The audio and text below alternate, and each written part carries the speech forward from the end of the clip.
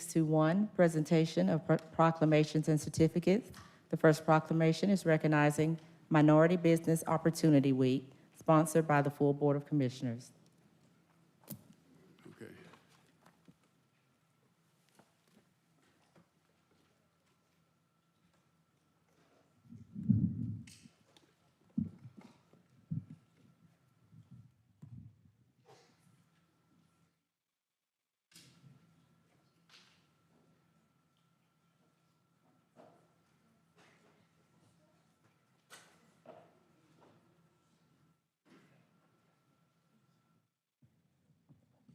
Oops, that's all right, I got it.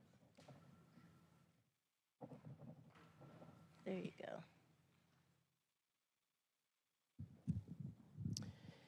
All right, please come up, please come up.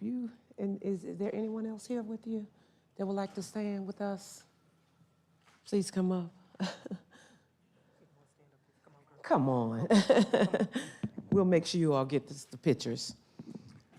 This is a proclamation, whereas since 1975, the Georgia Minority Supplier Development Council, Georgia's leading small business development and supplier diversity organization, has certified minority business enterprise firms, developed their capability, capacity, and competency, and facilitated partnerships with corporations and governments in need of their goods and services. And whereas the GMSDC serves more than 400 corporations that are headquartered in Georgia or have a significant presence here, as well as more than 1,000 certified minority business enterprise firms. And whereas the GMSDC has helped minority business enterprise firms create thousands of jobs, generate billions of dollars in revenues, and help build sustainable enterprise. And whereas the GMSDC continues to support Georgia's minority business enterprises through its various signature events and educational programs designed to provide opportunities for growth, success, and long-term sustainability.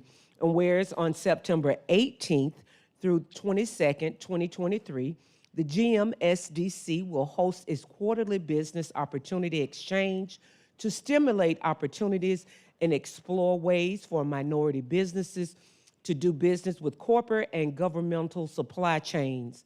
Now, therefore, be it resolved that the Fulton County Board of Commissioners recognizes Minority Business Opportunity Week in Georgia to honor the achievements of minority business and their importance to our economy, and does hereby proudly proclaim the week of September 18th through the 22nd, 2023, as Minority Business Opportunity Week in Fulton County, Georgia. Would you please put your hands together for such a great organization? And now we will have a few words. Good morning. My name is Stacy Key, and I'm the president and CEO of the Georgia Minority Supply Development Council, GMSDC. And I will tell you, I am honored to be able to serve in this capacity. I am grateful for the opportunity. For the last 15 years, every day I wake up and my feet hit the floor, the world trembles because it knows we're going to help some minority business grow. I'd like to thank Fulton County and all the Fulton County commissioners for your support of minority businesses, and this Minority Business Opportunity Week initiative. I am grateful for your support. Also, throughout the state that we're celebrating, the governor has declared this to be Minority Business Opportunity Week throughout the entire state to bring recognition and focus on the contributions that minority businesses make to this great state and this economy. Georgia's #1, recognized for being #1 because of the contributions of small businesses and minority businesses. And so, again, just simply thank you. We're grateful. A lot of activity going on. If you have an opportunity to support a minority or a small business, please take that opportunity. They fuel this economy and help us continue to be the #1 state for doing business. Thank you.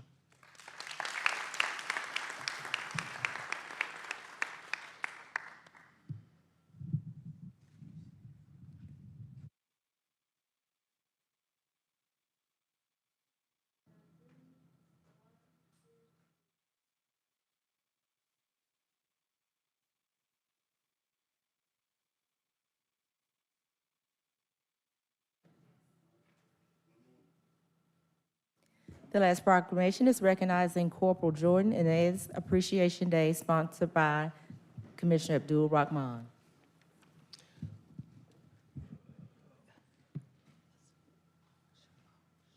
Okay. Can I get Corporal Ennis and also Lieutenant Charles Chapeau and any other supporters? Any of our law enforcement that's in the building, if you would please stand with us, the law enforcement that's in the building.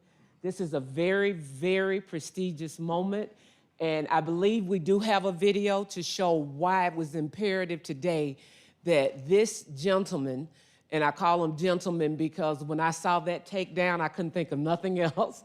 Oftentimes, law enforcement get a bad rap.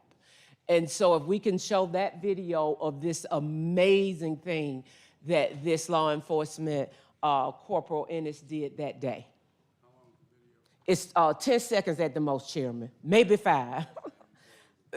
Chairman, don't start with me this morning. Can we get the video to play, please?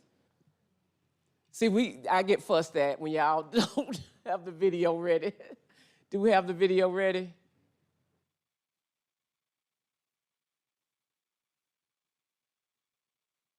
We don't have the video ready? Okay, so what I will do at this point, I'm gonna give them a chance to see if they can get the video ready. Before I go into this, I wanna say that Lieutenant Charles Chanel, if I'm saying it right, Chapeau is the cousin of our Vice Chair, Bob Ellis. I know you can't tell how handsome he is that they're related, but they are. So I wanted to recognize them. But here again, this proclamation, whereas Corporal Jordan Ennis is a native of West Philadelphia and a dedicated member of the Georgia State Patrol for more than 11 years, and whereas Corporal Ennis joined the State Patrol in 2012, and his journey as a law enforcement professional is a testament to his steadfast commitment to upholding safety and serving the community he holds dear. And whereas in 2017, Corporal Ennis demonstrated his love for our four-legged friends when he rescued 3 abandoned puppies, I'm a dog lover, in the heart of Southwest Atlanta, my district, whether safeguarding the streets of Georgia or rescuing vulnerable creatures, he is a shining example of what it means to be a hero.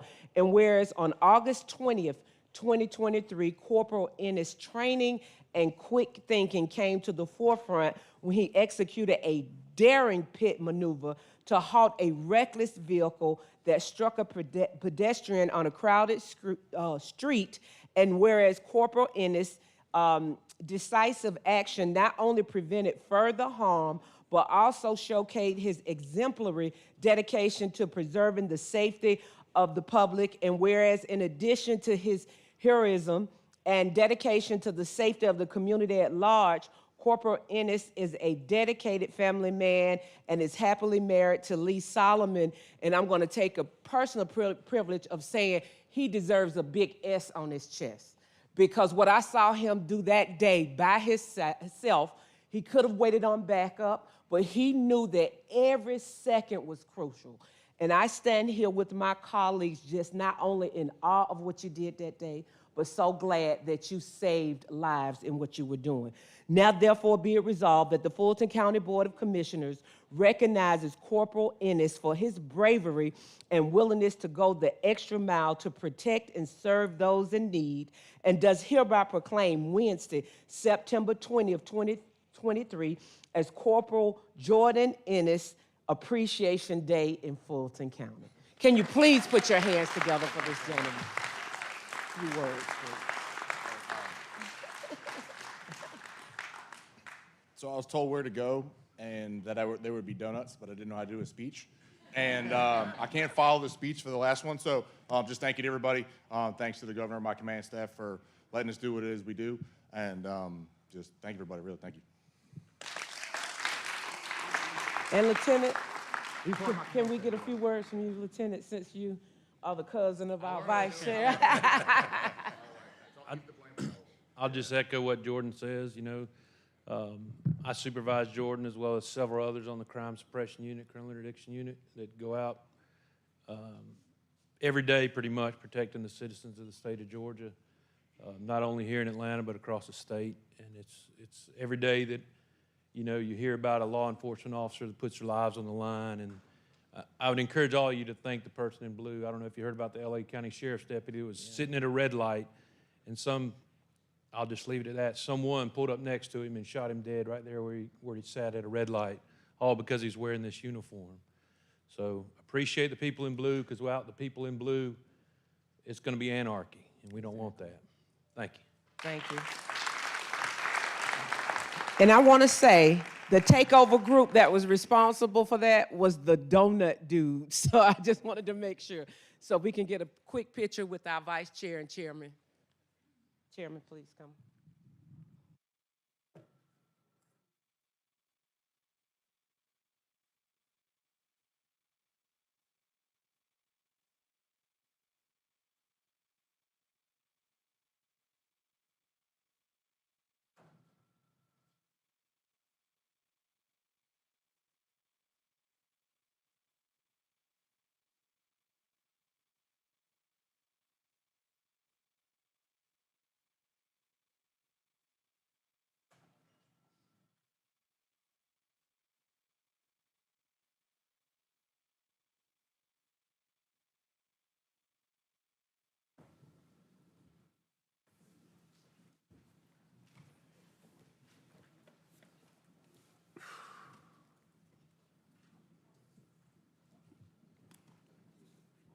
All right, Madam Clerk. Mr. Chair, Yes, sir.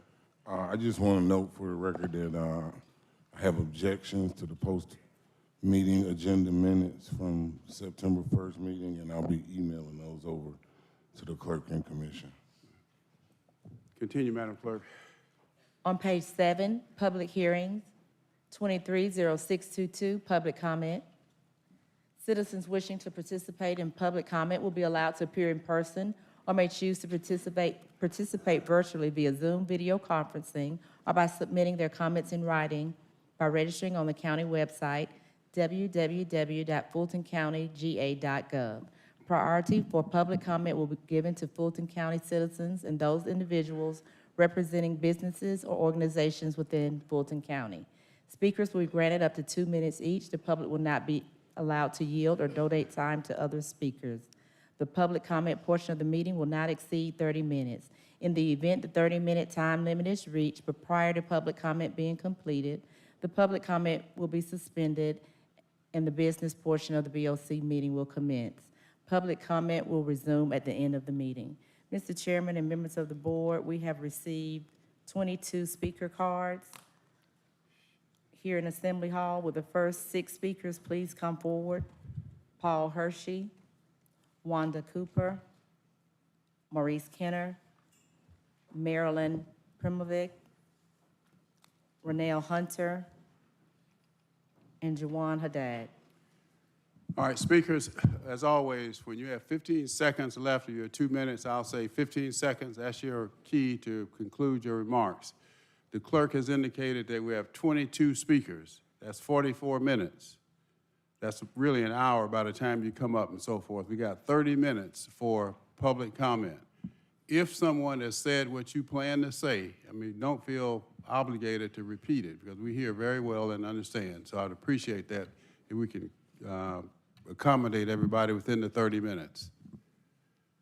Yes, sir. Before you start by 2 minutes, I still have not received any information back on my motion that was done on what the motion for the extension of committee chairs and members of the committee in a statement and motion that said they were automatically extended. Now, I've received calls from your assistants, but I've never received any information back. So I want to know when I'm going to hear that, and when am I going to see that motion? Because you are not replying to your constituents, period. So somebody needs to do something. And this is a bad day. And I'm ready for my 2 minutes.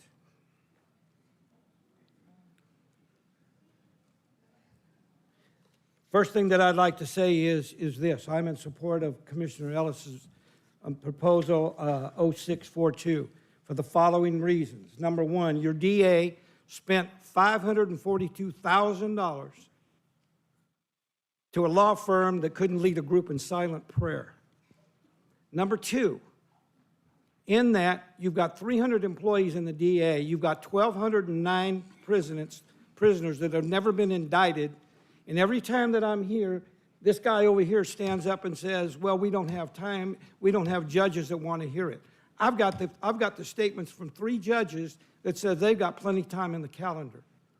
So if you spend $542,000 for another law firm to do something, then what the heck is the rest of your people in the DA department doing? Number two, why does a sheriff have to come to this commission or the county manager to move prisoners? Number one, you've got 341 people or 341 people sleeping in the floors. You got 358 spaces available throughout other facilities. If the sheriff doesn't know how to do it, let me tell you what, I'll volunteer to do it. And I can do it with a minimal amount of people. I can do it with a minimal amount of money. And here's how I'm going to do it. I've already contacted the National Guard. They are required to handle POW prisoners of war. They can have a training exercise to move those prisoners to those facilities during a weekend. 15 seconds. And I will volunteer to coordinate all of that. And I'll spend my time at nobody's taxpayer dollars to do it. And I want to know why the sheriff hasn't moved anything. And you guys are responsible for those constituents that are sitting in the jail, and you're not doing your job. And I am sorry, that was... Thank you, sir. Thank you. Next speaker.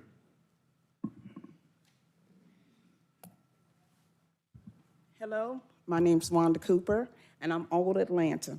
I'm coming here today because I was very upset the way you guys band together to attack Commissioner Hall. That should have been left in the back room. It had no place to be on a public forum, and I'm so upset about that. But what I want you to do, Commissioner Hall, let your little light shine. Keep doing your good works, because I'm Old Atlanta. You don't know what I know about some of you all. Khadijah, when your name was Beverly, I remember you being at Mega City. You, Rob Pitts. Now, let me tell you something about you. I mean, I'm beyond words. I'm beyond words. And I mean, the way you're doing things. But you all had the nerve to band together and vote against this woman to censor her. If we put a UV light in your office, be stains everywhere. Everywhere. And you was wrong for that. Y'all was wrong for attacking this woman.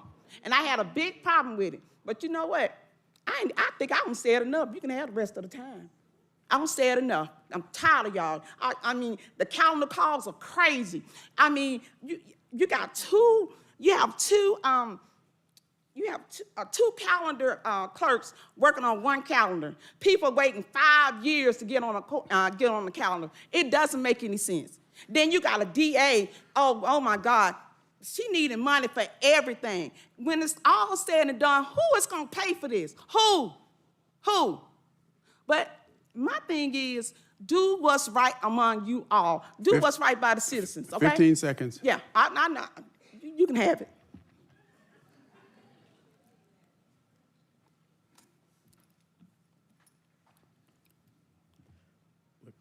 Good morning, Chairman Pitts and Commissioners. My name is Maurice Kenner. I'm the Circuit Public Defender for the Atlanta Judicial Circuit, which is all of Fulton County.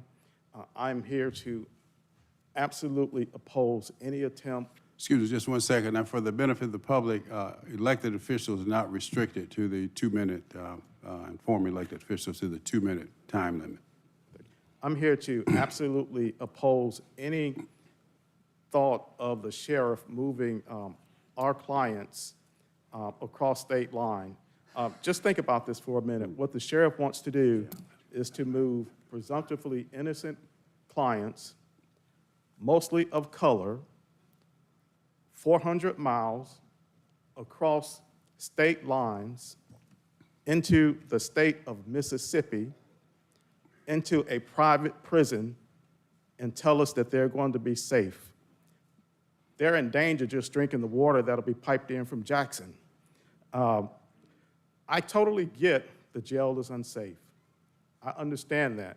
But our legislators have anticipated such a situation. And they've codified what a sheriff should do.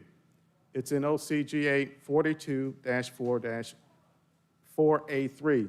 And it says the sheriff has the duty to move those inmates into other adjoining counties and to keep them safe. That's the law. All I'm asking the sheriff to do is to follow the law. And if he needs a copy of it, I'll provide it to him.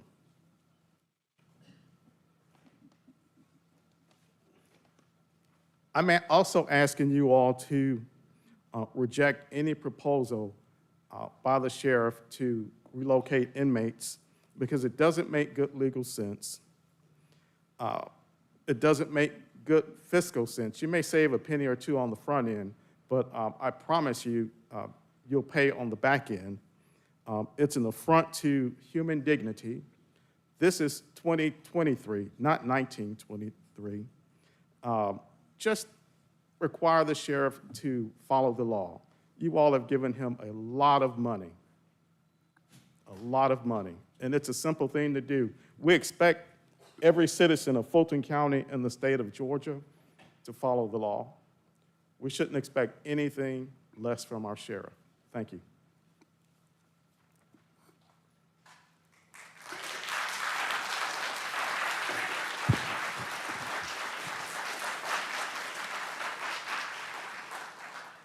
Good morning, Commissioners. My name is Marilyn Primovic, and I'm a supervisor attorney with Mr. Kenner's office, your Atlanta Judicial Circuit Public Defender's Office.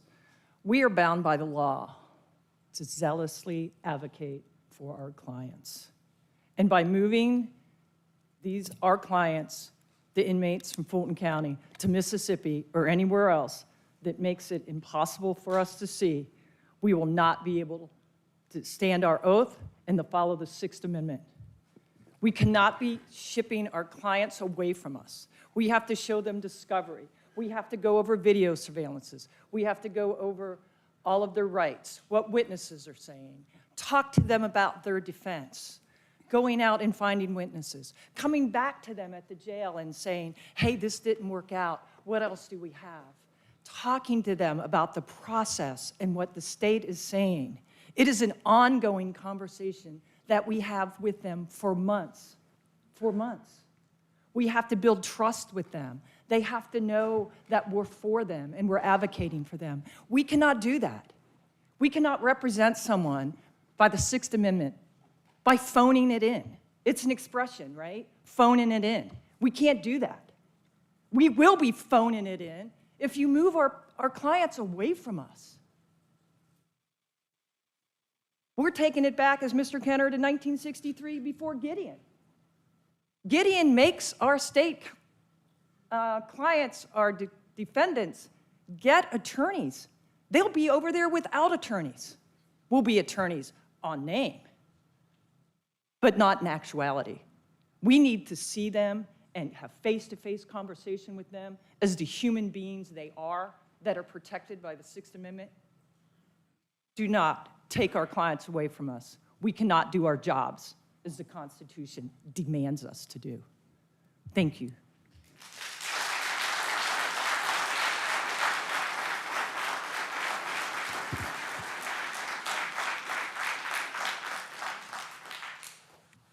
Greetings. My name is Ronell Hunter.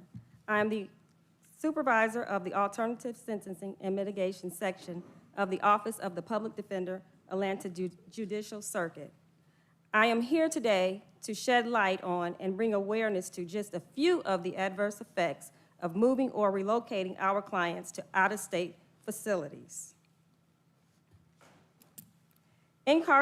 Incarcerated individuals are entitled to basic protections of their civil rights. If transferred, our clients will be away from the court-appointed resources and services they are entitled to and require, like the Public Defender Council, their social worker, specific alternative sentencing programs, and other resources available to them that ensure their well-being and smooth transition back into society. For humanitarian purposes, our clients have the right to see their families. Moving them away from home disrupts families by making visitation financially prohibitive. And if long-distance visitation does occur, it effectively raises the cost of bond via additional monetary burden of travel and lodging. All this without due process. Many of our clients are mentally ill and have been diagnosed with post-traumatic stress disorder, bipolar disorder, borderline personality disorder. Amongst other illnesses, they have formed relationships and become familiar with jail staff and social workers and mental health personnel. Moving them out of state would be inhumane, as it would disrupt their routines, cause stress, and worsen their mental health condition. 15 seconds.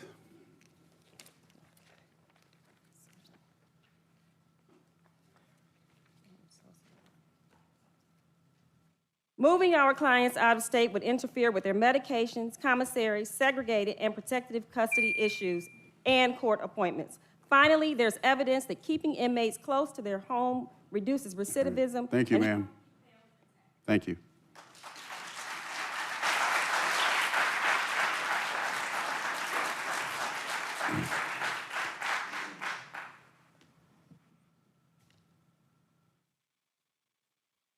Good morning. My name is Joanne Haddad. I'm a supervisor with the Fulton County Public Defender's Office. I'm also here to express my opposition to moving our clients, our incarcerated clients, out of state.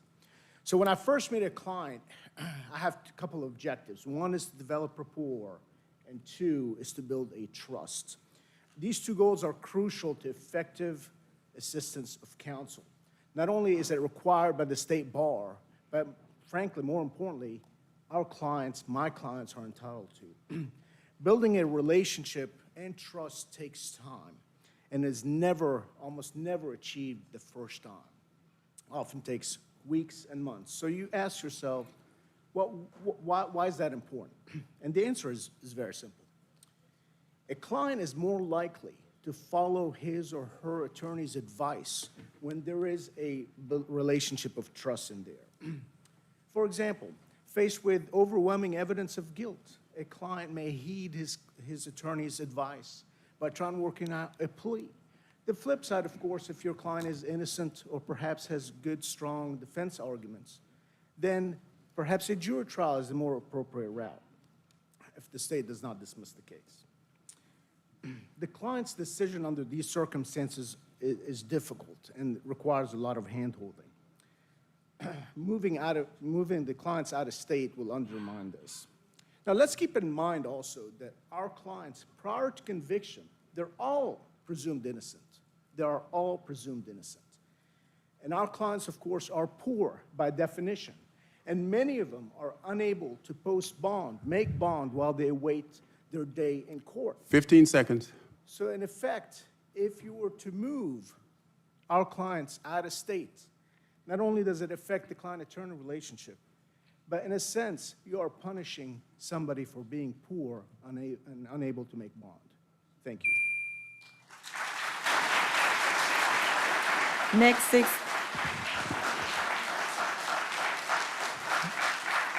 six speakers, Arnold Regas, Gail Ivey, Joshua Lofton, Janet Hill, Stanley Muhammad, and Gloria Dorsey.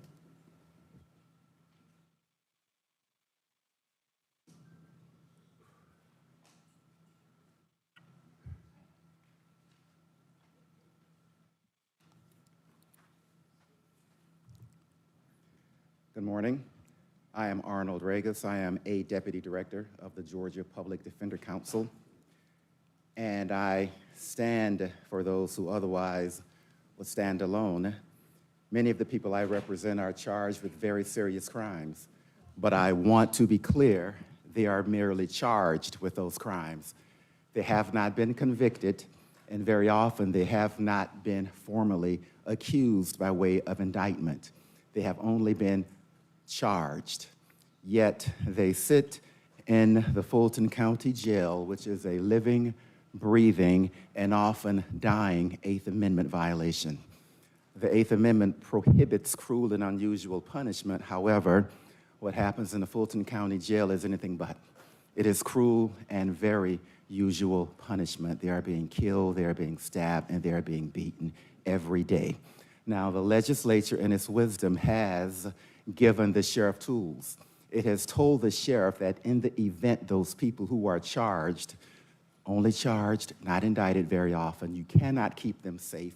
You must move them to an adjoining county. However, the legislature also gave the sheriff another tool. He may, or she may at some point in the future, move them to another county if it is more accessible. That is what the law says.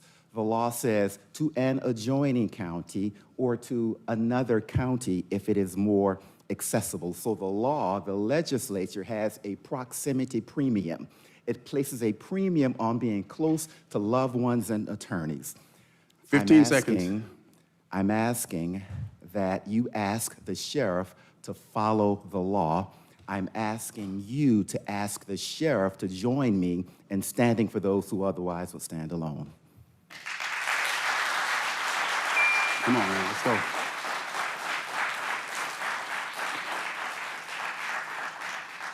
Good morning. My name is Investigator Gail Ivey with the Fulton County Public Defender's Office. I've been employed senior investigator for almost 25 years. I have a couple of impacts that moving the defenders will impact our ability to serve them with subpoenas, with documents, for us to have, for them to see personal videos, for them to see surveillance videos, for them to have able to personally have a physical discovery from the, our attorneys. We basically also are a liaison between the attorney and us. And also to, some days we have a same day interview with the clients or the next day. By moving them to another county in Georgia will impact us able to see them, or by going to another state where we have to travel, which will impact our other cases or them, so we're basically not able to see them and give them the information that is needed. Also that we, sometimes when we go to the jail, we might see them for 30 minutes, maybe to 2 or 3 hours. But by going to another county in Georgia or out to Mississippi, we are not able to give them the updated information which is needed on their case.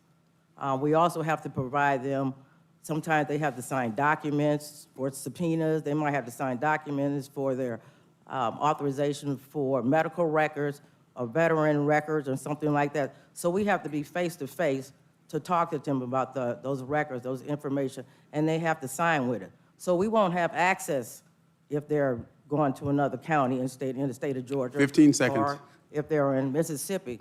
That will hinder us from doing our job efficiently and effectively, because we are needed to be able to talk to them on one-on-one. Thank you.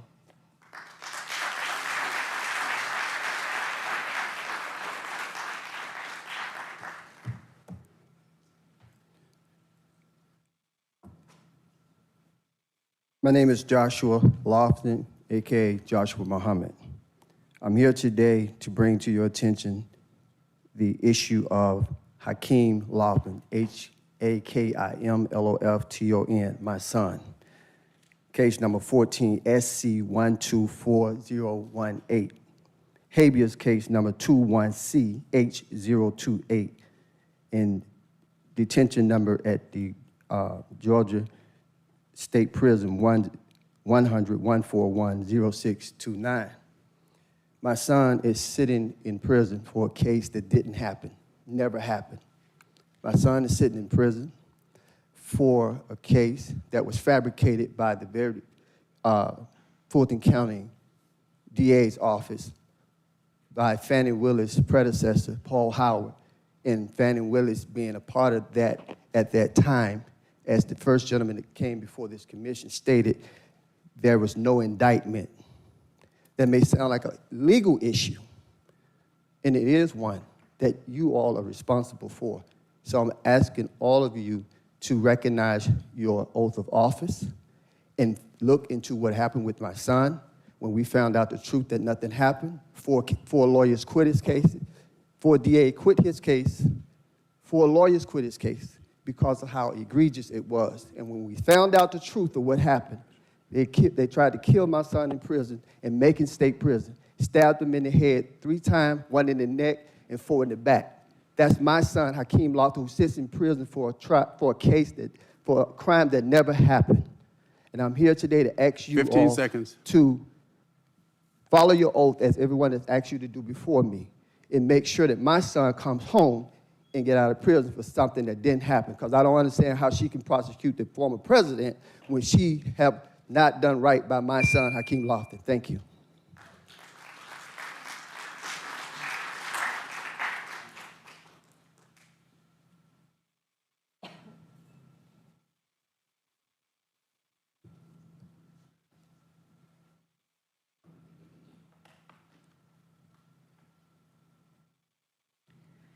Thank you. Good morning. I'm here today to follow up on a request of an investigation to an ongoing problem related to deed theft, property theft, and forgery. My initial request was made to Natalie Hall, August 11, 2022. There's a systemic problem with fake companies filing fake deeds in Fulton County that target seniors, minorities, single women head of household, veterans, our most vulnerable population. Our community is under attack. This is an immediate epidemic that needs your attention. In my particular case, there were 3 false lawsuits that were filed against me by this fake company who admitted under oath that they have no authority to bring this lawsuit into Fulton County. They admitted that they have no tracking of $700,000 cash, and they have actually filed over 100 of these forged deeds, the majority of them in Fulton County. I have supplemental documents that I'll be submitting to you that show under the Department of the United States Committee of Banking, Housing, and Urban Affairs, reminding these scammers who call themselves conducting robo-signing to stop. I also have a copy of a letter from the senior who is my neighbor. Her house was stolen twice, and nothing has been done. 15 seconds, ma'am. The business administration of these zombie companies have fake addresses so that they can do a bait and switch and evade service of legal documents. I'm here to help. We need to get this resolved immediately. Thank you for your time.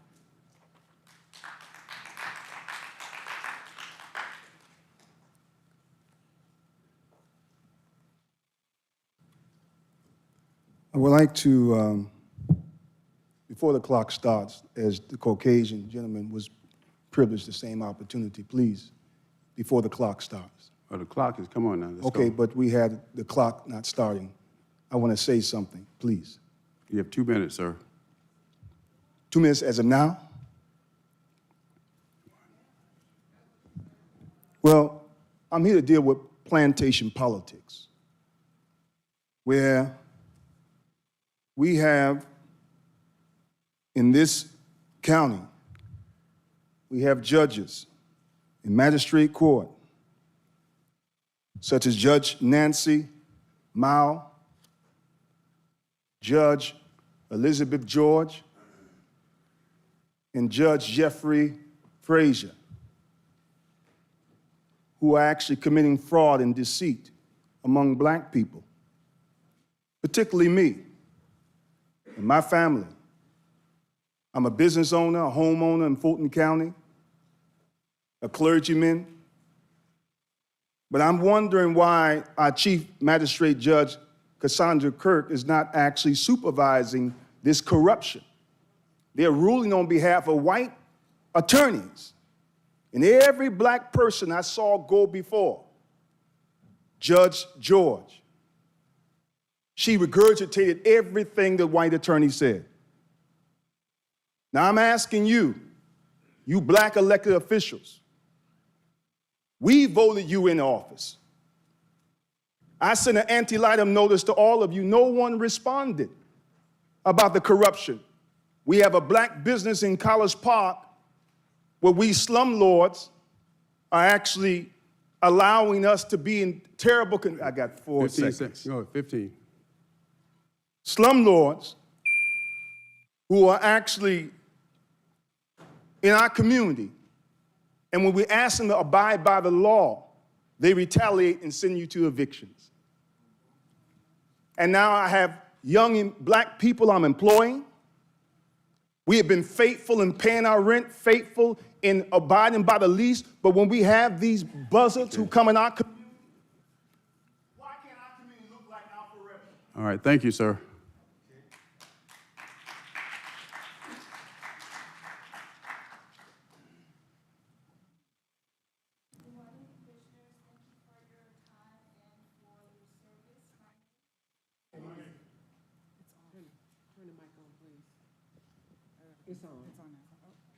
Yeah. Can you hear me now? Yes. My name is Gloria Dorsey, and I stand before you as a representative of the Atlanta Humane Society to ask that you support the prohibition of outdoor sales of dogs, cats, and domestic rabbits in Fulton County. I have observed activities involving the attempted sale of puppies in the streets on my way to and from work, in the parking lot of a local retailer, and from the tailgate of a truck in a service station in my community in the city of South Fulton. As a veterinarian, I have treated puppies purchased from these circumstances for poor nutrition, internal and external parasites, anemia, pneumonia, parvo, distemper, mange, and lice. Most of the time, these puppies are born to adult dogs that have not been vaccinated, and they are taken from their mothers before the recommended time of weaning. The sale of a puppy in any circumstance and for any amount pretty much opens up the door to the continuation of this kind of activity, and it sets the stage for more litters of puppies to be born with illnesses and into environments that are hazardous and where they don't receive the proper care. There's also emotional devastation associated with the experience, and sometimes children are involved in those situations. 15 seconds. And without legal measures to humanely address the numbers of puppies and kittens born, we may not have enough municipal funds, disposable incomes, or nonprofit funding to address the problem. So please support the prohibition. Next 6 speakers, Peggy McCarthy, Michael Collins, Ben Linden, L.A. Pink, Julie Allen, Devin Barrington Ward.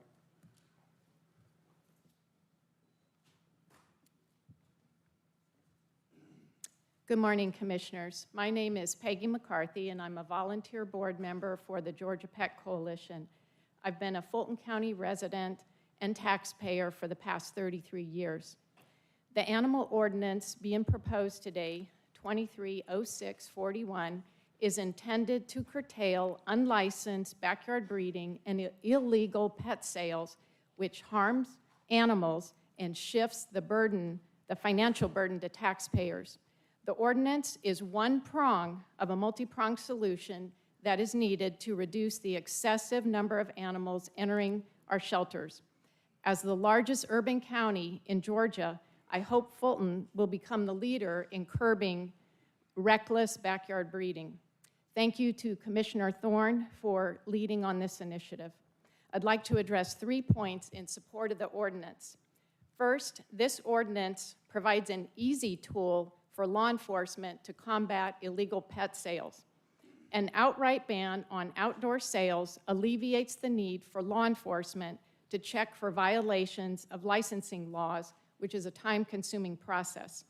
Importantly, this bill does not require additional local or state funding and protects responsible breeders who comply with licensing and tax laws.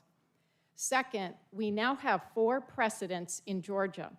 Athens, Clarke, Forsyth, and Hall counties, as well as Gainesville, have all unanimously passed this ordinance using similar language.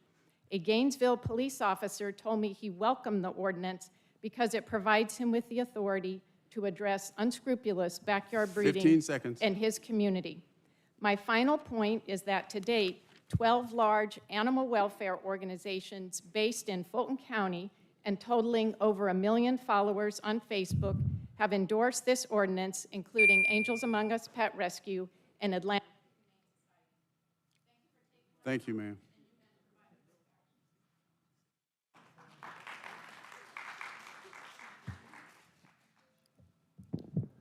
Hi, my name is Michael Collins, and I'm from Colour of Change.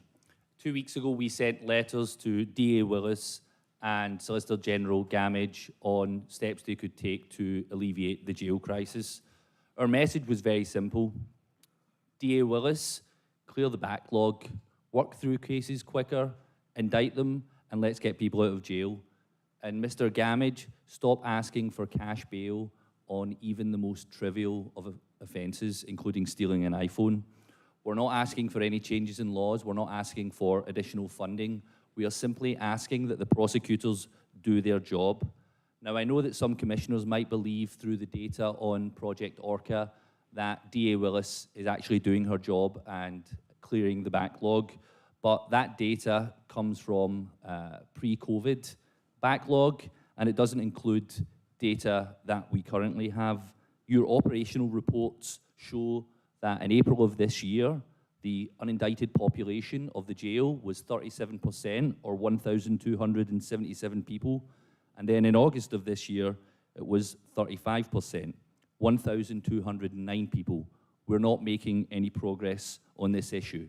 In addition, she has between 11 and 12,000 unindicted cases since 2020, and that's despite receiving almost $16 million extra in funding from this body. There are a number of steps she could take that are relatively simple. Stop taking every case to the grand jury. Accuse more cases. Some of the proposals that have come before the Commission make no sense, including your proposal, Chairman Pitts, to transfer people out of the state. The sheriff does not have the staff for 15 that. seconds. We have already established that. Mr. Ellis's proposal has a lot more merit in terms of freezing the funding, especially for the DA's office. Please use your leverage, please use your authority, which includes the budget. Thank you.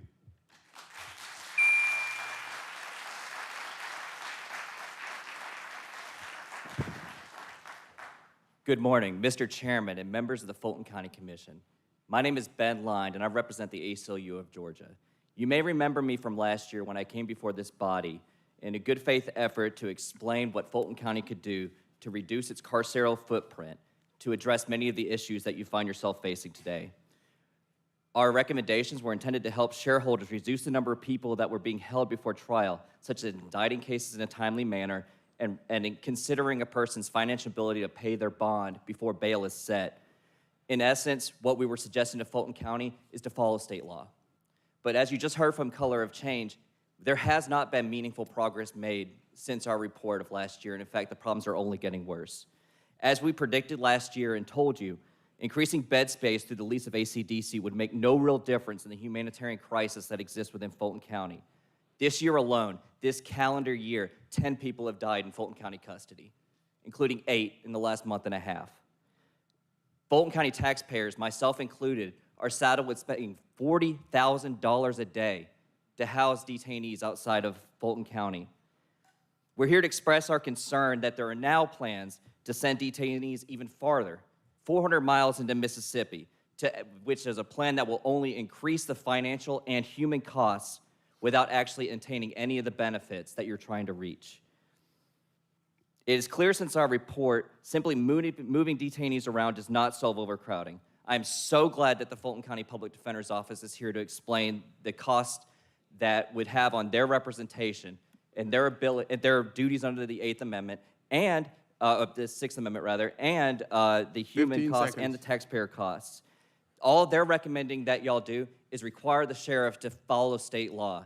That sounds like a lot like what we did last year, and we hope you actually consider it this time. Thank you for your time. Come on, Miss. So,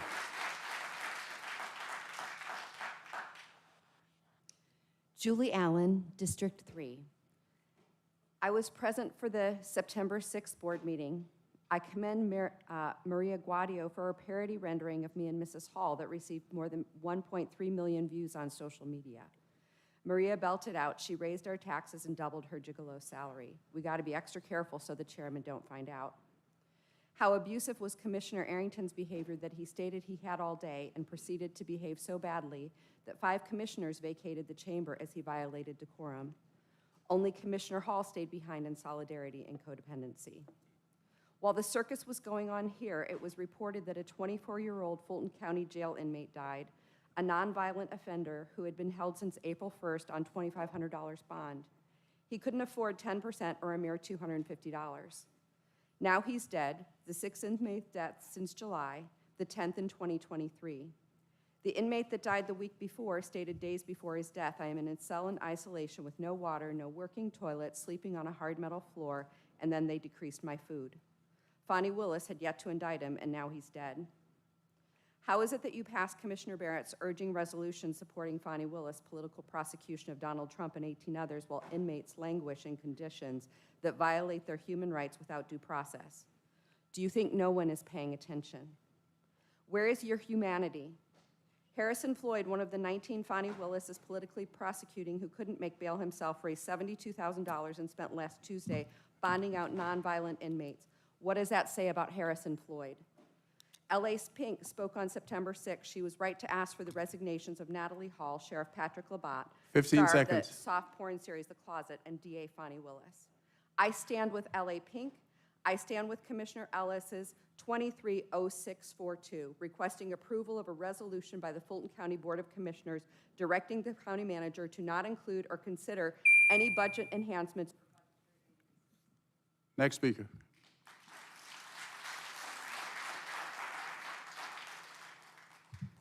Devin Barrington Ward with Communities Over Cages, ATL.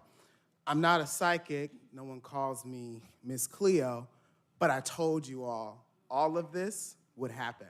Literally, as you all are looking me in my eye, you know the truth. For the commissioners who have been here, I've told you all that this would happen. Other advocates told you that this would happen, that Patrick Labatt would get you all sued, that the feds would investigate, that there would be more deaths because his plan is not really a plan, and that derailing the repurposing of the Atlanta City Detention Center into the John Lewis Center for Freedom, Equity, and Inclusion would fix nothing by you all forcing this lease down the city of Atlanta's throat. So hopefully you'll listen to the recommendations today. I'm urging you all to pass a resolution to Fulton County law enforcement that we increase the use of Atlanta Fulton pre-arrest diversion services so that we can divert more people from going to the jail in the first place. LaShawn Thompson, Alexander Hawkins, Samuel Lawrence, Monte Stinson, Noni Bat-Steets, all of these folks could have been diverted to PAD.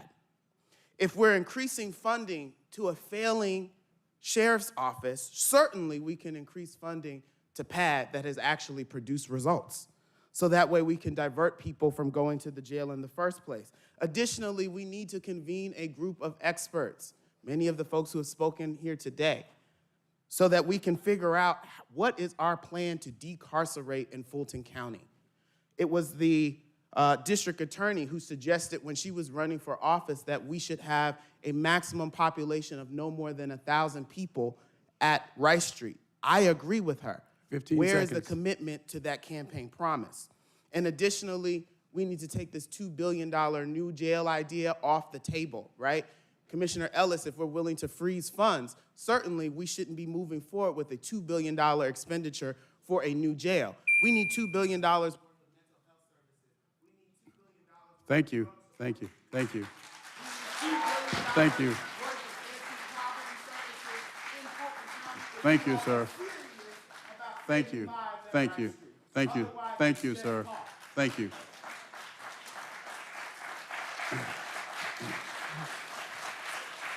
You got 4 more? Okay, excuse me. All right. All right, Last 4 Just a speakers. minute, just a minute. The 30 minutes have expired. There are 4 more speakers. So if you limit your remarks to 1 minute, I try to accommodate everybody if there are no objections. All right, next 4 speakers. Those are the final 4. Marjorie McLeod, Jody Williams, Jennifer Dean, and Lisa Malott.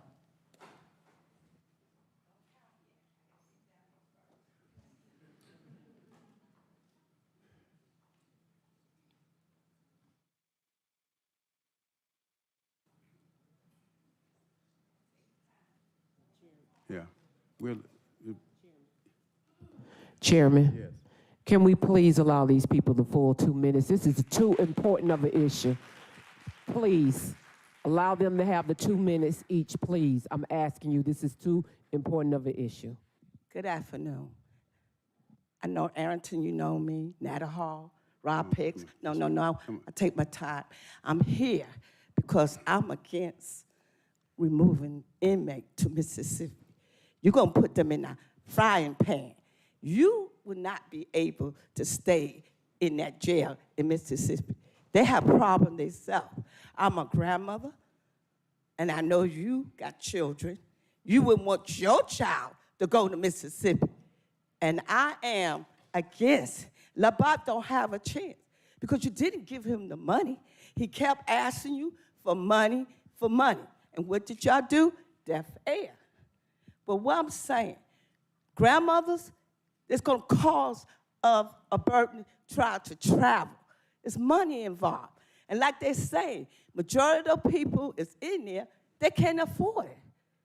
Belle, I just got off the Uber ride. She told me, my son is in jail, but I don't have the money to bail him out. Guess what? It's for pocket tickets. That's what he was in there for. You do your job, put the money where the money's supposed to be at. That's all. And I took my rent control shirt on. I'm everywhere because I know how it feels. When a grandmother cannot travel to Mississippi or anywhere else, those are private jails, and you're going to make money off it. And I do have inmates have been out of the state saying that, oh, I did my time, but then what they do, they extend it. You know that, Rob Hicks? All right, 15 seconds. Okay, so what I'm saying, do not take our children out of state. And I'm surprised where the leaders at. Where concerned black clergy? Because they got children. I went where the other grandmothers, they can't make it. They don't have the money. Okay. So what I'm saying to you, Rob Hicks. Okay, thank you. We gave you 2 minutes. Thank you. Next speaker. And give these lawyers these.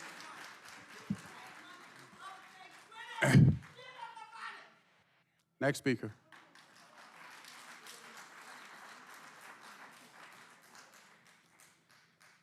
Good morning. Thank you for this opportunity, although it feels kind of trivial after what I've heard, other ordinances and things that are going on, but I appreciate the time. I'm the director of the Georgia House Rabbit Society. My name is Jennifer Dean. We are a nonprofit rabbit-specific rescue. I'm here to tell the story about a single rabbit named Pascal. He was purchased from an outdoor pet seller in March of 2022. Shortly after getting him home, the new owner realized that he was in bad shape. She was unable to track down the person she bought him from. With no recourse, she sought vet care, but was unable to afford the vet care to get her new rabbit healthy. She found the Georgia House Rabbit Society, and we agreed to intake him to save his life. He was emaciated, he was dehydrated, he had ear mites and bite wounds, he had nasal discharge, and he had multiple abscesses from bite wounds. Our vet determined he was only 6 months of age.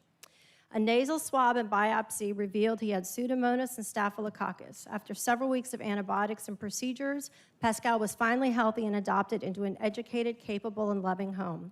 Our vet bills alone for him were right under $1,500. Pascal is just one example of thousands of rabbits that are sold every year in outdoor and similar transient locations with no oversight on a state or federal level. This lack of oversight makes it appealing to ill-intended people to make a quick sale with no worry of recourse from the consumer. Due to the high cost of veterinary care for rabbits as exotics and their prolific advanced reproductive organs, advanced litters are more common in rabbits than any other animal. The Georgia House Rabbit Society fully supports the proposed ordinance banning the outdoor sale of cats, dogs, and rabbits in Fulton County. We're the only freestanding licensed rabbit rescue in Georgia and strongly 15 believe seconds. that this ordinance will not only help Fulton County with its pet overpopulation problem, but will in turn reduce the number of dumped rabbits and other animals that end up in animal control using taxpayer dollars. Thank you.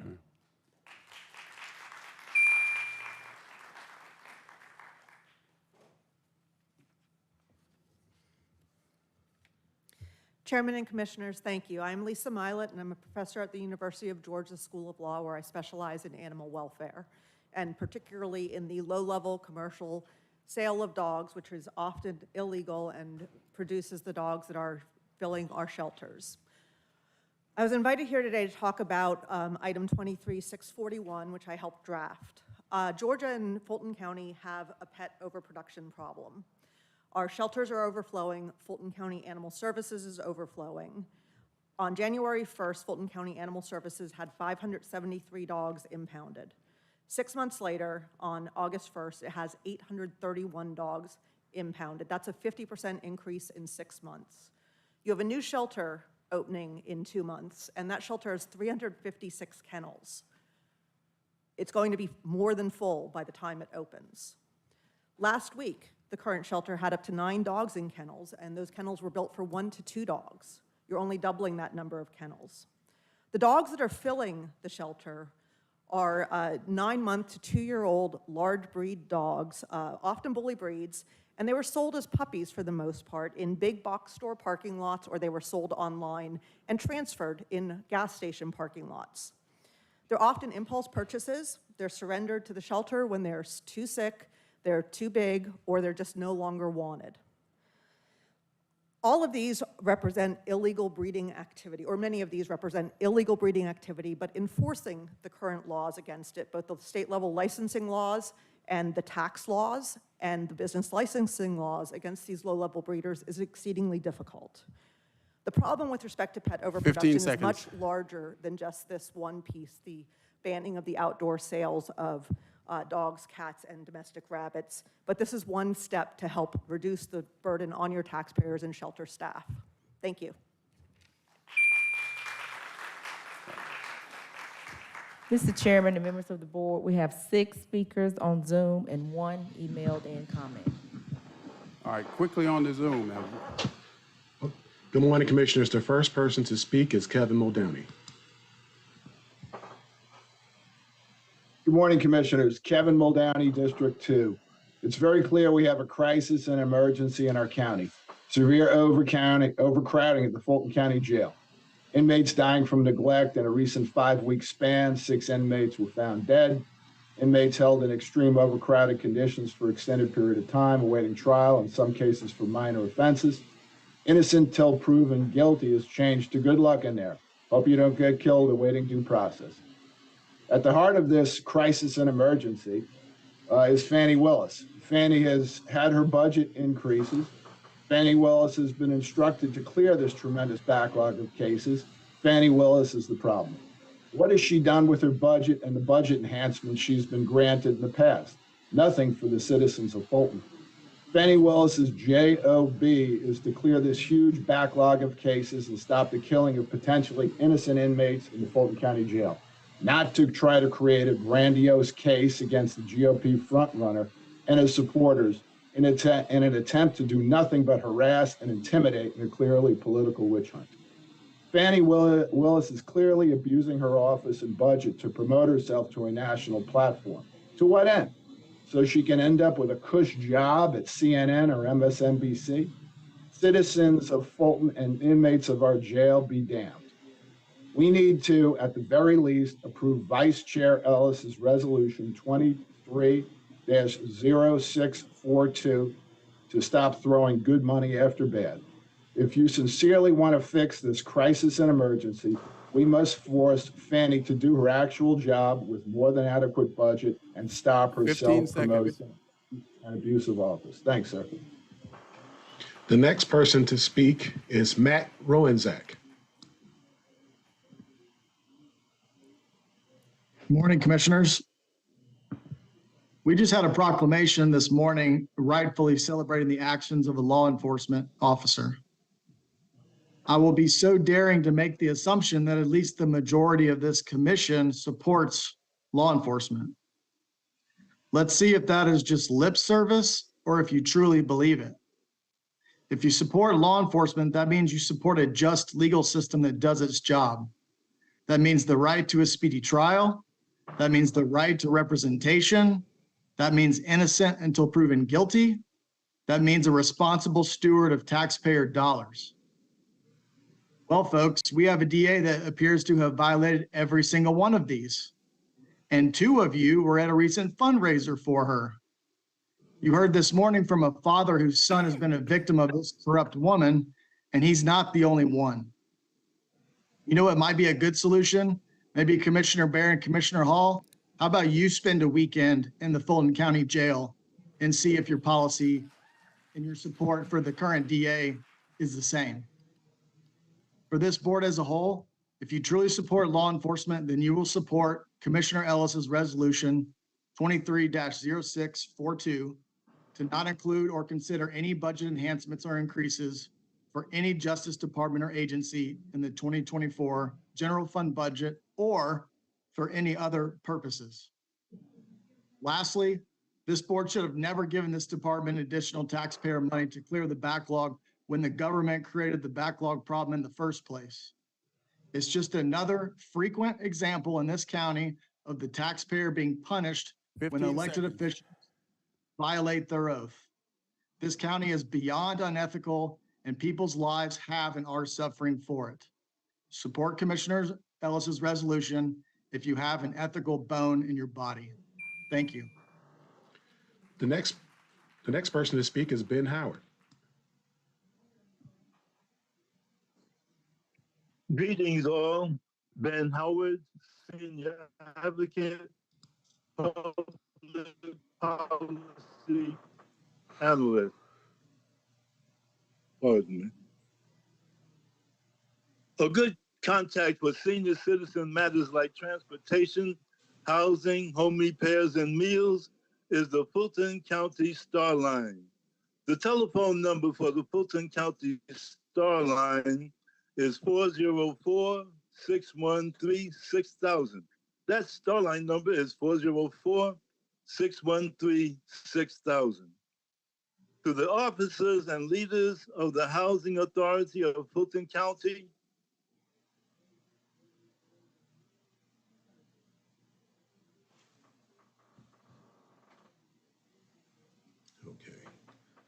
We'll go to the next one. The next person to speak is Candy Modowney.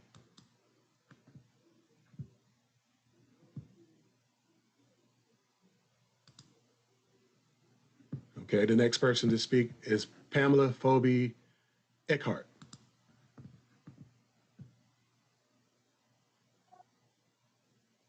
I would just like to agree with almost everyone who spoke today about our jail situation and these terrible crisis of death. And I just hope that you'll really stand up and do the right thing, which I've asked you to do before. And to this day, I haven't seen you do the right thing, many of you on this board. So I'm asking again and appealing to you for the good of just a decent human being who deserves the rights that are in our Constitution. Please, please change your the way that you are governing today to make a difference for those that are poor, please. Thank you. The next person to speak is Adrian Coleman. Adrian Coleman. Good morning, Commissioners. My name is Adrian Coleman, and the reason for joining you today is to express my deep concern about the recommendation to transplant or relocate Fulton County inmates to Mississippi. And specifically to Mississippi, to a private jail. I would ask the commissioners that you, in my opinion, you have not done the due diligence. There has been organizations that have come to you repeatedly and again today to say that there are other measures that can immediately change and impact the lives of Fulton County inmates, as well as to affect their, even from a county perspective, the fiscal nature of this. The logistics of this doesn't even make sense. You transfer hundreds of prisoners to Mississippi. How do you transport them back when their cases come? The logistics doesn't even make sense. But from a human standpoint, the fact of the matter is that Fulton County is less than 50% African American, but the jail population is over 80% African American. And as a Black mother, grandmother, I am deeply concerned that our residents, our families are being treated like chattel. Yes, they have been charged with something, but they are not chattel. You don't get to move their bodies anywhere that you want to. So I'm asking you today to please have a work session, bring in the experts. Let's have time to figure out the best way forward. But please do not support the relocation of Fulton County 15 inmates seconds. outside the state of Georgia. Thank you. And this concludes our Zoom public comments. You have one email? All right, quickly.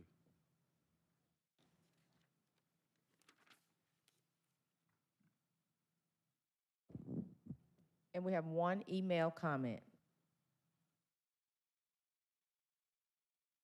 All right, we'll take the email at the end of the meeting.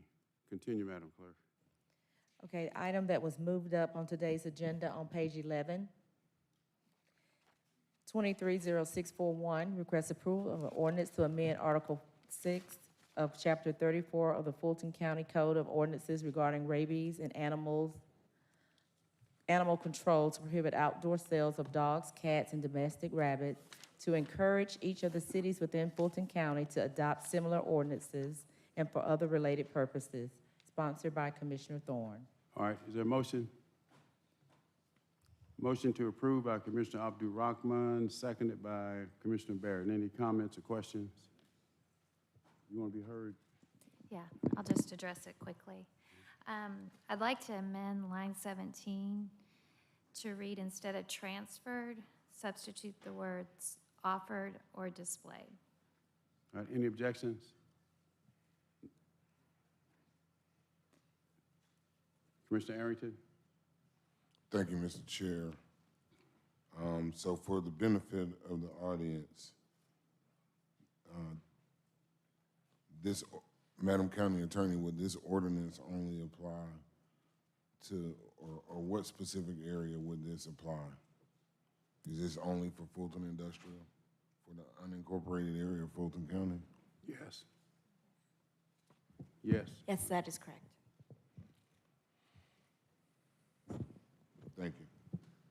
All right, anything else? I just want to say, yes, I just feel like we've been working on this resolution since April, and we put it on hold. But Fulton County's been in the news recently for euthanizing dogs. We transported some dogs to Texas who died accidentally. And this isn't going to serve the problem, but it's an attempt to at least start addressing the problem and have some conversations and encourage our municipalities to adopting a similar resolution. The dog population has been mentioned. It's gone up from 343 in 2022 to 831 in August. So I just encourage you, we are sending out to our cities, we're increasing the fees, so this is costing taxpayers on the city level, it's costing us on our new shelters, already gonna be overcrowded. So I hope that my fellow commissioners will support this resolution. All right, motion on the floor is to approve. Let's vote, please. And the vote is open.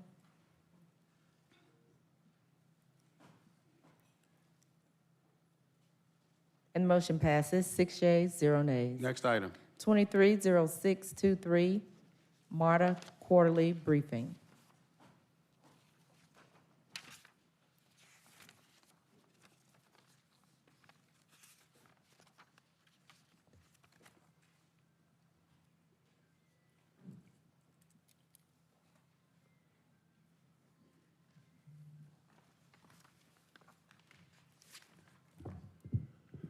Hello, Chair Pitts, Commissioners. My name is Collie Greenwood, General Manager and CEO of MARTA, here to provide a Q3 update. Who do you have with you, Mr. Greenwood? How many The people board do we have? members? Sure, we have, I'm not sure if I'm going to get all the names right, but we have, first of all, listening online, we have our board members, Frida Hartage, we have Al Pond and Stacy Blakely all online. And then we have Colleen Kiernan, raise your hands. Shelley Parrott, Carrie Rocha. Just the cast of three. Okay. So we're here to speak to the Q3 update. Next slide, please. And we'll follow this typical agenda, moving into the operational updates. Next slide. The first one being, next slide. Thank you. The first one being our typical review of monthly ridership by mode, and this covers from February 2020 to July 2023. Clearly, the trend continues in the positive direction. It's not the spike that we had hoped it would have been back in 2020, but there is a slow and steady return. Quarter over quarter, we see an improvement over that same period the year prior. Of course, travel patterns have changed. We understand that 80% of Americans, American office workers, are now choosing to work at least one day remotely, and so there are some effects on ridership that MARTA can't control. But for those things that we can control, we are hard at work. We continue to do a lot of work focusing on the cleanliness of our environment, of our stations. We've got the Stations Manager program in full swing. Lighting has been improved, and you'll notice if you look at Peachtree Center Station and Arts Center Station, a drastic improvement in the level of lighting, and that effort will continue throughout all of our stations. Smart restrooms are rolling out into every one of our stations, station renovations with tens of millions of dollars being put into every station in the system. New trains, new buses, electric buses, and a capital expansion program rounded out, as well as a significant increase in service. Just in August of this year, we increased the level of service on our trains during the peak service hours. And peak service, for those that don't know, starts at 5 in the morning until 9 in the morning and picks up again from 2:30 in the afternoon till 8 at night. And what we've done there is move the headways, which is a time spent waiting between trains, and that goes from 15-minute headways to 12-minute headways. And that also means that in the trunk between Lindbergh and Airport Station, you'll be waiting not more than 6 minutes for a train. So happy to report that since inception, we've achieved 97% on-time performance with that new metric, and that's due in large part to the improvements in workforce, scheduling, and of course the addition of those trains. Next slide, please.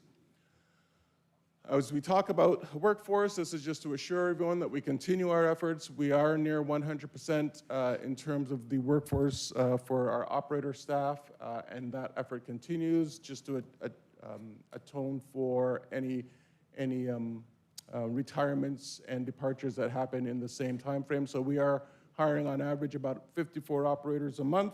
The last job fair was held on August 31st. 90 people attended, 48 people were recommended for hire. Next slide, please.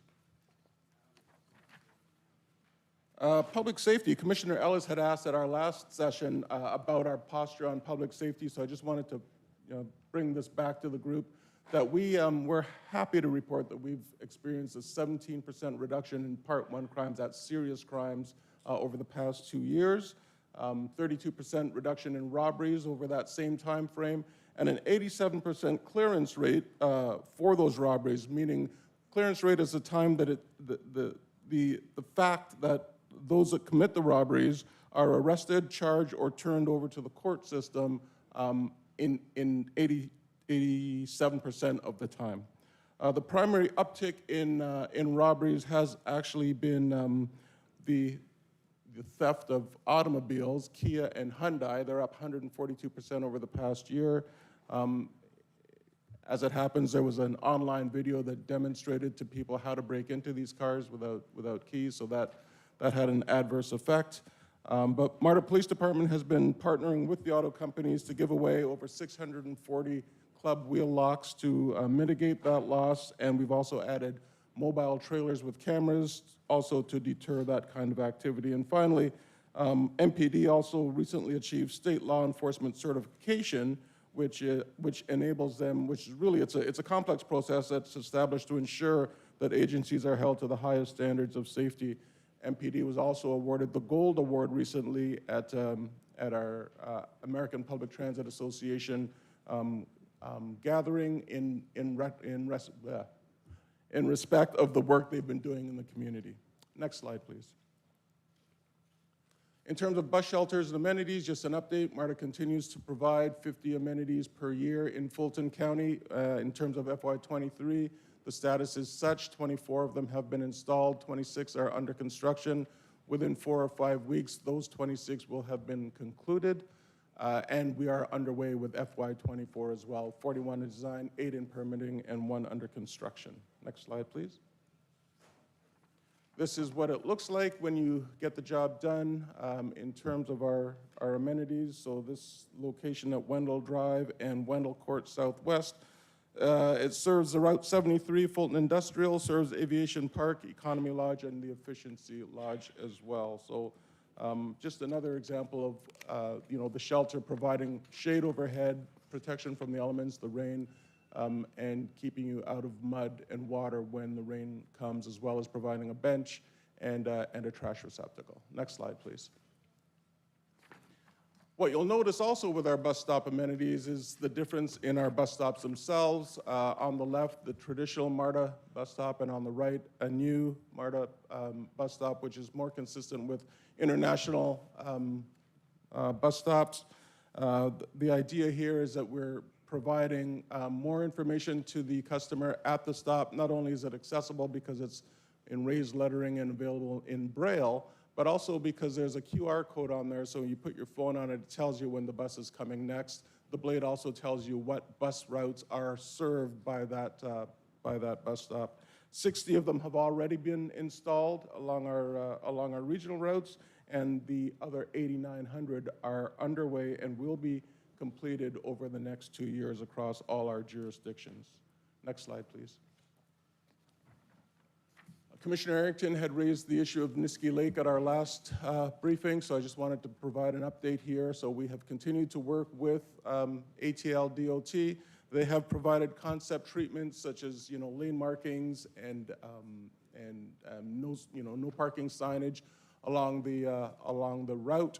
MARTA has also, as of August 15th, we've tested a reverse route so that we can get more access to sidewalks on that portion of Niski Lake.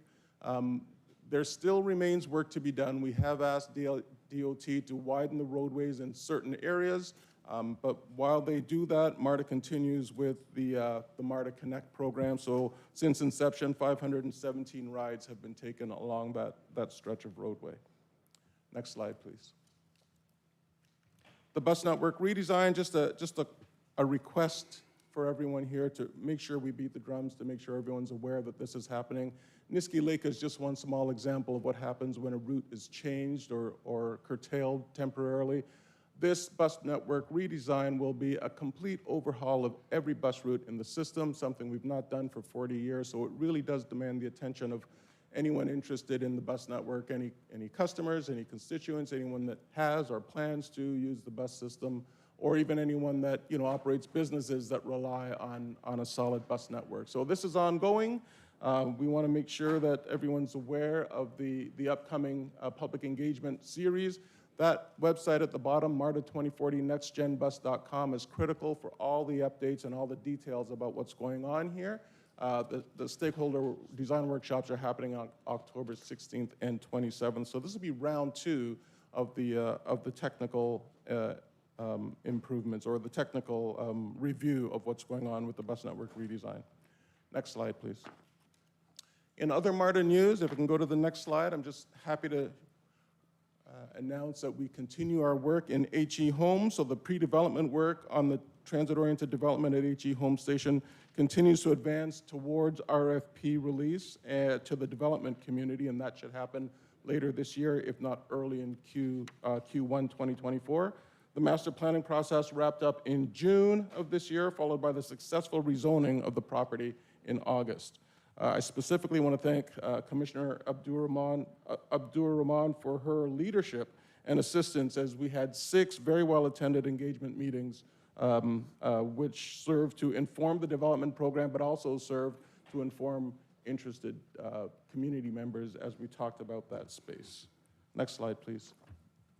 College Park Station is in the news. We've continued our good work there. You may recall last time we talked about a ribbon cutting because we had, made some improvements to the entranceway at College Park Station, with lighting and seating and garbage facilities and redoing the greenery and shrubbery in the space. Now we're into the parking lot paving, and we're in phases 3 and 4 are now underway. This will now be fully ADA compliant, and it'll be compliant to current standards, and we'll have ADA spaces beyond the required 36. We'll have 39 provided beyond the ADA required 36. We'll also have access for pedestrians through new sidewalks from the curb through the lot and to the station. Next slide, please. Artbound, in terms of what's going on at 5 Points, this is just a quick update. As part of the 5 Points station rehabilitation, our Artbound Art in Transit program has selected 4 artists to develop 8 new mosaic installations for the upgraded northbound, southbound, east, and westbound platforms. We're excited to engage a mix of local and international artists in the capital upgrade of our system's largest and busiest station. Other improvements, of course, will include train platform lighting and aesthetic improvements, and this is part of a larger system-wide station rehabilitation program that I spoke of earlier in the presentation that's going on at all 38 rail stations. Next slide, please. And of course, our new labor agreement has been signed and ratified. This, the placemat on the right is something that we've handed out to all of our employees, our unionized employees, to reassure them of the benefits that are involved in this contract. It's more than just money, but in terms of money, we did see employees enjoying a 16% salary increase, 10% in the first year, and then 3% in each of the subsequent year 2 and year 3. Paid family leave, attendance bonus structure. We've always had an attendance structure, but it was an annual payout. We're changing it to a quarterly payout to encourage people to get their attendance up. MARTA still suffers and struggles with an up to 25% absenteeism rate in our frontline employees. So we're putting money and structure into that, as well as management initiatives to encourage good attendance and to de-incentivize bad attendance. So we also make it clear that a lifetime pension is increasingly rare in public and private employment. I mention all of this because of the 4,500 employees at MARTA, 1,043 of them are Fulton County residents. So nearly 1/4 of our employees live here in Fulton County. Next slide, please. Just a quick update on the ATN, the Automated Transit Network Pilot Feasibility Study. We continue to investigate the new modal technology like personal rapid transit to make important last-mile connections to our transit networks. On July 18th, MARTA joined Commissioner Pitts to sign a memorandum of agreement to advance an ATN feasibility study and pilot demonstration project from the SkyTrain at the airport to the Georgia International Convention Center. The airport CIDs are leading this pilot project, and we're supporting with a 2024 budget, which includes a $1 million spend towards this effort. So the RFP is expected out this week, and it'll be followed by a financial feasibility study to be completed by the end of 2024. Next slide, please. Into the deep. We've talked about our new rail cars coming, the CQ400, the first of which will arrive in 2025. In the meantime, the question is, what are you doing with your existing rail cars? Of course, we have a regular decommissioning process. And this is something new. We've started to partner with the state, with the Department of Natural Resources, and we are now sending 2 decommissioned rail cars off to the Savannah coast. So they left as of September 11th. They will be transported to the coast to prepare for deployment this fall. The cars will create a stable habitat area for corals and algae to grow and will attract fish and other underwater organisms. The picture in the bottom right-hand corner is a picture of a rail car that the MTA in New York had provided not that long ago, and very quickly the algae and sea life have started to take to it. So just good news there, and MARTA's involved in this green initiative. Next slide, please. Our Breeze Mobile 2.0 is, of course, now available across all regional partners and will launch in Cobb County soon. This will provide another way, in addition to the Breeze card, to transfer seamlessly between systems. So looking forward, we expect to select a contractor to completely overhaul our fare collection system. It's the AFC Automated Fare Collection System 2.0. And what that means is a complete overhaul will be entertaining open payments, modern conveniences, regional efficiencies. You'll be able to access our stations using any NFC-enabled device, your watch, your phone, your credit card. We received proposals for this in June, and we're completing the evaluations right now. We'll be recommending our selection for the award to our board on September 28th. So we're just around the corner from launching 2.0 on the AFC, but in the meantime, Breeze Mobile is getting us there. And next slide, please. Yesterday, for the 14th year, MARTA joined volunteers, community organizations, and businesses across the county for National Voter Registration Day. This is an annual nonpartisan event to encourage civic engagement and voter participation with our riders. This year, we had partner organizations participate at 5 rail station locations inside of Fulton County. And we're just pleased to be able to participate in this and continue to support National Voter Registration Day. And with that, Chair Pitts, I'll return the floor to you. Thank you, Mr. Greenwood. Any questions or comments, commissioners? Anything? All right, Commissioner Thorne, you have the floor. In regards to the app that you're launching, did you ever look at what they have in New York where you don't have to download an app? You can just pay with your wallet when you approach, or is the app a better option? Yes, that is, we expect that. Again, the award or the bids are being processed now, but that was very clear in our when we went out to market that we're looking for that kind of open payment. So we fully anticipate that it will be every bit as good as New York. Okay, great. Thank you. That was it. Commissioner Arrington. Thank you, Mr. Chair. So tell me more about, I guess, the test run on the 15th. That was on what, the same size bus? Yeah, same size bus on Niskey Lake, and instead of going clockwise, we went counterclockwise or vice versa. And so the bus comes on the other side of the road now, and that our operational and safety folks got together and said, we think that will improve things, but that'll give us more sidewalk access. And it's just the geometry of the curve. There are fewer pinch points when we go that way. We're not there yet. We're almost there. There are just a couple of areas that we're asking ATL DOT to help us with, and then we'll be able to return buses onto that route. Okay, well, I would love for you to be kept in the loop on those conversations with ATL DOT.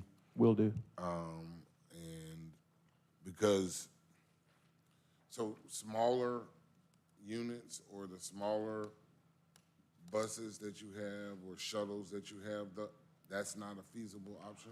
Right, the only size that would work is the size that we use for our mobility vehicles, so that's not, that doesn't have the capacity, right? You get 8 passengers, so that's what, and running that on a schedule is less conducive than using the MARTA Connect program that we have right now. But when we go to put service back on, it's got to be a service that, it's got to be a vehicle that can actually accommodate the passenger capacity elsewhere on the route, right? So you got to have a big enough bus to do that.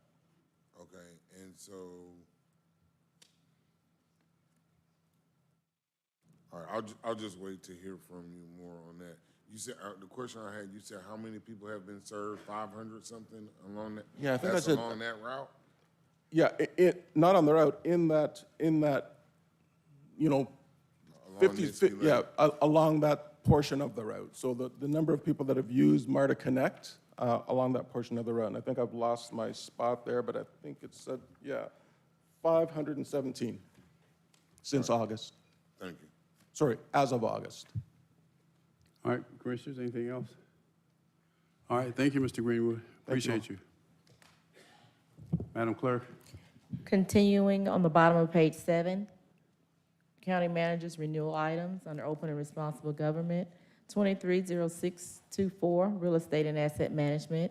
Request approval to renew an existing contract in the amount of $351,573.24 to provide mail services countywide. All right, motion to approve by Commissioner Thorne. It is seconded by Commissioner Hall. Please vote. And the vote is open. And the motion passes unanimously. On page 8, 230625, request approval to renew an existing contract in an amount not to exceed $309,000 to provide on-site tree removal services. Motion to approve by Commissioner Thorne, seconded by Commissioner Barrett. Please vote. And the vote is open. And the motion passes unanimously. 230626, request approval to renew existing contracts in the total amount not to exceed $1,344,000 to provide landfill, solid waste disposal, and single-stream recycling. Motion to approve by Commissioner Hall, seconded by Commissioner Thorne. Cast your vote, please. And the vote is open. And the motion passes unanimously. 230627, presentation of the Fulton County Operational Report. Mr. Manager? Yes, sir. Good morning, Commissioners. The operational report's been submitted to you. Added attraction today is the Board of Health, and Dr. Paxton will provide an update on the COVID spike, as well as she'll provide an overview on some issues impacting her staffing as we develop the 2024 budget. Project Orca, of course, is always where we start. You'll see case reductions continue. Just draw your attention when Mr. Adams speaks to this, that we have about 35,000 cases to go, about 12 months of funding. So in round numbers, 3,000 a month would be the run rate to be on, which would be about double where we are over the last couple of months. In the Justice Report, the average length of stay has improved, which is good, but the unindicted cases remain at 35% of total cases in the jail, with 45 more since the last report.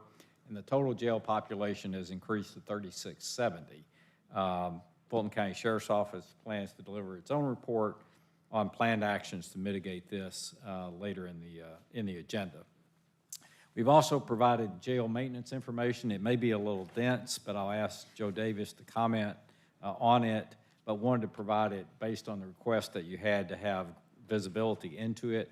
I'll ask him to comment on the data, but then also on the Blitz plan. I did visit the jail a week ago Friday, very impressed with the progress. In the one unit where we started, it will make, I think, a tremendous difference. There's some innovation there with some epoxy that withstands 5,500 pounds per square inch, which would do a lot to eliminate the ability to bore through walls and make shanks out of the material. The Board of Health, as I said, will be discussing the COVID results and trends. We have been in discussion with Dr. Paxton. We don't recommend anything new at this point based on the risks that she will talk about, but we are going ahead and keeping that in mind as things develop. The COVID response financials remain unchanged. We did receive a $2.6 million check from FEMA this past week. So kudos to Matt Kallmeyer and his team for the good work, along with finance, in putting our packages together that have received favorable response. We're over 80% now reimbursed for dollars that we have previously expended with FEMA. So still leaving some that we continue to reserve against, but great amount of progress. Importantly today, and included in the operations deck, is just to give you a very high-level overview of the budget for 2024 process, reminding you of the dates, the steps that we'll take. Also, a high-level view of what we see as the challenges in terms of both revenue and expense. There is, a starting point of 150 million plus and a gap. Of course, we know full well how to close those gaps, I think, reasonably well. The question will be, how much in terms of enhancements do you try to add against a $150 million gap closure plan, which already starts with the assumption, as you'll see in our overview, of removing new items from the agenda, whether those were in the long-term plan or in the actions taken by the board at the end of last year. So as a starting point, we're recommending putting those aside. So again, the numbers argue for keeping a lid on as much as possible anything new. We have also included an analysis of leased and owned property. That was a request that was made. Probably not subject for discussion today, but we wanted to provide that to you, give you, again, high-level perspective on that, and certainly would welcome discussing further actions that might be taken in that arena as we go through the budget process. So, Mr. Chairman, with that, I'll step through or ask Mr. Adams to start on his and then bring up the others as appropriate. Thank you, Mr. Manager. Mr. Adams? Good morning, Commissioners, and thank you, County Manager. I will take us through the Orca and Justice System report. Please feel free to ask questions as I go through. I'll touch on the highlights. Beginning with the first page. Next page, please. Per the County Manager, we have disposed of 113,266 cases of the 148,209 that we started with. And we have remaining 34,943 to go over the next 12 months or so. We disposed of 1,500 in August. That's up from 1,147 in July.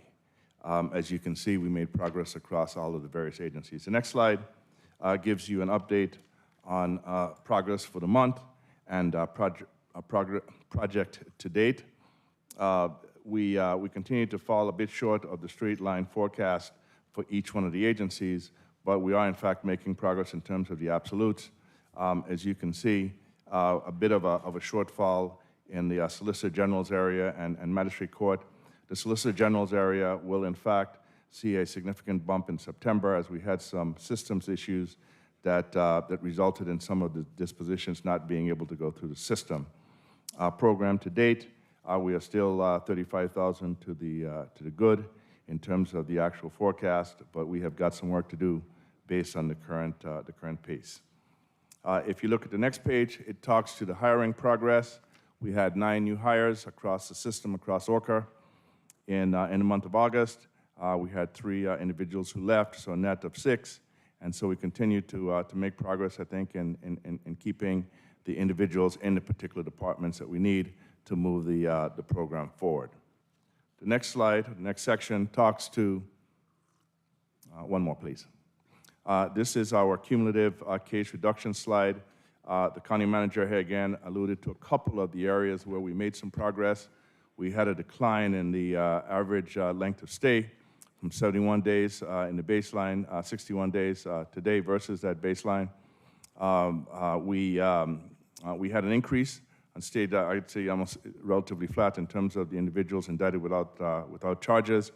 Positive movement in both the clearance rate for felony criminal cases and the cases disposed within 180 days. Next slide, please. This gives a brief look at the number of detainees in the Fulton County Jail by judge. No real measurable change in terms of the relative numbers and relative rankings, but this is just for informational purposes. The next slide shows the same information for the state court. I will note that the public defender and solicitor have launched a program to use ankle monitors where appropriate, so we expect and hope for a reduction in terms of the number of detainees who are eligible in the state court area. Next slide, please. One more. This gives you a sense of the jail population. As you can see, this chart was dated and ended on the 27th of August. We, in fact, have some good news in terms of the trend, bending the curve a little bit as it pertains to the number of individuals in jail. I received this information yesterday. The public defender, the DA, the sheriff, and the courts have been working diligently. I've, in fact, reduced the jail population by 220 individuals, or 6%, over the last 2 weeks.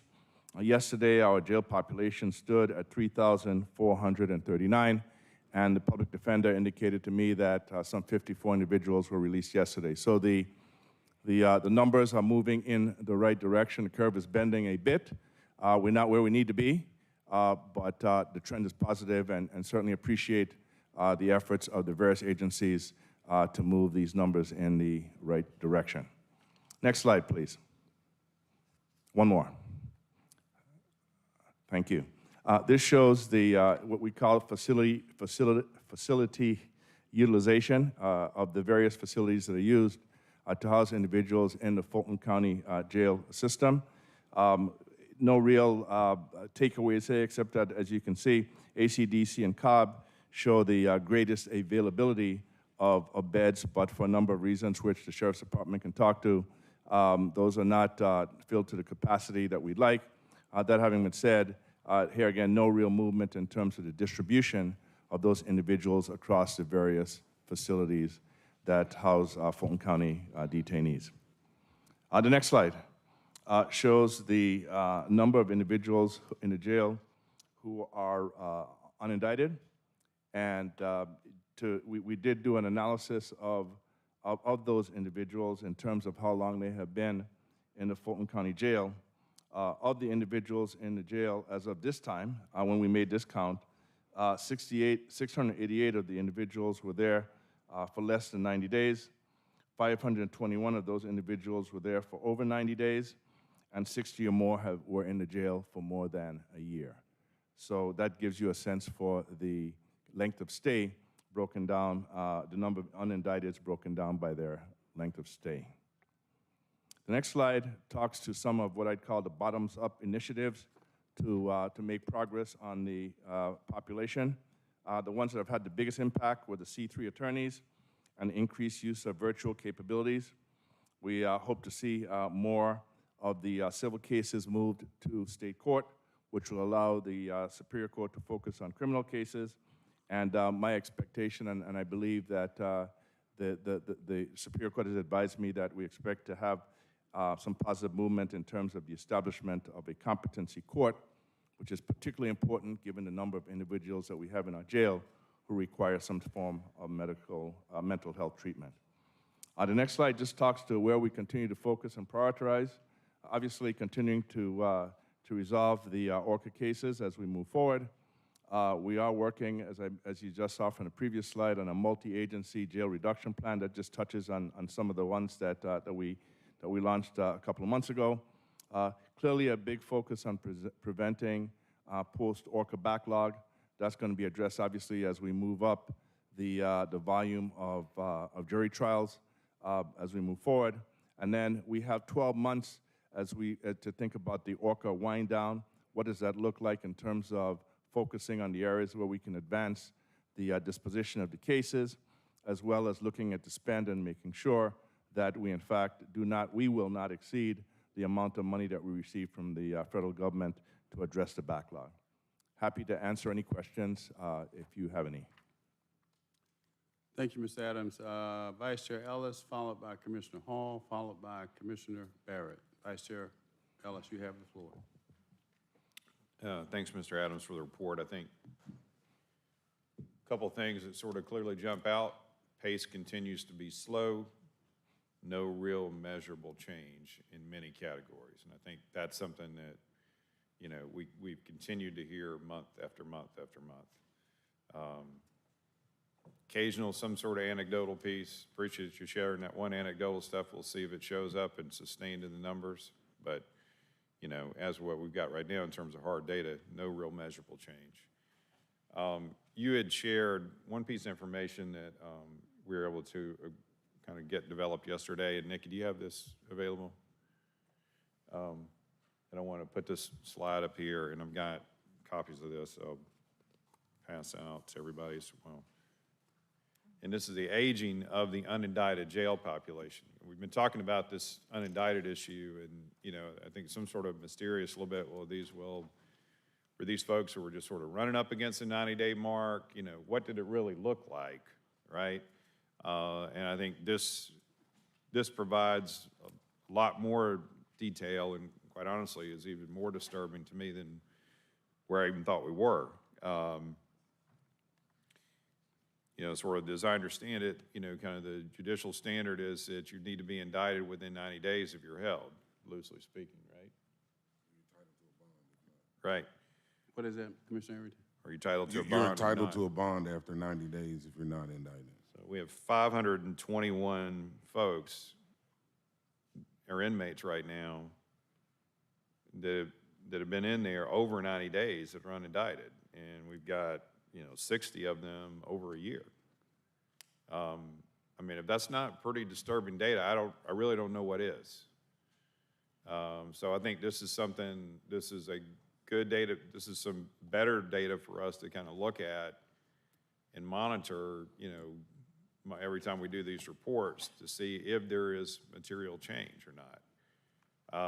So I think it would be good to, since we've got this, we can include this in our reports going forward to kind of show, are we seeing progress in this particular piece? And then hopefully if we do, then that will begin to see some manifestation and change in the jail population itself.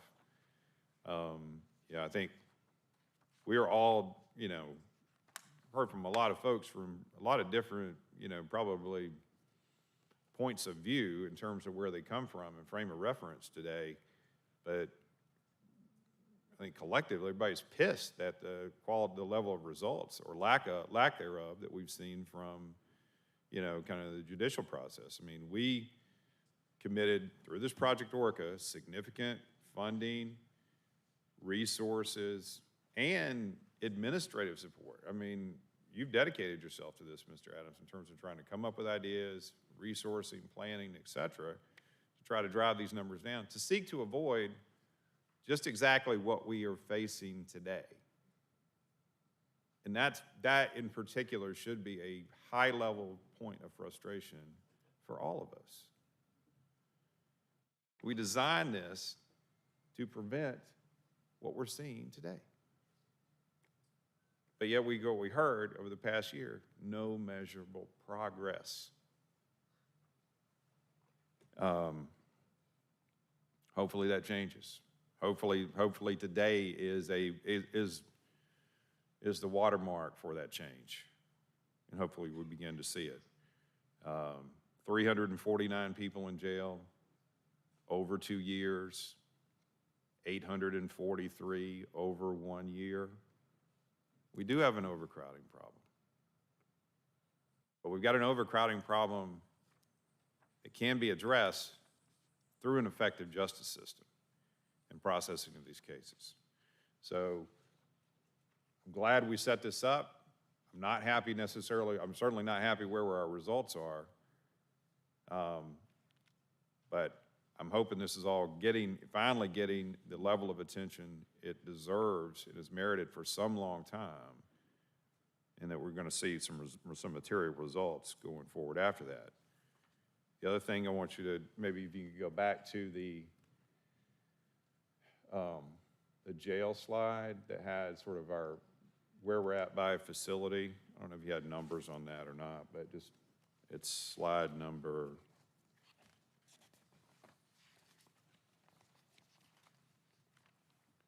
16.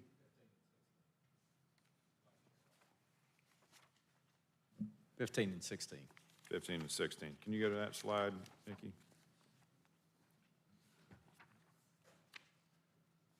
Nikki, can you go? Okay.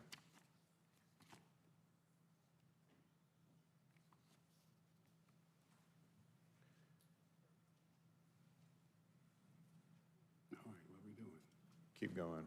All right, that slide right there. I mean, we don't have individual numbers in those two different barcodes, but, you know, this is the other thing, right? over a year ago, roughly a year ago, we all sought to get access to a facility to give us 700 beds. We spent some money on bringing Alpharetta online, 50 beds. Provide additional jail capacity of 30% in Fulton County. I'm not talking about the out-of-county stuff. That took us to capacity of 2589 to 3339. Okay, so we knew we had challenges with, given the pace of our justice system, given the growth of the inmate population, to try to address this. Largely all we did for a better part of the year was we cost ourselves more money by moving people out of a facility that we owned into a facility that we leased. And there's some folks in here that probably say, well, I told you so. I heard that during the public comment. They were right for the wrong reasons. The plan was right. What was wrong was the lack of execution by the people that were called to execute it, despite the resources being there. And this has not gotten enough attention, and people have not paid enough attention to it.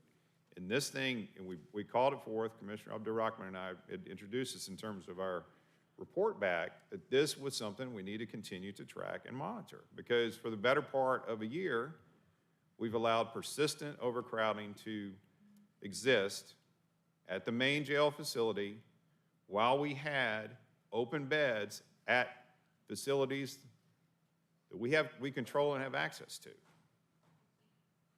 And that problem, I mean, maybe the numbers become different with some of the stuff that you just shared, but that problem persists today. I mean, according to this data, we're 322 over at Rice Street, while we've got 358 available beds between ACDC, the South Annex, and Alpharetta. Back in April, I was not here for this meeting when y'all approved about roughly $5 million or whatever in additional spending. Part of that was to get at this issue, to provide logistical support through this organization that was hired, EMSI. It was April. What's today? September 20th. Same problem. I mean, that was, and mind you, that $5.2 million was brought forth as an emergency in all caps. And then the emergency discussion we will have in just a little bit, despite the fact that we hadn't figured out a way to move people to these things, will be about now we need to move them, consider funding and moving them to some other facility that we don't manage and entertaining more expenditures. I'll save my comments related to all that once we get to that piece. But this particular slide and these particular metrics need to be reinforced, as well as that aging of indictment slide. We need to continue to reinforce that, and the measurements in both of those. We need to see more significant improvement than what we've seen. So, Mr. Manager, Mr. Adams, you've heard what I think is an accurate analysis by Vice Chair Ellis. What's your reaction? Agree, disagree? I'm not sure there's a short answer to that question, Let's Mr. take Chairman. the long answer then, we got time. The fact is that the Commissioner Ellis, in his comments about the metrics, is accurate. The numbers are the numbers. There are reasons why these beds aren't filled, and I will leave that up to the sheriff to talk to them. A lot of them have to do with the ability to staff, some of them, and then some of the restrictions on what we can do at ACDC.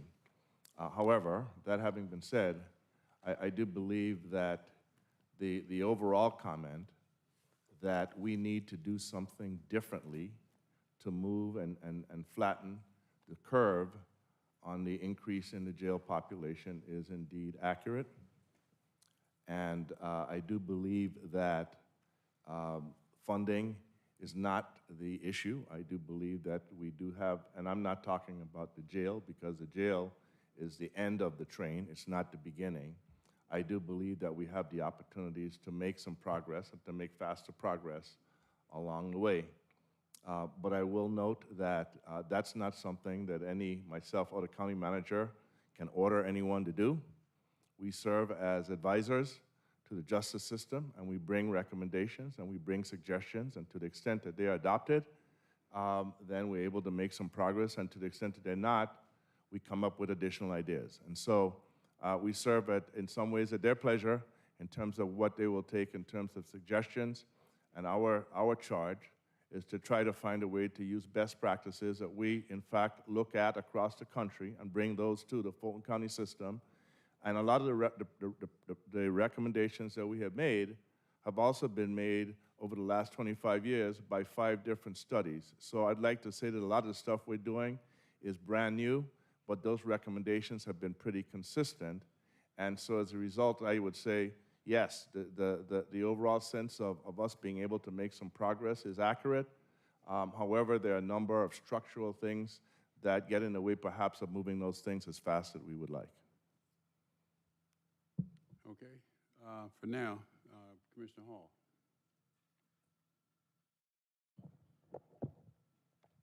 Thank you, Mr. Chair.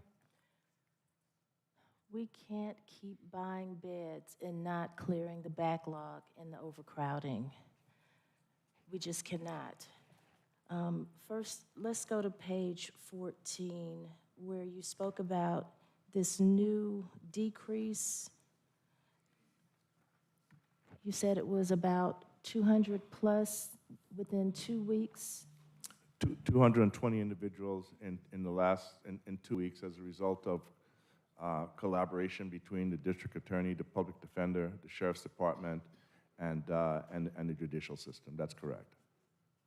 And so what changed to cause this 2-week decrease that was not working before? Was it just the collaboration of these 4 offices? The public defender is here. He can probably talk more specifically to that. But what I've been told, it's just been a very focused effort to identify individuals who could be granted bond, who could be granted bail, and the public defender and the DA in particular are working with the sheriff and his recommendations from his team to identify individuals who would be available for bond or bail using electronic monitoring, and perhaps a relook and a more detailed look at those individuals.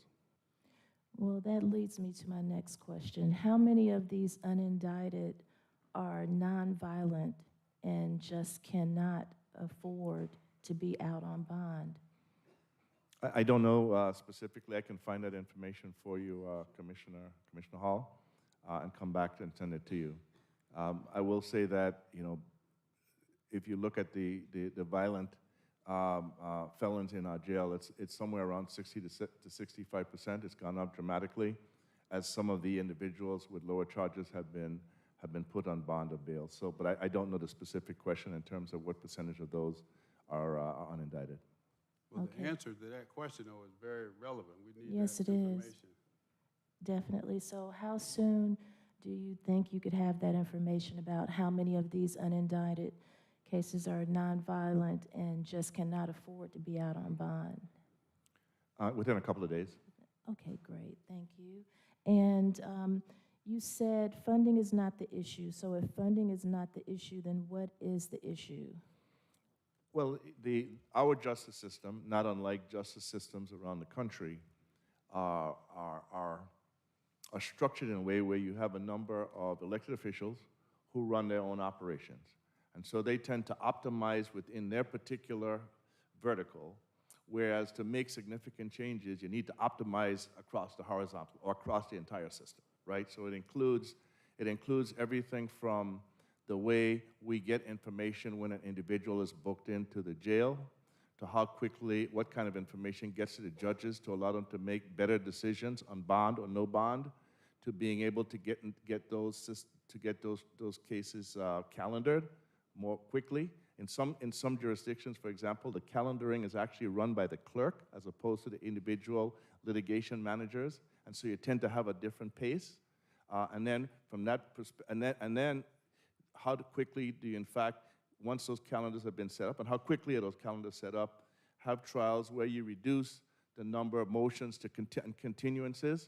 Some of the judges, in fact, are known for not allowing as many continuances, so the ADAs come prepared to get the case resolved at that point in time. And then once that decision is made, let's make sure we get that information to the sheriff as quickly as possible so that he can, in fact, release those individuals or have them move on wherever they have the decisions made to move them on to. That entire process could be sped up if we, in fact, looked at it across the system. However, like most judicial systems and the way we're structured, we optimize going down in each area as opposed to across. And we don't have, unfortunately, as much of a lever or certainly the authority to say, this is the way it needs to work. And so here again, we're no different. We're probably, on average, right, no different than any large county with a large urban environment. But that's one of the reasons why this county, like many others, has not been able to move these cases as quickly as we'd like. You see the same issue in Harris County, in Texas. You see the same issue in Cook County, in Chicago. You see a lot of the same issue in Washington, D.C., a lot of the same issue in Philadelphia. You said recommendations have been made but not accepted. What significant recommendations were made and not accepted that you believe could have changed the outcome in a positive way? The adoption of case management standards for each single one of the courtrooms, the establishment of a civil and a criminal court within the Superior Court, expanded use of diversion, right? And right now we have a lot of diversion programs, but they're scattered across the county. We need to figure out which ones have the biggest impact and then scale them, right? So we can address the number of individuals who deserve diversion. We need a different way to treat the 35 to 40% of the individuals in our jail who have mental health issues. Today, we are the largest psychiatric hospital in the state of Georgia, and jail is the wrong place to try to treat those individuals. So we need to find a way to fix that as well. If we can do some of those things, right, we can in fact make measurable progress. We do not have the ability to order that to happen, but those represent best practices that if we did implement them, we could in fact see an acceleration of the progress we've been trying to make over the last few years. I agree wholeheartedly. Expanding diversion, we heard from Devin Barrington Ward about PAD. That was an initiative that I sponsored funding for in years past, and they are still a significant initiative that needs to be funded, as he stated. Mental health, I think that we should give ourselves some kudos on the fact that we do have the Behavioral Health Crisis Center that we broke ground for, and that is going to help in the area of mental crisis, because absolutely we should not be locking people up who are in mental crisis. They need to be sustained and then put on a pathway to success. So I absolutely agree with that. Can we get a list of those things that have been recommended to the judicial system? And you also said that the jail is the last part of the process, that there's a whole process that happens before that. But we cannot move prisoners out of state because that's just inhumane. And I was always taught that families should go visit, friends should go visit those who are incarcerated. And we would make it entirely too hard for those family members and friends to get to those people. And everybody needs a sense of encouragement. As you know, I've been attacked because of giving someone a second chance who had a record. And so I believe that we need to be able to have that ability to nurture and speak with and help those who are incarcerated. And that goes for the family and the friends. I want to go to page 18.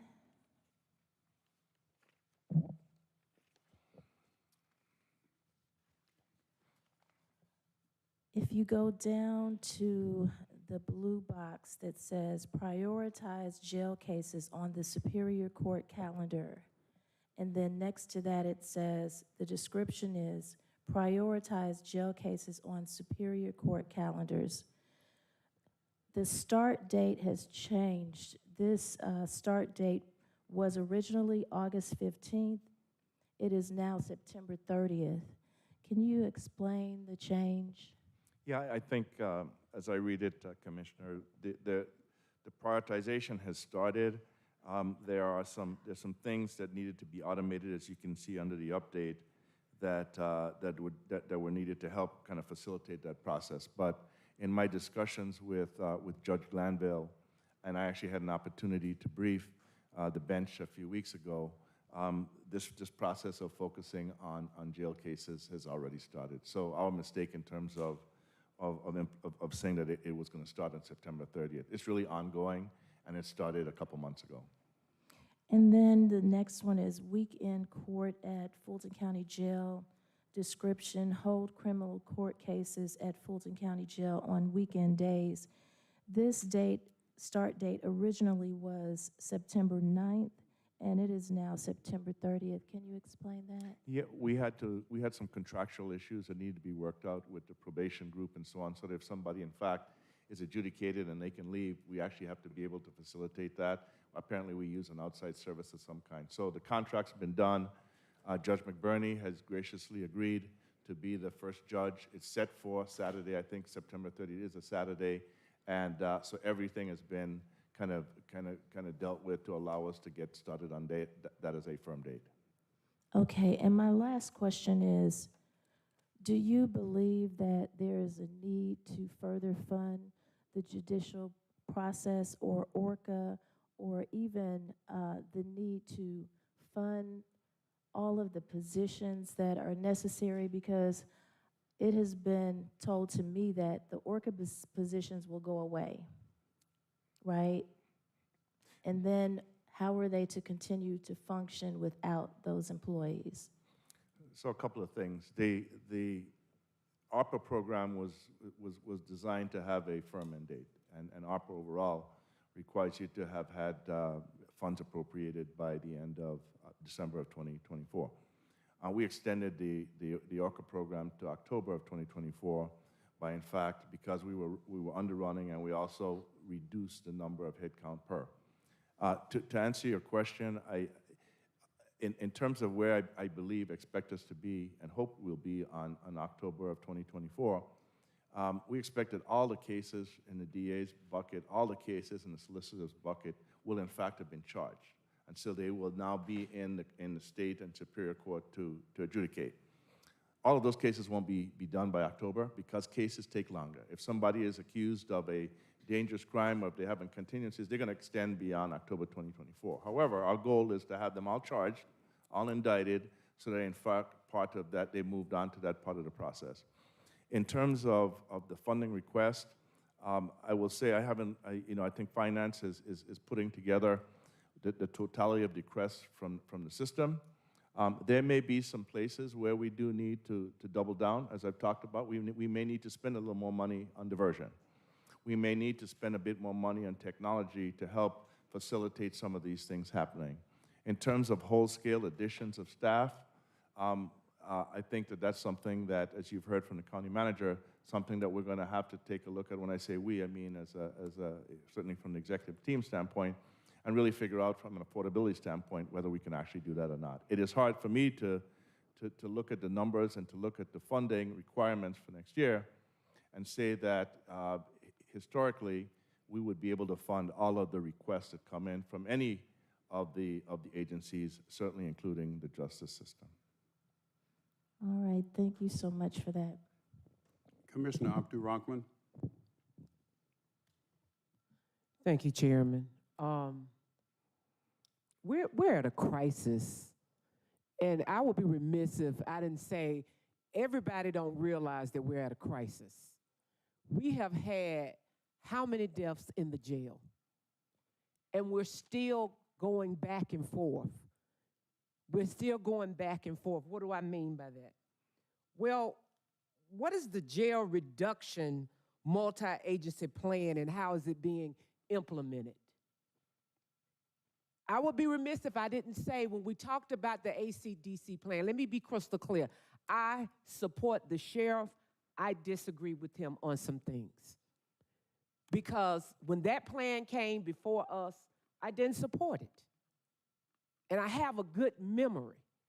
And if we have beds over there and we're not utilizing them, you can show me all the data that you want to. But if you are not utilizing that, it didn't work. So something else needs to work. I am sad today that in the civil rights cradle, we're talking about shipping individuals to Mississippi? Really?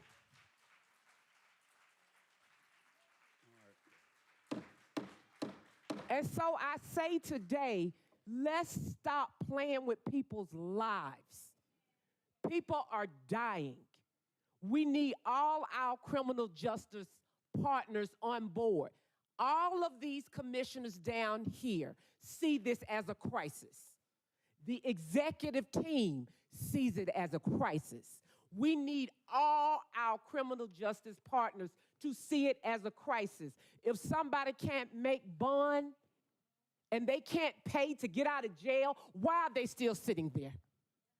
We need diversion. Are all our law enforcement partners using diversion? Are we using everything that we need to use in this crisis? This is a crisis. We have had too many people die. I know people want me to be quiet, and they want me to make them cozy and warm, and they want me to not say what I have to say, which is until all of the criminal justice partners, until everyone sees this as a crisis, I'm going to be Miss Cleo, and we're going to be here again. What we have to do is enable our county manager and our executive staff to do what they need to do and take the politics out of this. We need to ask City of Atlanta, do what you need to do for us to get the beds. The sheriff needs the beds. And if the City of Atlanta can't do it, do we have any other agencies or jails in the metropolitan area that will do it? And we need to do it. But at the end of the day, we come down here every first and third, and we look at nice little slides, and we don't deal with the fact that crime is going to continue. What is the plan for those individuals that are still going to get arrested? What is the plan for that? So I asked my colleagues, I asked the sheriff, I asked the courts, I asked every judicial partner today to please step up and treat this as the crisis that it is. No more deaths in Fulton County Jail. All right. Excuse me. Commissioner Arrington, you have the floor.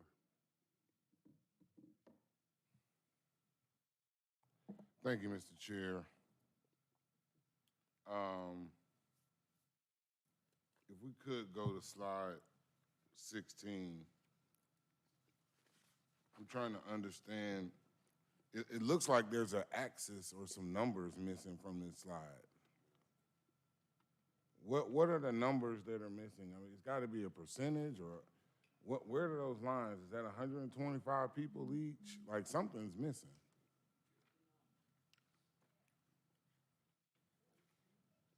How many, the orange part says bed available. So how many beds available are there at ACDC?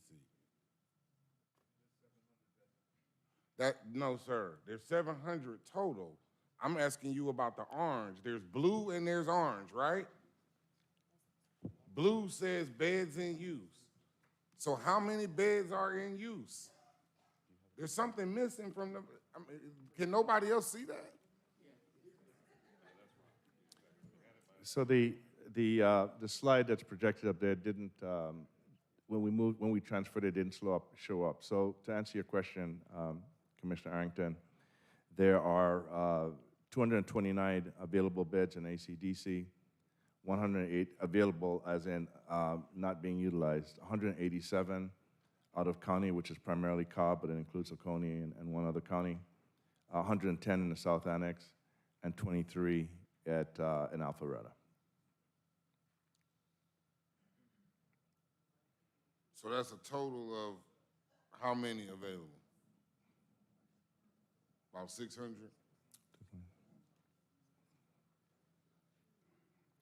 Approximately. Approximately a little less than 600, that's correct.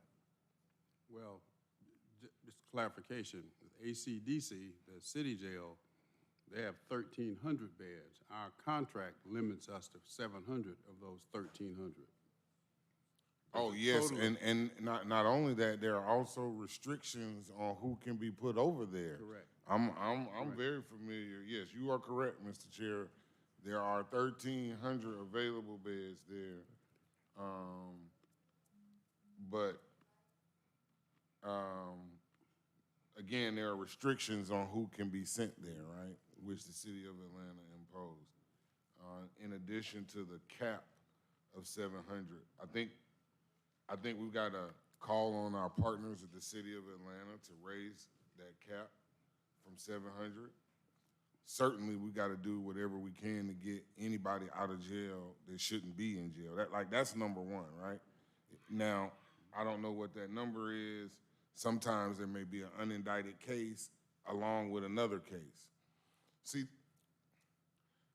I hear y'all talking about this and these numbers and the charts,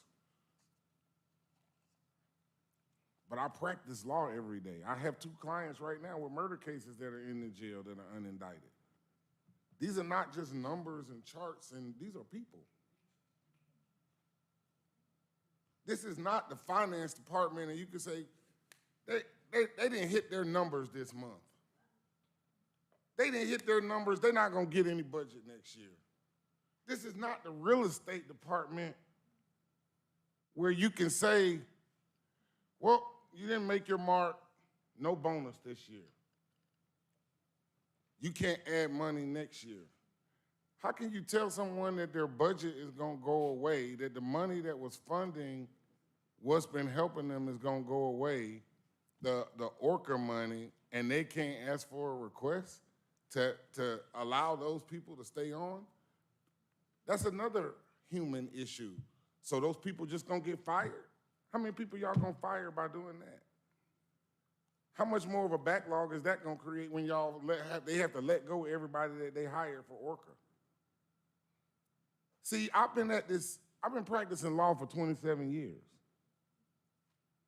Before COVID, it took 2 years. 2 years from a case to go 2 blocks from the city of Atlanta Municipal Court to this court right here. 2 years before COVID. And we had, what, 2-3 years of COVID?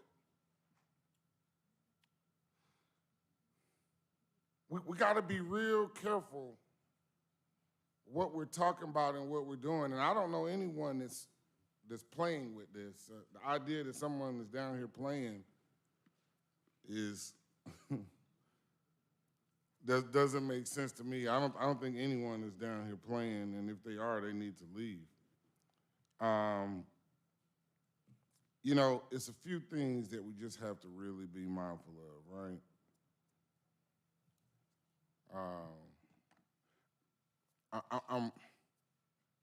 Let me back up. Part of the problem that we have is this little pesky thing called a Constitution.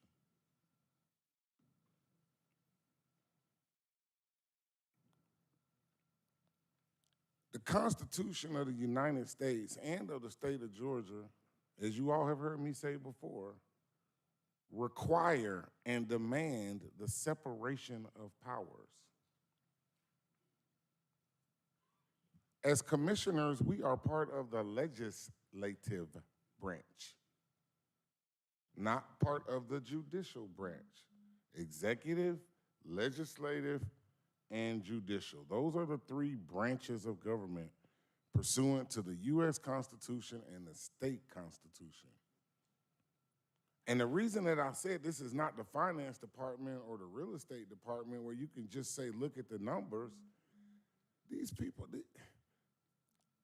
these are constitutional officers that we're talking about. The clerk of Superior Court is a constitutional officer.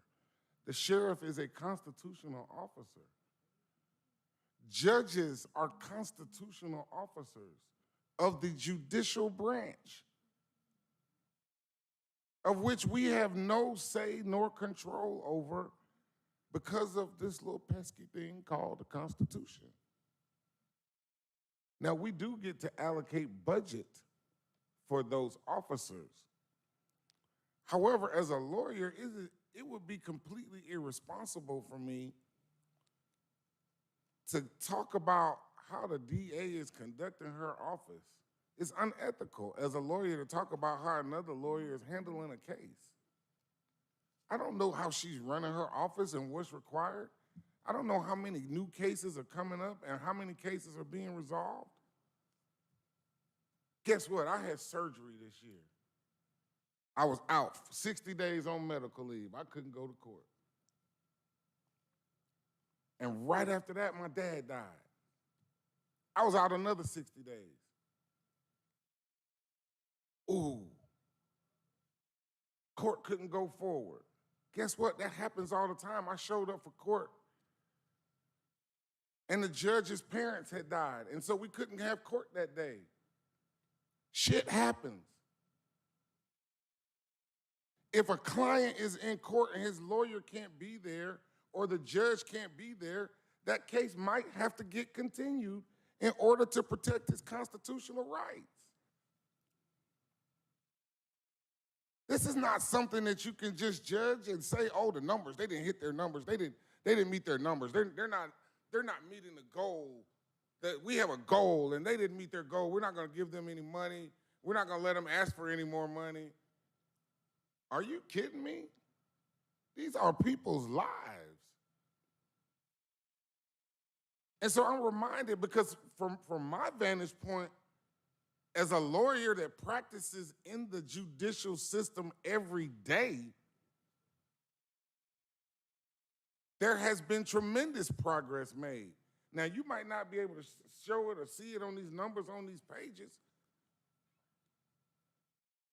but you know, it reminds me of the Chinese bamboo tree.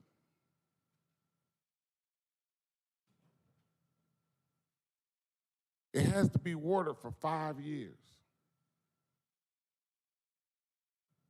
You have to water it for 5 years to build a foundation. You know why? And at the end of the 5 years, they grow up to 60 feet tall in 5 weeks. So do they grow in 5 weeks or do they grow in 5 years? What's happening during the 5 years is that the root system is growing. The foundation is being developed so that when the 5th year comes, they can handle growing up to 60 feet in 5 weeks. What that means is that progress is being made, but you have to have persistence. You have to have faith, and you have to have patience. And you can't just look at something and say, oh, well, these numbers on this chart say they're not doing anything. No. 2 years before 2020, before March of 2020, it took 2 years for cases to go 2 blocks. And then we had all jury trials shut down for 3 years. At least 2 years, if not 3 years. Which means that's 4 years now. It was already taken 2 years. All jury trials shut down for another 2 years. Now you're up to 4 years. It's easy to look from the outside and observe and say, oh, they're not doing that. He got something on his jacket. It's easy to do that, to judge from the outside. probably better to talk to people that are on the inside. Now, certainly, we need to get any and everyone out of the jail that we can. But we just have to be more careful. We have to think about all of the unintended consequences. Now, as for moving people out of the state, I don't like that idea at all. However, I have to give our sheriff credit. He came to us a year ago. He came to us a year ago and asked us to move people to Irwin County in the state of Georgia. And we pushed back on that because it was 5 hours away. It didn't matter. I didn't care if it Mississippi, Georgia, wherever. I didn't want people to move 5 hours away, period. But we pushed back and told them no on that a year ago, and now we're in a situation where me personally, I'm gonna have to vote for this contract. I can't protect the inmates' constitutional rights if they're dead. I can't let them, they can't go to trial, they can't be found innocent if they're dead. There are people dying. We gotta get everybody out that doesn't need to be in there. Absolutely. Number one, first thing we gotta do. But other than that, we gotta make sure people are alive so they can go to trial. I can't keep them safe if I can't keep them alive. Our only role in that is budget. Do we allocate budget? As a commissioner, I feel it would be completely irresponsible for me to not allocate budget that would allow people to be moved out of a jail where people are dying almost every day. Now, if we can house them somewhere locally closer, sooner, yes. The problem we have with ACDC is I'm surprised that we're up to that number, is that the deal we have with the city of Atlanta, we have to staff that building. And we having enough problems staffing the current jail. And so it's easy to say, oh, put more inmates over there. Take it up to 1,300. Okay, who's gonna staff it? Who's gonna staff it? That's fine, I agree, that's no problem, but that's a long-term solution. We got people dying every day. 2 minutes. Those social programs aren't gonna change in a day. Just a minute, just a minute. We've got a lot of stuff that we have to do. We've got some real challenges here. I'm a criminal defense lawyer. I don't want my clients going 5 hours away. But as a commissioner, I feel it would be irresponsible not to allocate money to make sure that we can save people's lives and make sure that not one more person dies in that jail. And if that means they have to be moved somewhere that I don't want to move to and that I didn't want to move to last year, then that's unfortunate. But under these emergency circumstances and situations, as a commissioner, I don't feel I have any other choice. Thank you, Commissioner. All right, Commissioner Barrett. Thank you, Mr. Chairman. I just have a couple of quick things. First of all, I do want to echo my colleagues' sentiments that, we are in a crisis, and, I do feel the pain of sort of not being able to do a lot from our side of the fence, other than talk about what we do or do not fund, but wanting to protect the lives of the people in the county's care. But I have some sort of questions, I think, really about the way some of the numbers have been laid out and discussed. And one is, I think there's a little bit of a conflation of multiple issues here, because Vice Chair Ellis talked about, we gave them all this ARPA money under Project Orca, and there's been no progress. But the very first slide, and I'll phrase this as a question to you, Mr. Adams, but the very first slide you brought up showed that we have made incredible progress in terms of disposing of Orca cases, correct? That is correct, and you are correct in terms of the intermingling these. The Orca addressed civil and criminal cases, individuals who were in jail, and individuals, the vast majority, who were not in jail. And so to that extent, there's been a lot of progress. Some of the individuals who were in jail may have been impacted. And so to that extent, we made progress in the ones that had been identified as Orca cases.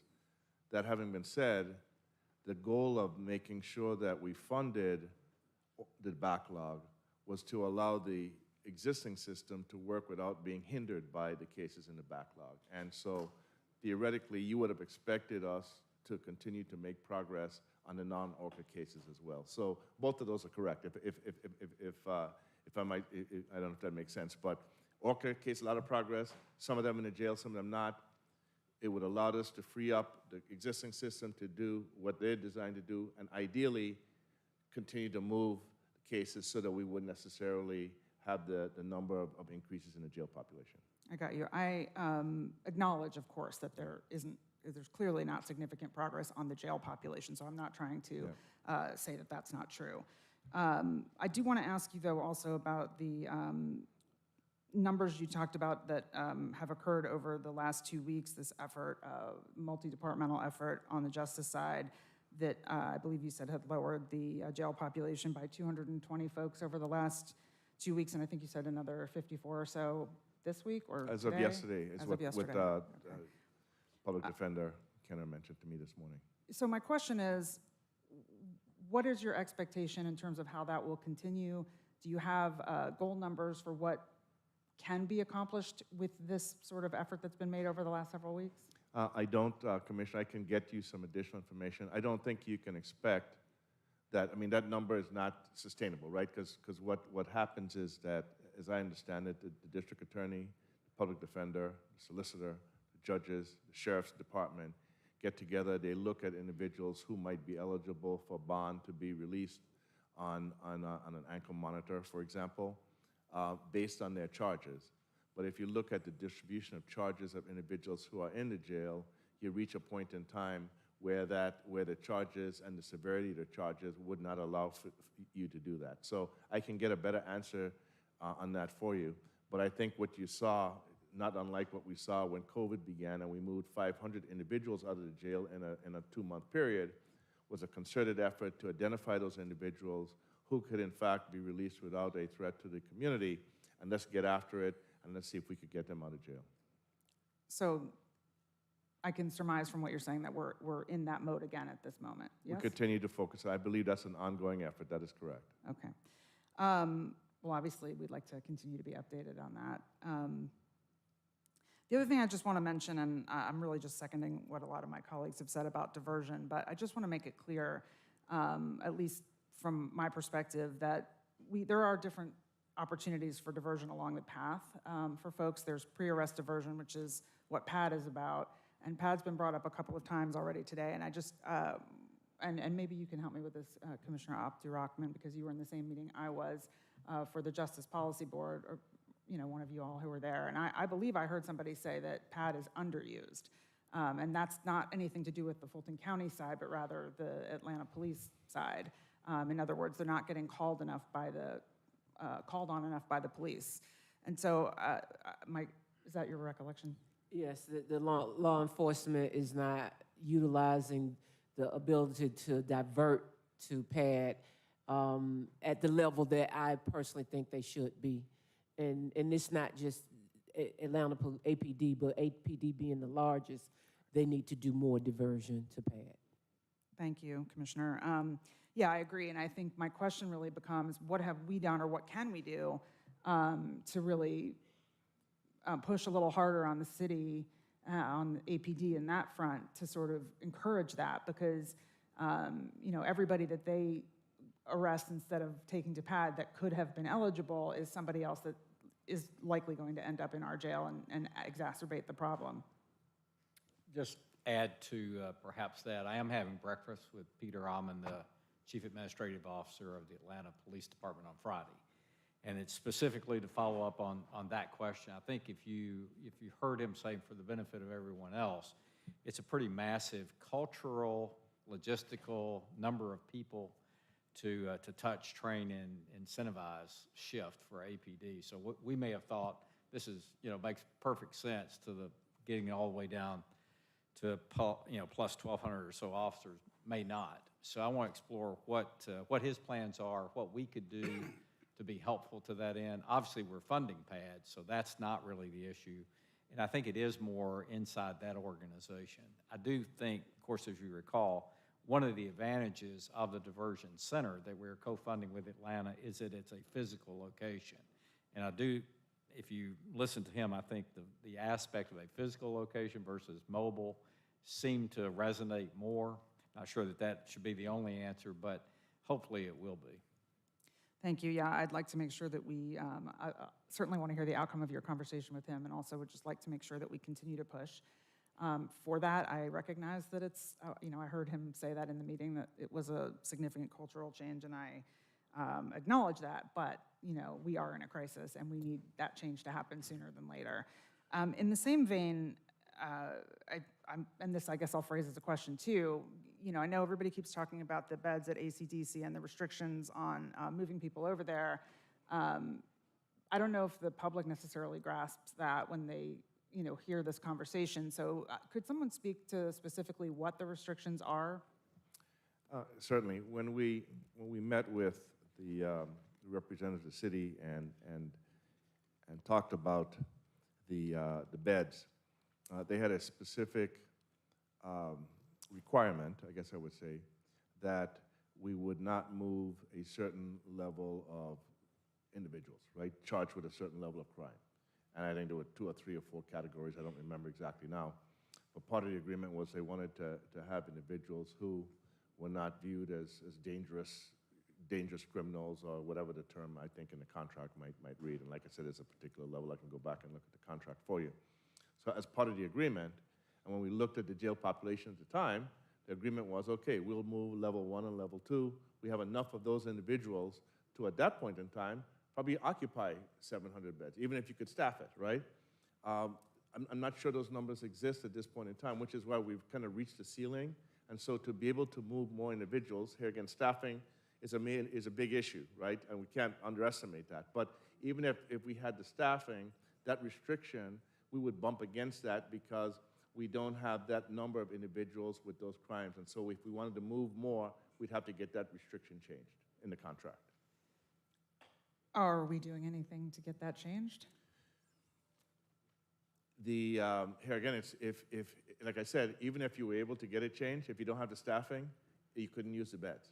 So that's part of the dilemma, in a sense, that without the staffing, you can't use the beds.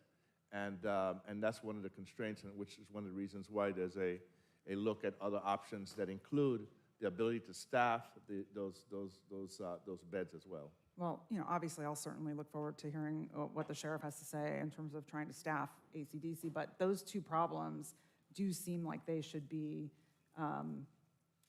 achievable. We should be able to get over the hump on both of those, in my opinion. But I may be missing something, so I'll look forward to hearing the rest of that conversation. But it does seem that we should be pushing from a cost perspective, if for no other reason, but certainly also from taking people a distance away, that if there's anything we can do to try to push harder to use the beds there, and I think to the chairman's point, even more than the 700. And I understand that there are political issues, and I would sort of echo some of my colleagues here, I think Commissioner Abdurrahman, who said let's take the politics out of this, and we need their help. I mean, we need the city of Atlanta's help to deal with what is a crisis in which people are dying. So that seems like whatever we can do as a group, if we need to all show up at their city council meeting, and I don't know, but I think we should do whatever we need to do to try to move this along. The last thing is I just want to maybe clarify with you, Mr. Adams, something you said that I think was a little bit contradictory, which was that this was not a budget issue. But then later in your remarks, you said, we may need to spend money on diversion, we may need to spend money on technology. So I just want to be clear, there are possibly budget-related issues across all of the justice partners that are likely going to come up that may be over and above what we have spent in 2023. Is that accurate? Well, let me clarify. When I said it's not a budget issue, my point was that it's not clear that the budget issue is what got us in this situation.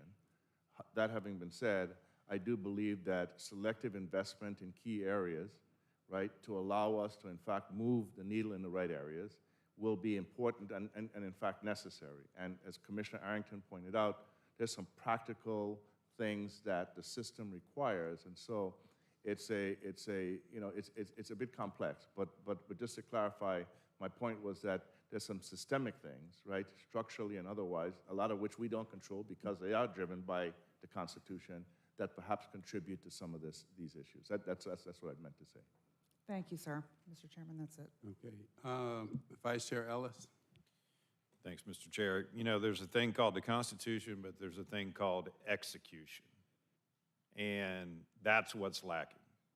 I appreciate Commissioner Arrington's anecdotal remarks and some of the components of that, but quite honestly, that's how we wound up funding a lot of this stuff, based on the anecdotal and not the hard facts.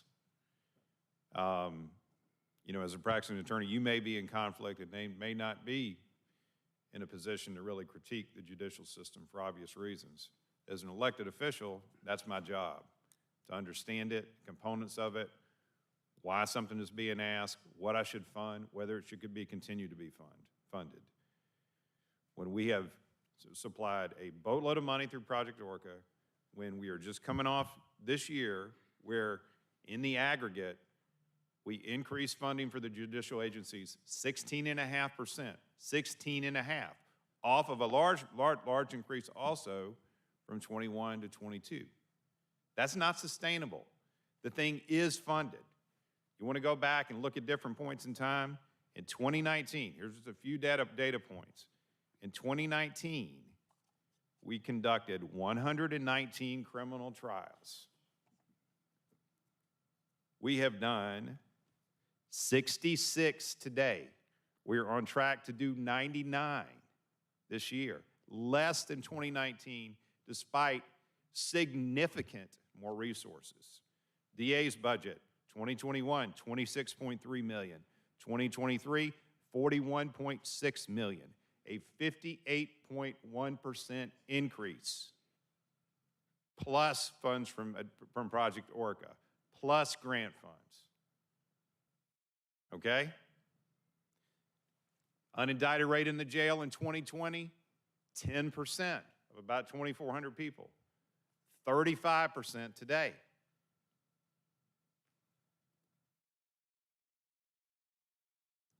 These results, we're not even retaining the results we were getting in 2019 with significantly less funding today. Sheriff's budget, we allocated $123.2 million in resources in 2021, $188.7 in 2023, 53% increase. I think we bought about 169 vehicles for $7.32 million. We bought 12 Harley Davidsons for $225 grand. We've just bought 2 electric Mustangs on July 2023. I'm not sure what the hell that had to do with service in our jail. Paid $139,000 for those. Their resources have been committed. It's their job to figure out within their budgets how to do their job.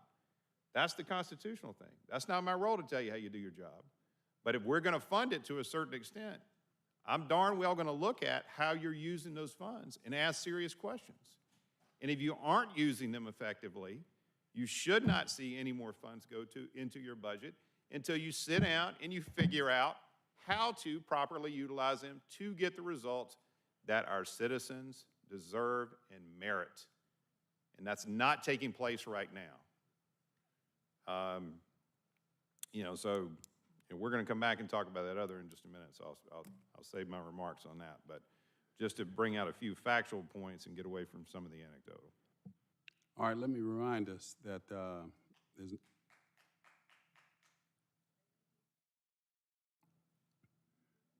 there's nothing on the floor to vote on now. What we're talking about now, we're responding to the report that was made by Mr. Adams, but there's no legislation before us as we speak. So Let's be mindful of that. Commissioner Thorne, Commissioner Hall, and back to Commissioner Arrington. I'm going to be brief because everybody's covered a lot of what I was going to say. And I'm going to speak later on some other issues. But on slide number 18, the bottom, it says that they voted against the creation of a dedicated competency court. It was an initiative and it was defeated. What's the holdup, or why? It's coming back before the bench. We expect that it'll be approved by the end of this month. But it was just kind of held? It was held. There was some questions, some concerns. There were some questions about how it would be implemented, which I think have been addressed. Okay. And I just want to address, since we had slide number 6 up, and I remember, I wasn't a commissioner then, but I remember a year ago seeing almost this identical slide, except the numbers instead were 2022 all across the bottom, and it just seemed that everything flatlined. Like initially, the cases went down quickly, and then they just kind of flatlined, and now there's been no change in over 2 years almost now. So my question is, how are these high-profile cases affecting the court system, or do they have any court? I remember last year listening, you said something about the judges go to conventions and all that kind of stuff during the summertime, or something to that effect. Why are we seeing this flat line, and how are these high-profile cases attributing to that, if they have any effect at all? Well, a couple of things. It's not flatlining. It's slowing down. But at this point in time, we're still 35,000 cases to the good versus the straight line forecast. So the pace has slowed down. The initial out of the kind of gate caseload, I think it's fair to say that there were a number of discussions and activities that allowed for faster disposition. It has slowed down, you're correct, considerably, but it's not flatlined, because we continue to dispose of, in last month, 1,500 cases.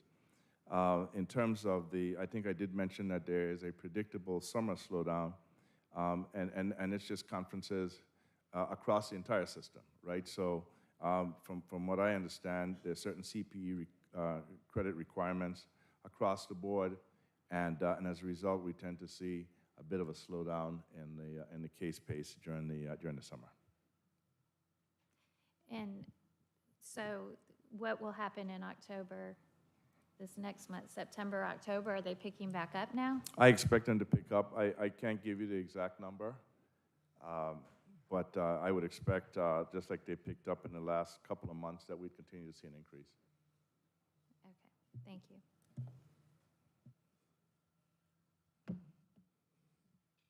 Commissioner Hall? Thank you, Mr. Vice Chair.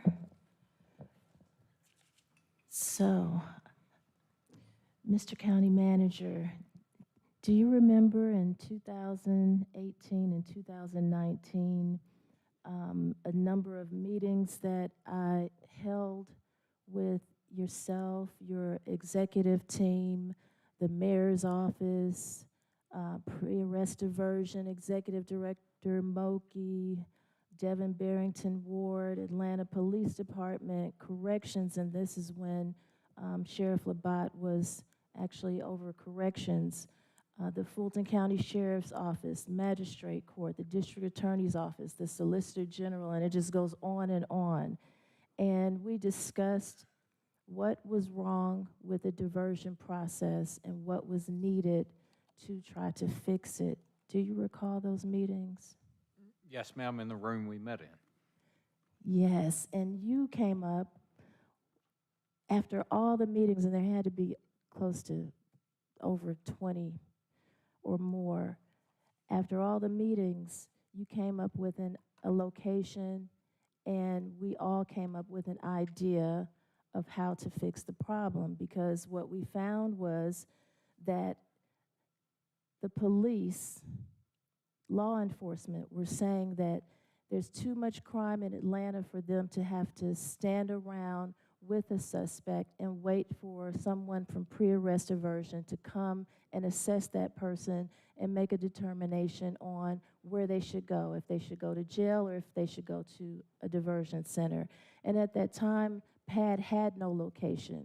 They were offered a location in a park somewhere in the old 4th Ward, which they didn't want to do because of the people that would be coming to that location. You're shaking your head too, Alton. You remember they could not use that location because children come to the park, so they didn't want a pre-arrest diversion center in a park.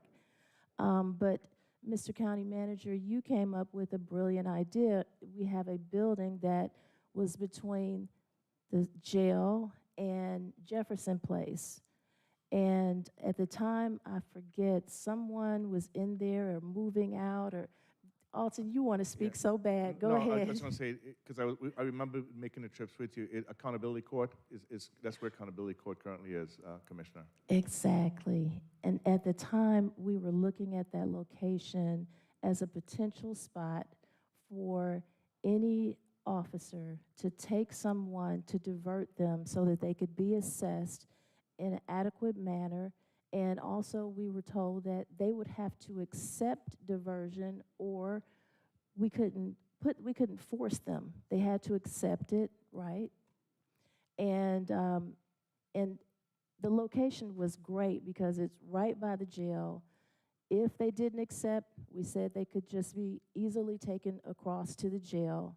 If they were assessed and found to need to go to jail, they could still be taken to the jail, but it allowed the officers to be freed up in a timely fashion to get back on the streets and fight real crime. So what is stopping us from being able to fix this problem that we all came together and figured out a recommendation of how to fix? What is stopping us? Well, part of the, and Commissioner, I was with you when we went over to look at the location near the kids' park, right? So very much involved in that. I think the challenge we had at the time was we would have to have relocated accountability court, and then we needed to make some significant improvements to that structure. It had some roof issues and so on. So that's kind of where we were, and for whatever reason, we didn't kind of move forward with relocating accountability court. Now we're looking at that now. It's taken us a bit to get there, but that was, I think, the #1 issue, which was good location, a physical plant that had to be improved, and we needed to find a way to relocate accountability court somewhere else. Okay, so is that a possibility still? You sound like it may be. It may, but the long-term use of that property is going to be the replacement jail, and so Right. so I'm not sure it would solve out, but I do think, if I can, I do think the concept of having another facility that can allow for more scale in terms of diversion is a good one. And I'm not sure if that's the right place when we have, but I do think that the goal of broadening diversion so you have more people that can be treated, I think is a good one, because right now, as I talked about the people in our jail, with almost 1,000 people who have challenges like that, we certainly need more skills. So I certainly think it's something we ought to look at. I'm not sure whether that would be the right place given the long-term plan for it. All right, well, it definitely was said in the room with all of those individual offices and agencies that it needed to be somewhere close to the jail so that the officers can get back on the streets. It would have been nice if it was the Behavioral Health Crisis Center, but that is all the way out on the other side of town. But I have a feeling that we might see something like that just happen because that need is there, and that's one of the main things that will help us with the pre-arrest diversion, including funding it more so that they have the funding necessary to do the work. Thank you. Commissioner Arrington?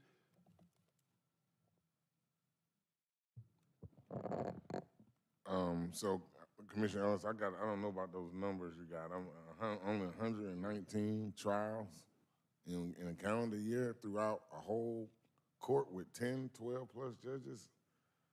we're gonna have to double check those numbers and circle back on those.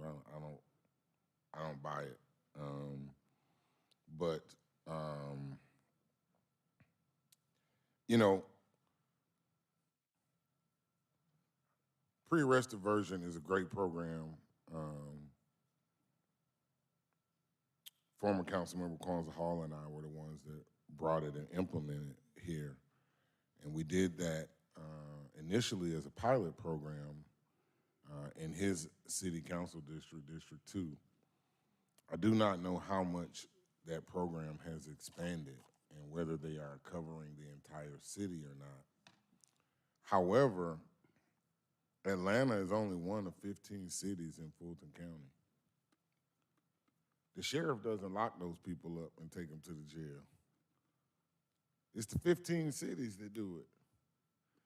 So all the activists here that don't want people in that jail, we need your help. We need you to go to those cities and those police and let them know you don't want those people arrested, because they are the ones arresting them and bringing them to the Fulton County Jail.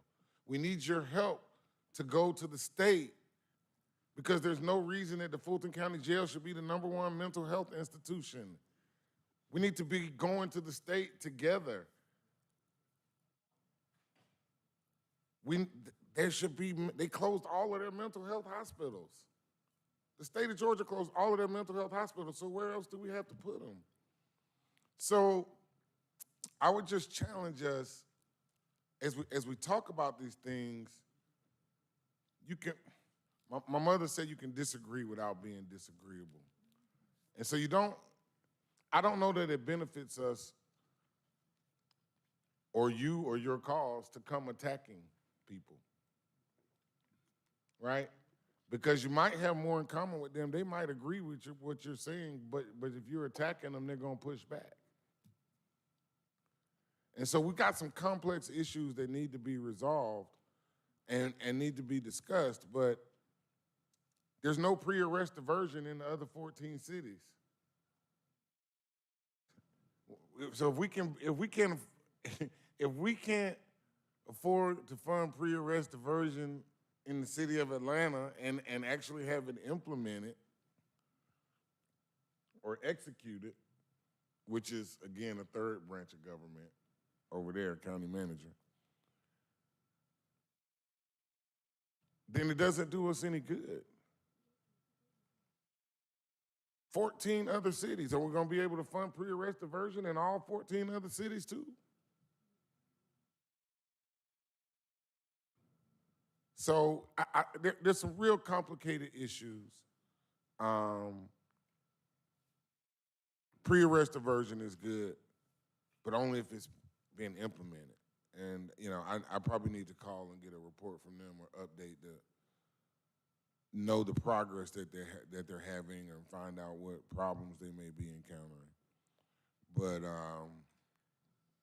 I'll stop there. I'll stop there for now, because we'll probably have a chance to talk about this later. Vice Chair Ellis? Just one quick comment on pre-arrest diversion, and Commissioner Arrington, I share the sentiment with you on that it's, we probably don't have the ability to fund it everywhere, and it probably should be the city's obligations to fund those. And the execution of that really is driven at the city level with the policing. But just remind folks also that we did agree to enter into an arrangement with the city to have a pre-arrest physical facility. Okay, that thing was supposed to come online first quarter of this year. Now it looks like it might be first quarter of next year. So that's somebody. I mean, everything is multifaceted and complex. I think we probably, not that diversion's bad, certainly, and it has its merits in its place, but we need to focus on the things that we can control right now and try to get that right. And Mr. Chair, just one other thing too, just while we're in the midst of this, given the time of day, it may make sense to elevate the sheriff's discussion, to right now, and then come back and pick up the rest of the operational report. I'll leave that to you. You have anything else, any issue, Mr. Adams, anything else you want to add? No, sir. Okay, where is that, the sheriff's piece? Where is it? What page? What is it called? All right, no objection then, sound that when we'll bring that while we're on this discussion. Is the sheriff, is he here? On page 14, 230648, discussion inmate outsourcing options to include D. Ray James Facility and Core Civic, and identifying funding options. All right, Sheriff, come on up, Sheriff. But now it's 112 colleagues, and I'm hoping that we will have this same lively debate when we get to the money part of this meeting today, where we're going to pay for all this stuff. That's coming, so I want the same attention to that as we put on this. Nothing is free. So first of all, good afternoon. Let me begin by saying thank you. Thank you to each one of your chiefs of staff that reached out to me as I sat on the tarmac when you all decided to move this to the front of the meeting instead of the end where it was, because I was meeting with more than 50 large county sheriffs in Orlando about these very same problems. This is not germane to Fulton County.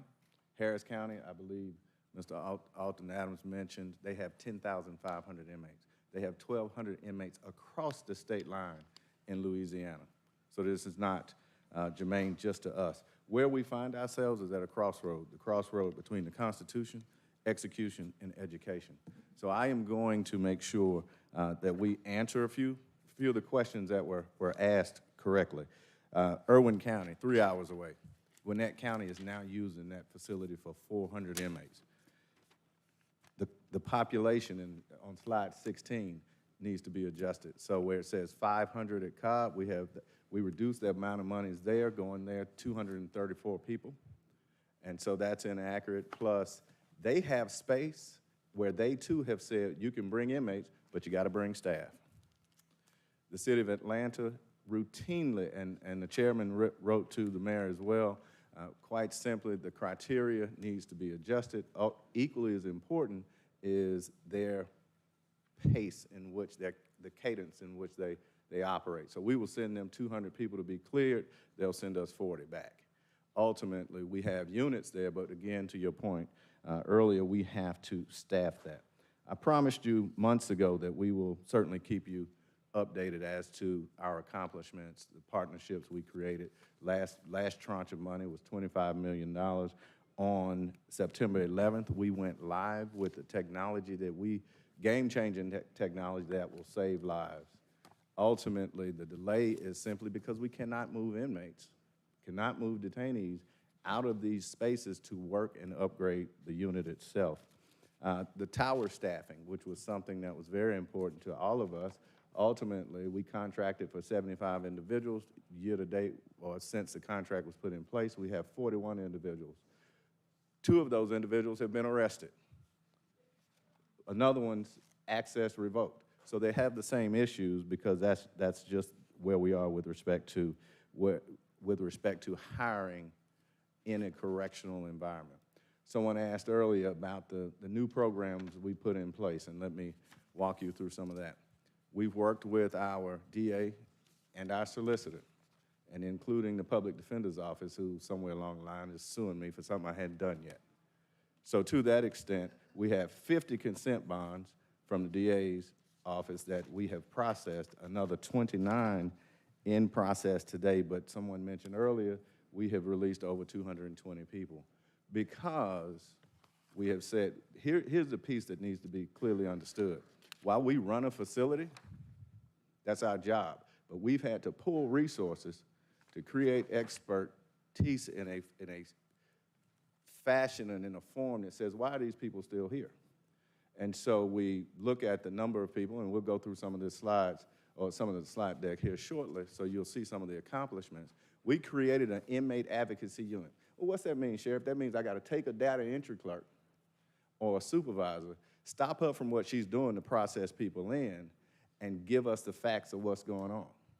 And so ultimately, you talked about pre-arrest diversion, which I fully support. We found in that stack of individuals that we could release, somebody that was waiting on pre-arrest diversion for 30 days, right? So let's go through this stack that each of you have, and I think you'll see the execution portion being just outstanding from the team's information Sheriff, what we are you put speaking together. from? This document that you Yes, passed sir. out? In that document, there is, each of you have this slide deck. And while we clarify this, someone mentioned visitation. Yes, sir. Someone one? mentioned yes, ma'am. Someone mentioned visitation. We don't do visitation now at the jail. We do video visitation since COVID to try and keep down all kind of airborne diseases, et cetera. So we don't do visitation now. Every facility that you will hear about here shortly has not only the ability to do video visitation, but even document signage for lawyers, et cetera, so that no one has to travel. Plus, we built in a package. If you got a grandmother that wants to go, we're gonna take you. We built that in. So in that space, if you turn to the first page, talking about the jail population, look at what we've been able to do since 2021. We had a high, and that high of 3609 is actually, we found another number, it's 3673. As of today, it's 3398. And then you start, and you go across the center, you look at the number of people that in the main jail. But here's one of the things that each one of you, as you've taken a tour, has been astounded by, but I hope you now see, because of the works that are being put in place, the execution is being done on a daily basis. At a high in the last 2 years, we had 500, close to 600 people sleeping on bunks. Because we've improved our classification process, because we've improved our outsourcing, we got less than 300 people. As of this morning, 270 people sleeping on the floor. That's more than half of people that, again, trying to treat people more humane as we go along. If you go to the next page, it's important to understand that we don't have this mythological misdemeanor population. Right now, as of today, we got 146 people that are charged with misdemeanors.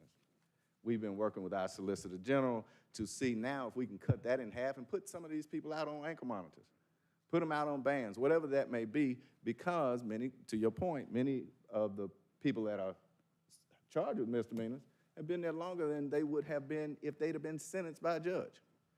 So with that, I would ask your indulgence, and maybe you could ask the county attorney to rule to see, or to find legislation to say, I want to stop taking misdemeanors. If it's a nonviolent situation, I don't take them to your jail. If you got a jail, take them to your jail. East Point's got a jail. Atlanta's got a jail. College Park uses East Points. City of South Fulton uses East Points. If you got a misdemeanor, take them there. Take them there. So I hadn't crossed that bridge yet, but again, an opportunity for you to see on this particular slide, we got 1,331 people without bond. So they're not going anywhere. Instead of languishing in jail, we're going to present to you a couple of opportunities where there's more space, a cleaner environment. The jail itself, several months ago, I brought in here 1,200 shanks in 5 different wheelbarrows that are being, the weapons are being fashioned by the building. And so when we put together this bridging plan, which didn't pass last time, I got to give Mr. Davis and his team some credit. In order to repair and fix over 1,000 doors that have been ripped from the walls, not locks jammed, we got to have the opportunity to get it done. And so we have a bridging plan that we put together with EMSI and Mr. Davis and his team. But while we're doing all of that, we got 4 or 5 elevators and only one of them working. Right? So we continue to meet challenges with respect to the building itself. But ultimately, we have a location. And I got it. No one wants to go to Mississippi. I don't even want to go to Mississippi. Got it? But I went because I saw a facility that there's an opportunity for us to, instead of people languishing in jail. But let's bring it back home. We have a facility in South Georgia. It's not 3 hours away like Irwin County, but it is 4 hours away. And there is an opportunity there. So you all will be able to see that as we continue to go on. If you go to the next slide, that looks like a bunch of octagon stop signs. This inmate advocacy unit that we put together has had an opportunity to review over 6,000 cases. And that's important. When you look at how many misdemeanor releases we've been able to effect.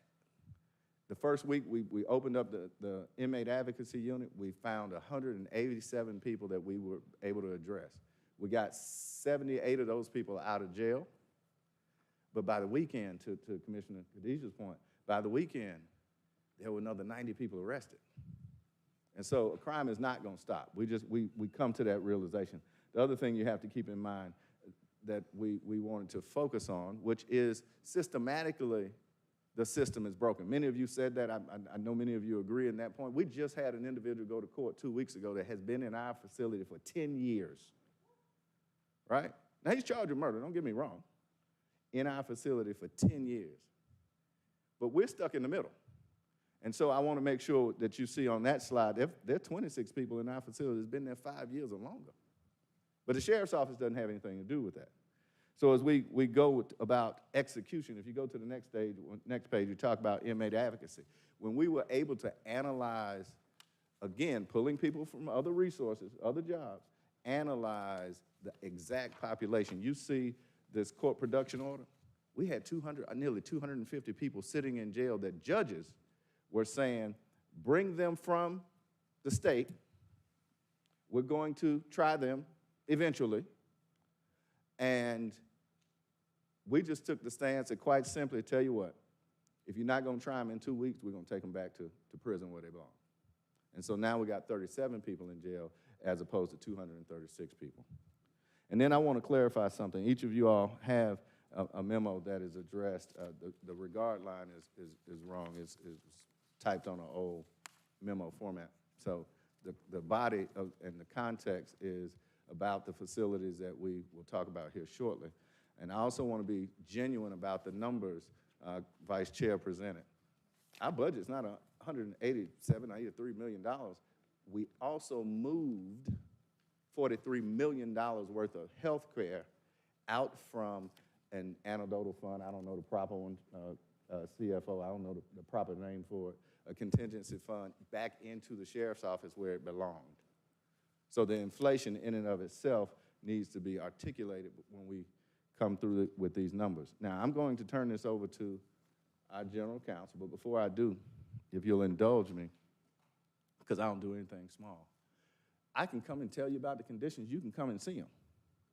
But more often than not, you don't get an impact until you hear one of your constituents tell you about the facility. So if you give me just a second, I got a detainee that wants to talk to you all. We couldn't make it for public comment for security reasons, but ultimately, I got a representative that wants to, at least, if you'll indulge him, give you an idea.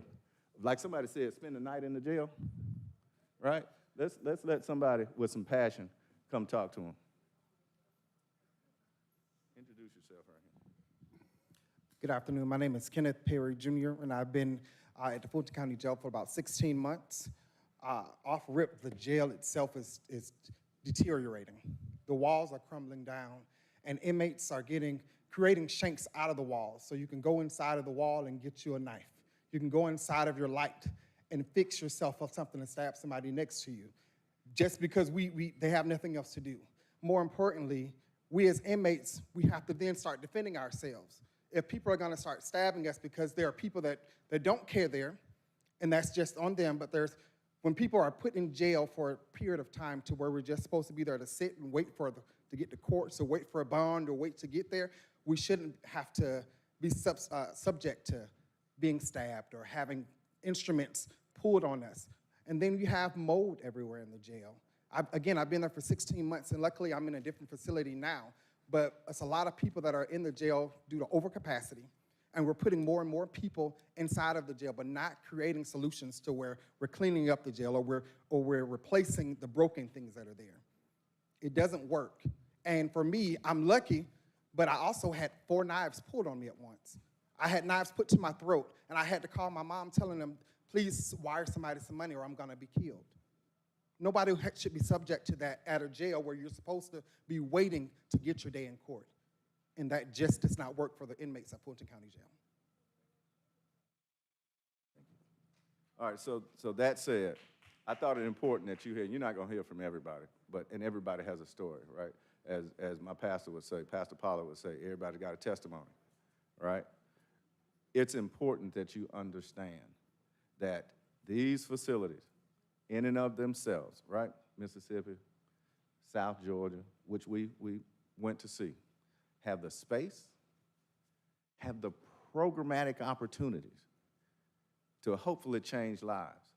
So the myth that we are just shipping people over somewhere else, it goes back to what Commissioner Arrington said, and quite simply, if we can't get you to your day in court, what are we doing? And so to that extent, I will let Ms. Joyner come up, give you some specifics around the facilities, what the options may be, and we hope that you will take this journey with us.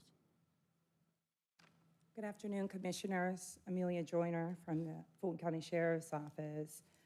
In speaking about execution, we talked about specifically the Cobb County arrangement, which has a contractual capacity of 500, but Cobb County will not allow 500 to go there.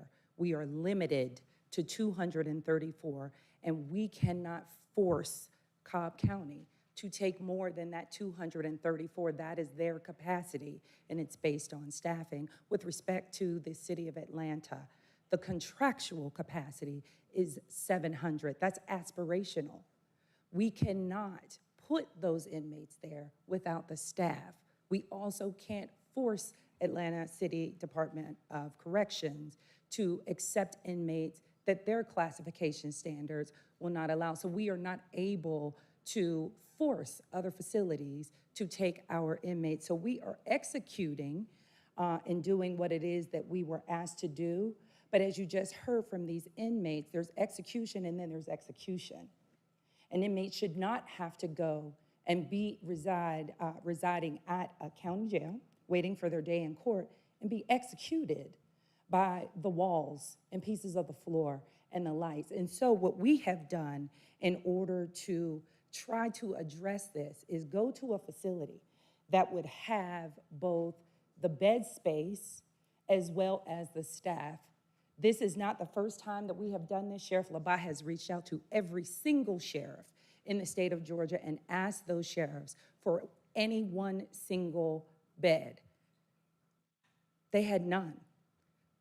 Douglas County has 40% capacity with their inmates. It's only at 40%, but they don't have staff. So we can't send one additional inmate to them. They won't receive them because they are at capacity. That's their operational capacity is 40%. So we can't keep them here and we can't keep them local. With respect to the inhumanity part, you know, we haven't had in-person visitation of anyone outside of attorneys since the beginning of COVID, right? So that's not happening now, but there is an opportunity for it to happen in one of the two places that we most recently visited. So in the memo that Sheriff Labat submitted to you all, we talk about the two facilities that we visited. The first was Geo Group, located in Fulton, Georgia. Although it is 4 hours away, it is in the state of Georgia. So we're not talking about, in that instance, going out of state. For that specific facility, they are able to take between 800 up to 1,000 inmates. They can take them. They are able to staff for 500 within 30 days, and the additional 500, 30 days thereafter. So within 60 days, they are able to do that. How is that possible? Happy to tell you. So they have already explained to us that they used to be a fully functioning facility that was a BOP, a Bureau of Prisons facility. And when that facility closed, they lost a lot of their staff. That staff is willing and able to come back to them. There is a need for that staff there, and so they are able to do that. That facility is able to provide medical, mental health care, programming. They're able to provide transportation to and from court and transportation for the purposes of ramping up the facility. The cost for that is not cheap. And for 1 to 500 inmates, the cost is $2.5 million per month. But once we get to the 1,000 mark, it is $3.5 million. So it's a smaller step up once we get to the 1,000 inmate mark. We understand that that is a significant financial investment into the care of the inmates that we have here in Fulton County, but how much is their life worth? How much is their safety worth? That's the one thing that wasn't discussed during public comments, was the inmates' safety from the building itself. Additionally, we saw Core Civic. We visited with Core Civic in Tallahatchie, Mississippi. They also are able to take up to 720 inmates. The cost for them, which is a housing-only cost, their housing-only cost is between $75 and $80. That's the per diem. There would be additional costs of $7,000 per trip for transportation, and that's the transportation related to going back and forth to court and also for ramping up the facility. Do the commissioners have any questions at this time? Is that the end of your presentation? It doesn't have to be. Well, what does that mean? It is. It is or it isn't? It is. Thank you. Vice Chair Ellis, followed by Commissioner Arrington. Thank you, Mr. Chair. So let me just kind of juxtapose two things. We're being asked to spend another $30 million for access to 500 beds when we've got 358 available beds in existing facilities that we have control to. Okay, so let's just note that. Secondly, I want to say this. This is about the third time that the sheriff's office has come down here, not giving us information ahead of time, to ask us for a boatload of money with limited detail and create sort of a staged presentation associated with it. Not acceptable. All right. We've had shanks, we've had inmates. Hold it, Vice we Chair. need Just a minute. Yeah. Now, I've been very lenient so far, but that could end quickly. Continue, Vice Chair. We need hard data, contracts, that sort of stuff, and we're considering stuff. Not to be paraded down here with the anecdotal. That's just not acceptable anymore. Well, As I noted no, before, no, no. I'm going to finish my remarks. No, you're not going to sit here and disrespect. Okay, me. No, Sheriff, no, that's no. not gonna I've been disrespected. Sheriff, come on. Let me tell you, no. You and I, Sheriff, please. You got me confused. Sheriff, please. No, I mean, we're, You got me confused. All right. when we are disrespected, when we are not presented with full Vice information. Chair, audience, I've been very lenient. About one more minute, I want to clear the assembly hall. Okay. Continue. All right. So we have supplied significant funding to this operation, over 53% since 2020, and 53% increase 2021 to 2023 in our various funds for different types of things. Your general fund budget, inmate outsourcing, et cetera.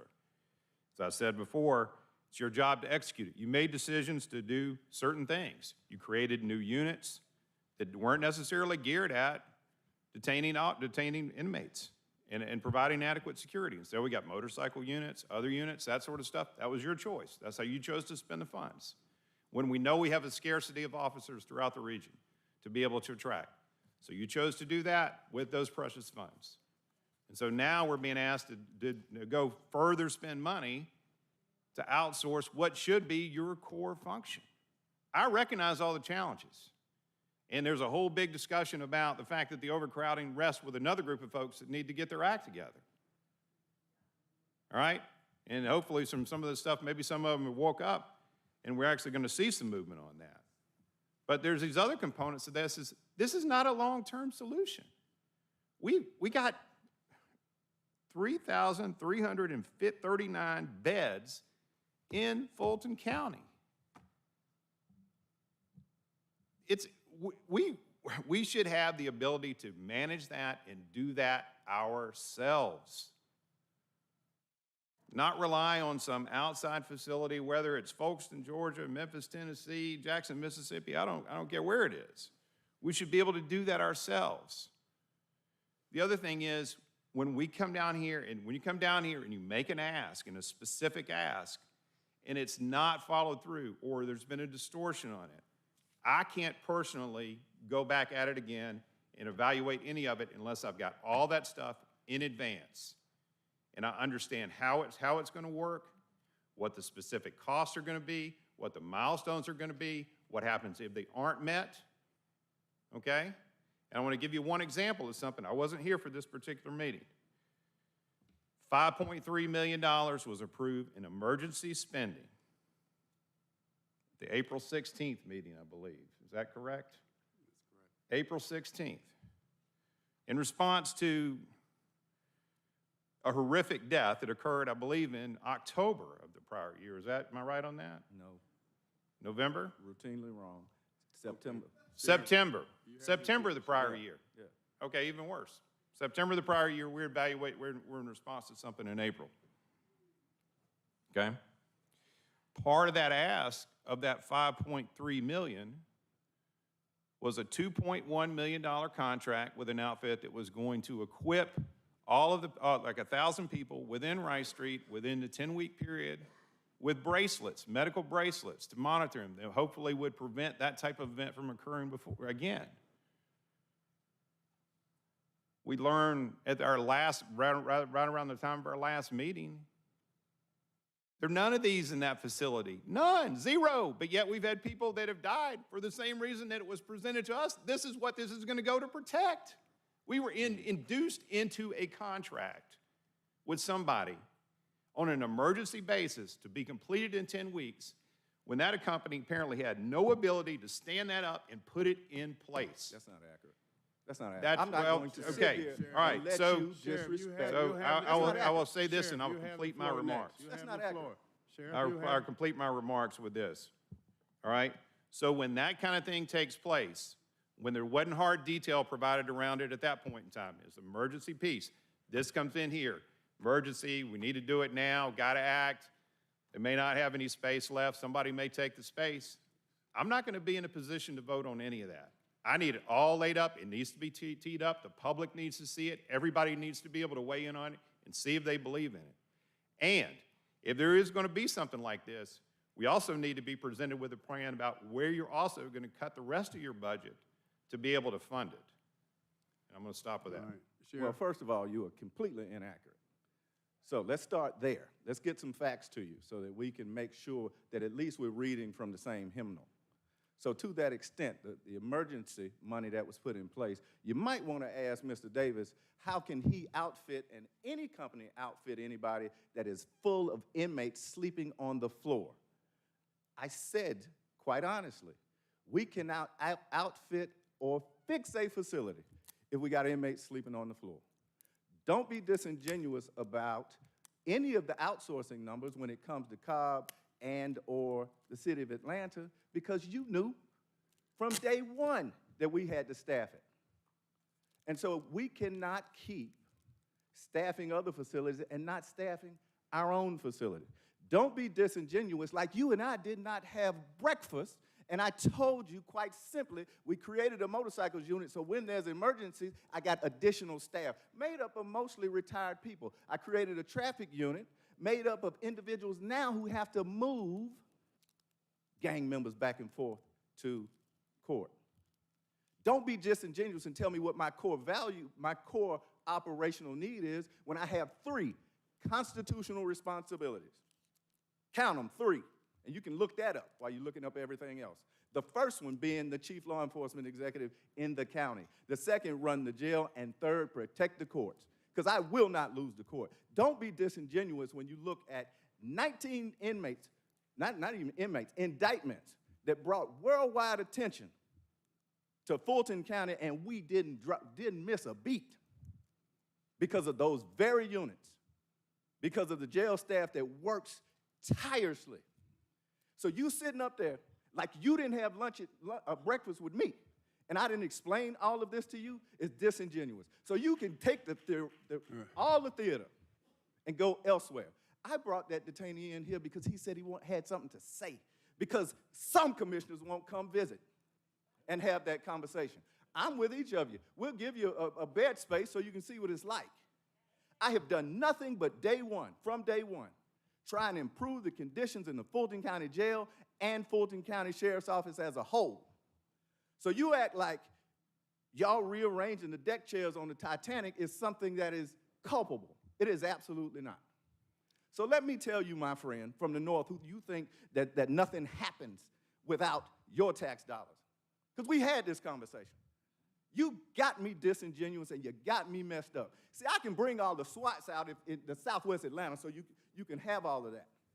Understand this. I'm not going to let you take me there because my mama taught me better.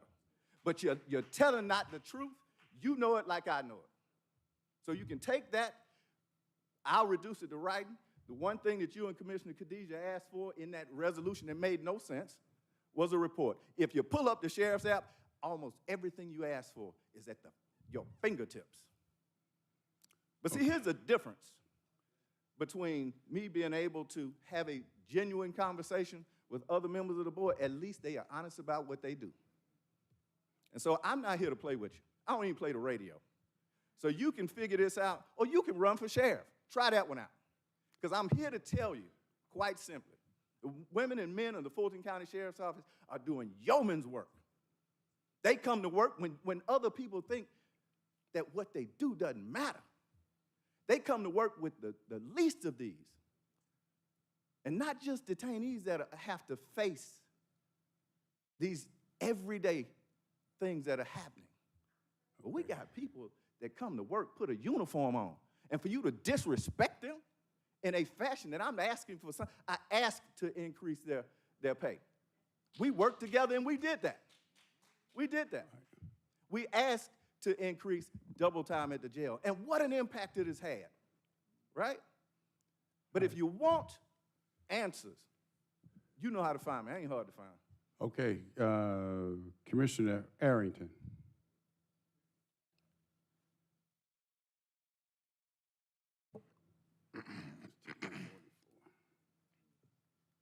Oh, yeah, y'all did have a meeting with these companies. Don't be disingenuous. Some of y'all had meetings before I had meetings. Sheriff. Yes, they did. Sheriff, Commissioner Arrington, you have the floor. Thank you. All right, so I want to know about these numbers, because what I didn't hear was, what I heard was apples and oranges. I heard $2.5 million a month for one facility, and then I heard $75, $80 a day for another facility. Yes, sir. So I like, that doesn't compute. If you're gonna give me one thing in a per month number, give me the other one in a per month number. If you're gonna give me one thing in a per day number, give me the other one in a per day number, because otherwise I can't compare the two, and I can't reconcile either one of them. Yes, sir. So happy to do that. What we did was we asked both entities to provide the best pricing that they had. In the first instance, Geo Group said that the best pricing they had was to do a flat rate for the facility. If you broke it down to per diem, right, then it would be roughly, at 1,000 inmates, it's roughly $116 per day per inmate for 1,000 inmates, right? And that includes both the medical care, all their programming, as well as transportation. The cost for a detainee here to stay at Rice Street or some other facility here in Fulton County is roughly $105 a day, based on what we learned from the county manager's office yesterday. So that 116, I want to go back. Is that based on the 1 to 500 or the 500 to 1,000? 500 to 1,000. Yes, sir. All right, so what is it at the 1 to 500?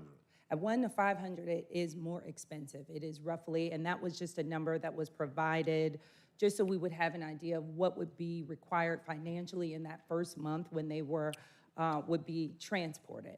And so that number is roughly 166 per day. 166? Yes, that is the 166 per diem, but that is not the ultimate All goal. right, that's fine. Yes, sir.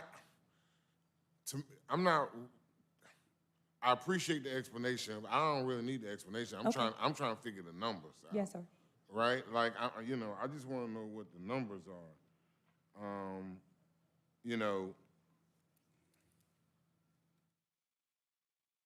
I think we all want to fix this problem, right? And I think everybody is a little frustrated with the fact that we are where we are.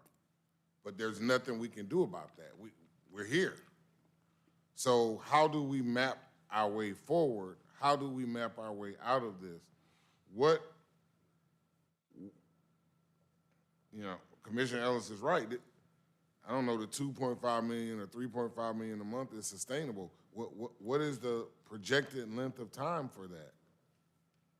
Well, the proposed agreement that they sent over to us that you have, that we just received from them, that proposed agreement suggests a 2-year period of time with the ability to have 1-year renewals for a total of 5 years would be the ultimate plan.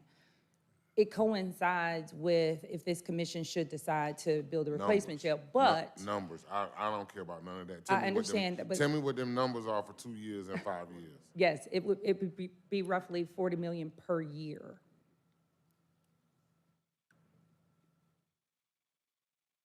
Have y'all had a chance to analyze what she's saying? Yes or So, I think we all agree that we need to get as many local beds as we can first, right? We need to get as many local beds as we can, and I think we all realize that that is somewhat, the biggest challenge to that is staffing up, right? Is one of the biggest challenges to that. And so, I don't know how we get there, but for me, I'm just trying. I want to hear numbers. I ain't trying to get into the theory and all of that stuff. I got to evaluate this. This is a budgetary thing for us. So for me, I need to know what are the numbers that we're looking at, right?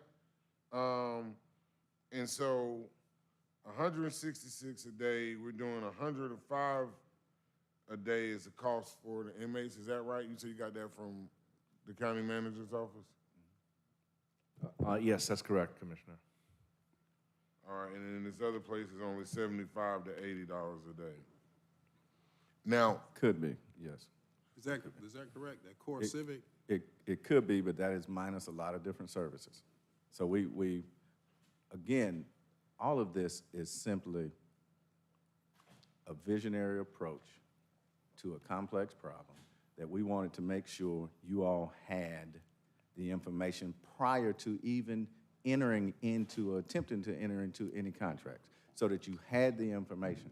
So again, our chairman and a bunch of other people have met, right? So having this conversation was, how do we solve both problems at the same time?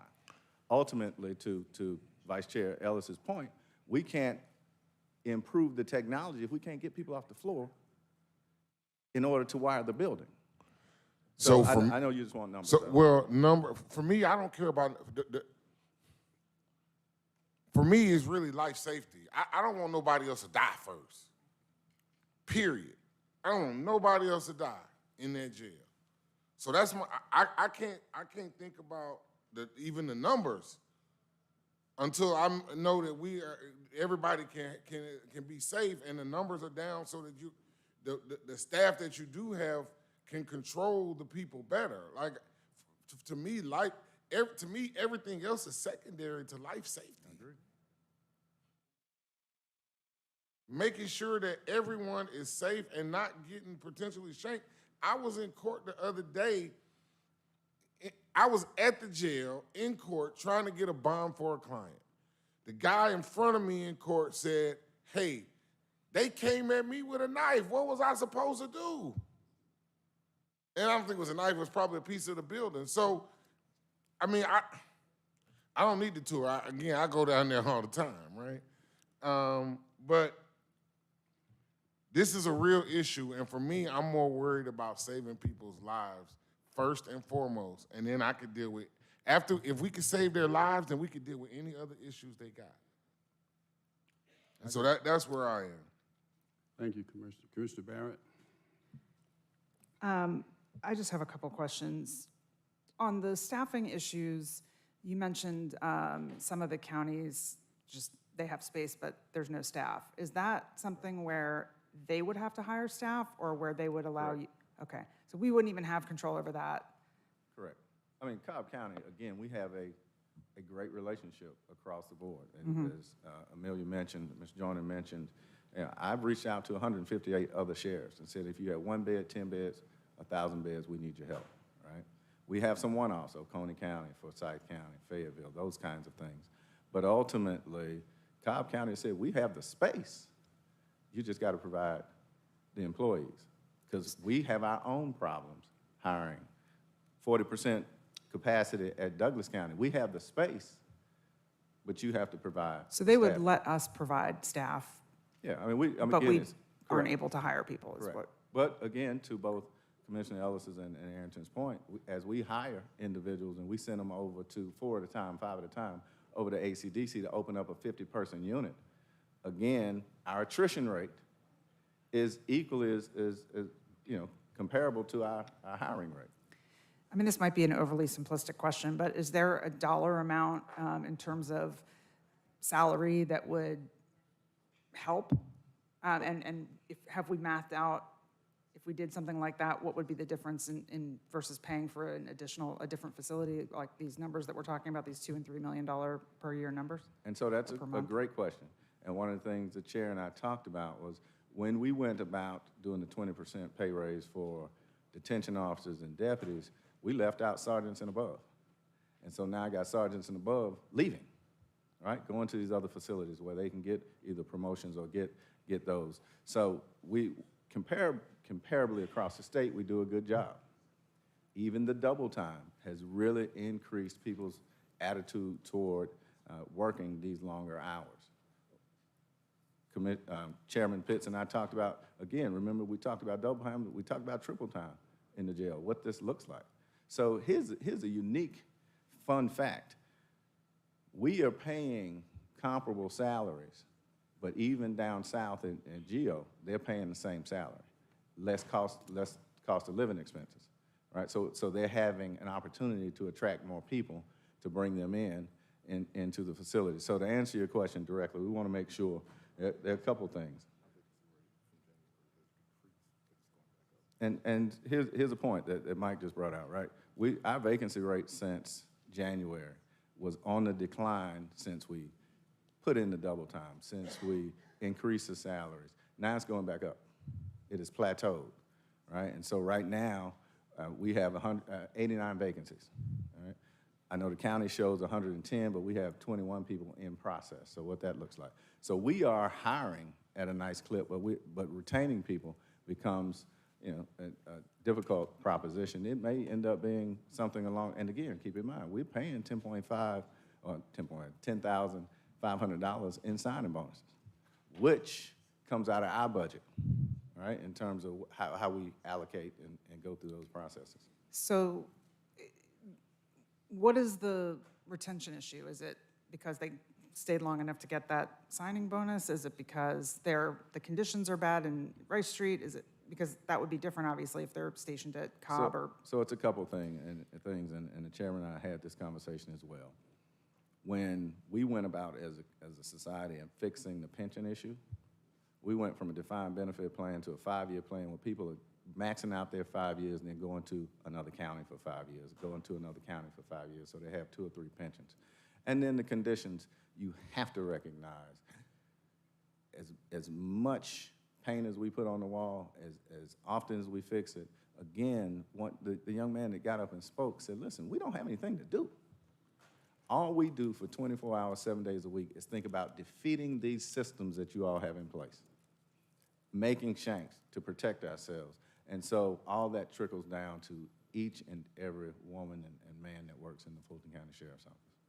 I guess I'm just wondering if we could, I mean, I know it's magical thinking a little bit, but it just seems like there'd be some way to do some sort of hiring, at a different price point or something to get people to work. So I don't know if it's the, adding that cost of living to the amount, we were saying the people in the other part of Georgia, is it South Georgia, that are making the same amount with lower cost of living. Do we somehow try to account for that? Do we provide some other benefits? I don't know. I'm just trying to think creatively here. And I'm going to just add to that I understand Vice Chair Ellis was frustrated that we didn't get materials until we got here, but I would sort of push back and just say I thought this was supposed to be a discussion item, so I thought we were here to have some discussion. So for me, as long as we're not making a vote right this minute, I'm good with, learning about this with you all and having the conversation.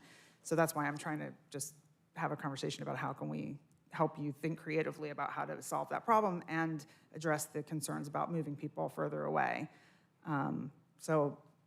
I think that's helpful. It'd be nice to see these numbers for these two laid out in a way that they're easier to compare.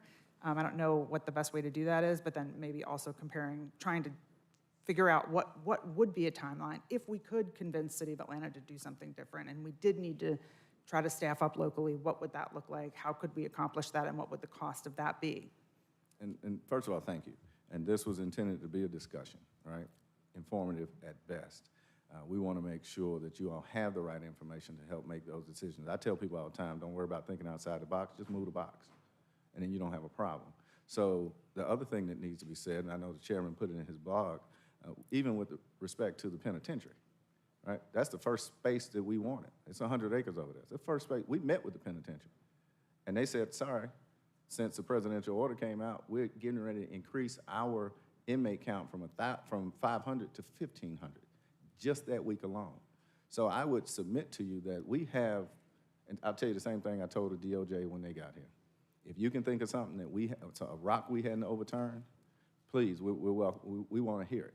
And so we want to have these work sessions to say, okay, what is the best criteria? Do we look at pay parity, right? Do we look at deputies versus detention officers? What does that look like? How do we have that conversation with HR, right? Again, speeding up the hiring process. Those kinds of things will help us deal with these numbers. But to look at where we came from and where we are, our team is doing an incredible job. It is simply that, and to your point, the conditions at the jail. Now, here's the interesting piece. People leave, and then they come back.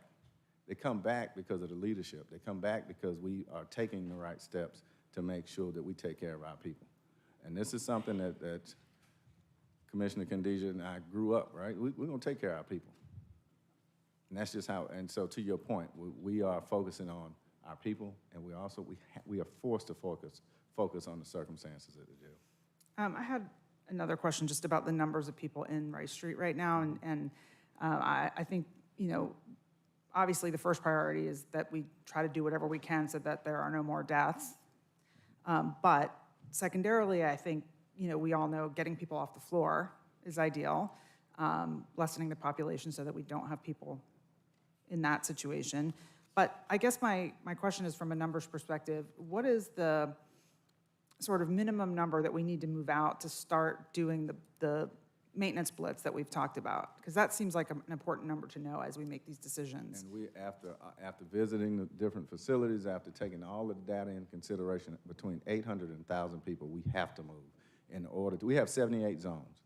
In order to rehab each one of those zones without the connotation that ultimately when we get to 77 and 78, we're gonna have to start over again. So to get people off the floor, get 270 people off the floor, maximize the units that we are outsourcing that's available to us, it has to be between 800 and 1,000 people. Well, maybe I'm confused about those numbers. So if we need to get 270 off the floor at a time, where does the 1,000 come from? The 1,000 ultimately is we get ready to empty these units out so that we can really bring them up to code, bring them up to standards, right? And continue to get these folks off the floor. Most of these folks, if you look at the slide here that's behind you, we had almost 600 people sleeping on the floor. So we had to get creative about how we, one, get them into cells or behind cell doors, ultimately out of the facility. Again, no one argues that the system is broken. Ultimately, we get held responsible because the system is broken. And so to your point, but being able to move 800 to 1,000 people out will allow us to go in and collectively address all the maintenance issues that I've brought to the board on multiple occasions. And we'll get you, and I know Mr. Davis's team do a really good job of how many work orders. There are thousands of work orders in a month that are seen. But ultimately, the wear and tear on a 30-year-old building that was built for really half the population, it really continues to strain the system. So being able to move those folks out, not only that, being able to give them the space to be human and take advantage of programming that we can't do when we have people stacked on top of each other. Just one last thing. You mentioned wanting to explore the ability to sort of say no to taking misdemeanors in the jail. What can we do to help with that? Well, I'd ask that our law department do the research on that again, they represent us and you all as well. Ultimately, any violent misdemeanors we will take. Sure, domestic violence, et cetera. Now, the other thing is I just may make an order and say we're gonna stop taking them. Then you're gonna get blowback from all the other 15 cities, right? Or from 15 cities and what that looks like. And so ultimately we have to, and here's the other dangerous part about that, and I tried to forewarn people when the city stopped taking detainees in at different magnitudes. The minute we do that, it's up to the officer's discretion. So it goes from disorderly conduct to obstruction. And so now you go from misdemeanor to a felony. All right? And what does that look like? So our goal is never to increase anyone's charges, but to ultimately be in a space that we can really provide service. And so that's a mantle we'll have to decide if we're going to move into. I'm just going to toss this over to you, Mr. County Manager, and not really a question, just a statement. Maybe when you speak to Mr. Amon, you can bring that up as well, because that would also be a culture change, right? So we would need to make sure that that was addressed, yeah. Okay, well, that was all I had for right now. Thank you. All right, Commissioner Abdur-Rahman, it is 2:04, ladies and gentlemen.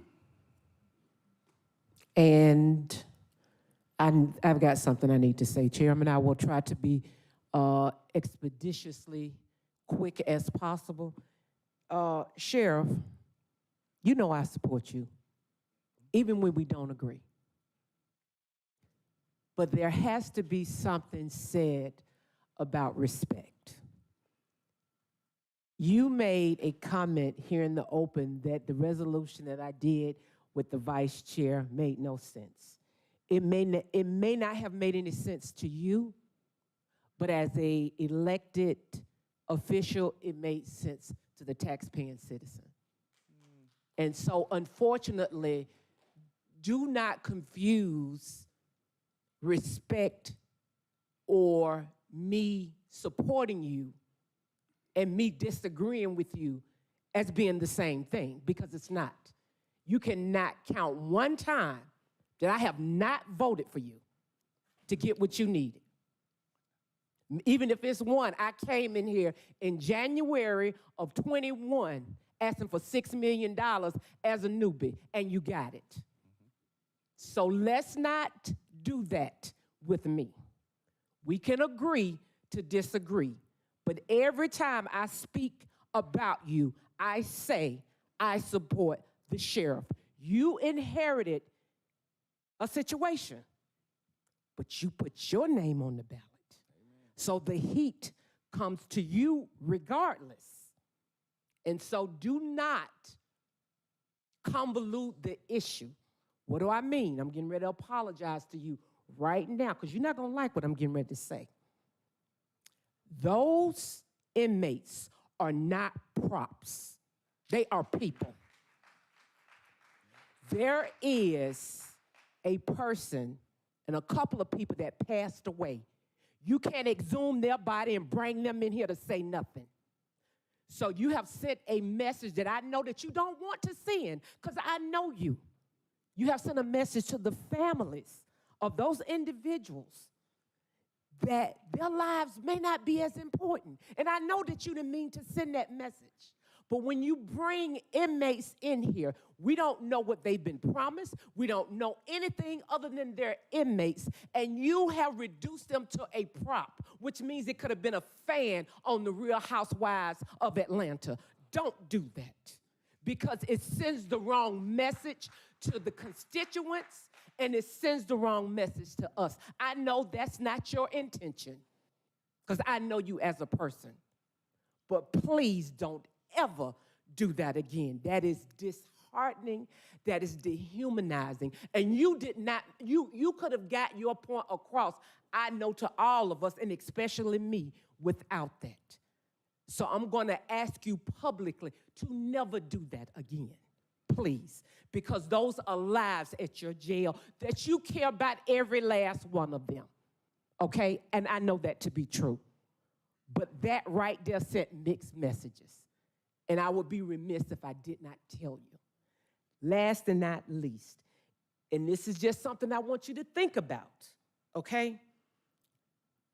I have received an unprecedented number of people wanting local beds. They understand you are in crisis.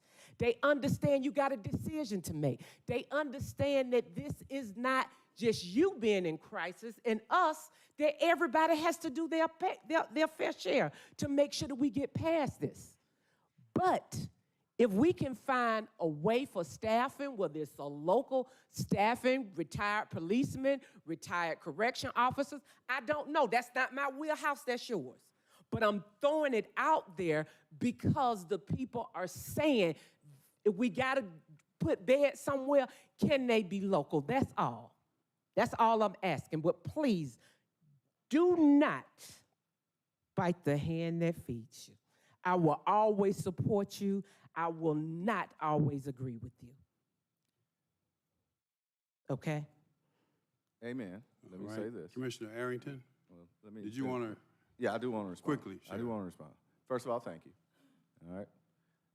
We may not always agree. And bad choice of words when I said didn't make sense. Didn't make sense to me. You know why? Because when you want something, you pick up the phone, you get the information immediately. And it did not take a resolution to do that. I have been in this assembly hall more than any other sheriffs in the history of the Fulton County Sheriff's Office. Been over backwards asking to make sure, and you know this, to support our teams in every sense of the word. Absolutely. But you're right. It's not about props. It's about the conversation that's generated because of it. Because when I go and I sit in those units, and they say, let me go talk to the commissioners. Maybe they don't understand, right? Maybe they don't understand when you came out week 1 or week 2 out of the tour and you had a press conference, you said it's a third world country. And we are 3 years removed from that. And so when you have somebody that is eloquent enough to be able to, see, this is what I try and get people to understand. Just because you are incarcerated doesn't mean you're not human and you cannot express yourself. So when that young brother said, I'd like to go, right? I'd like to go have that conversation, right? Are there better ways to do it? Maybe. Maybe we invite the whole, let's have a Board of Commissioners meeting over at 901 Rice Street, right? There's some opportunities to do that. Let's continue to do that. Because of our relationship, we may not always agree to, we can agree to disagree. But I certainly appreciate your approach. It was not demeaning. It was very respectful. And so in that, we can have a conversation and communicate. And as long as we communicate, and I've said this from day one, as long as we communicate, we can do the jobs we were elected to do. To your point, it's a heavy mantle to be the sheriff of the largest county in the Southeast, just like it is for each one of you as a commissioner in the space that you are. But as my mama said, you know you asked for this job. Not only did you ask for this job, you begged people to vote for you. And so I will continue to fight for my people, both that work there and both that we provide care and custody for. And that's why we do the work that we do. But you do know that we're going to disagree sometime. I agree. Okay, thank you. I agree. Thank y'all. Commissioner Thorne. I'll be quick, Chairman. Gosh, I had no idea that we were talking $3.5 million a month until I get all this material to try to look over. So thank you for coming down here, and thank you for your presentation. How long do you think rehab would take? or do you know? So it's beyond the rehab piece, right? We're talking about building a new, a replacement facility. And so ultimately, what does that look like in terms of continuously moving people? Mr. Davis and his team and EMSI have worked out, again, the bridging plan, right? That was part of this 78 piece. We're trying to do one a month, and that's on the one floor a month, and that's on the aggressive end. And so our teams met yesterday to see how we can improve services both from contractors that come in. I suspect even on best hopes, right, we'll be able to do a floor a month, maybe a month and a half, ultimately continuing to push from there. And maybe Mr. Davis has a little more insight as to the overall specifics, so that may be able to be helpful from there. But the other piece that we're trying to prevent, again, both with staffing and outsourcing, is that by the time we get to 77 and 78 in those units, is ultimately, do we have to start over? So we're trying to prevent that using better products, high-end products, more products that weren't even in existence 30 years ago. So we're taking that approach. And then as far as the bans and saving lives, ultimately, we have to move people out. I'll give you a great example, and Chairman and I talked about this. You all didn't have the Board of Commissioners meeting in here while you redid Assembly Hall. And I know you just got, I know you just got elected, but the former council members, former commissioners understood that you vacated this space with a $4 million price tag, and we have what we have. But to be able to do that and be unencumbered by detainees on the floor, detainees in those areas, is our biggest challenge. And that has been the biggest piece in terms of delays. And I don't know if Mr. Davis has anything to add, specific-wise. He doesn't. Okay. Yeah, I mean, I've been, I went to the opening of the PAD, or the kickoff of the PAD project, and one of the things that they really do to hopefully keep people from being incarcerated is connecting them with family, connecting them with community.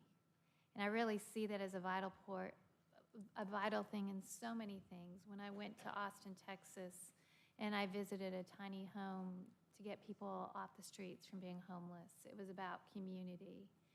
You know, when I look at mental health, people, friends and neighbors who have kids that are struggling with substance abuse issues, it's about community. So for me, it's a struggle to remove people, pick them up and remove them from their community.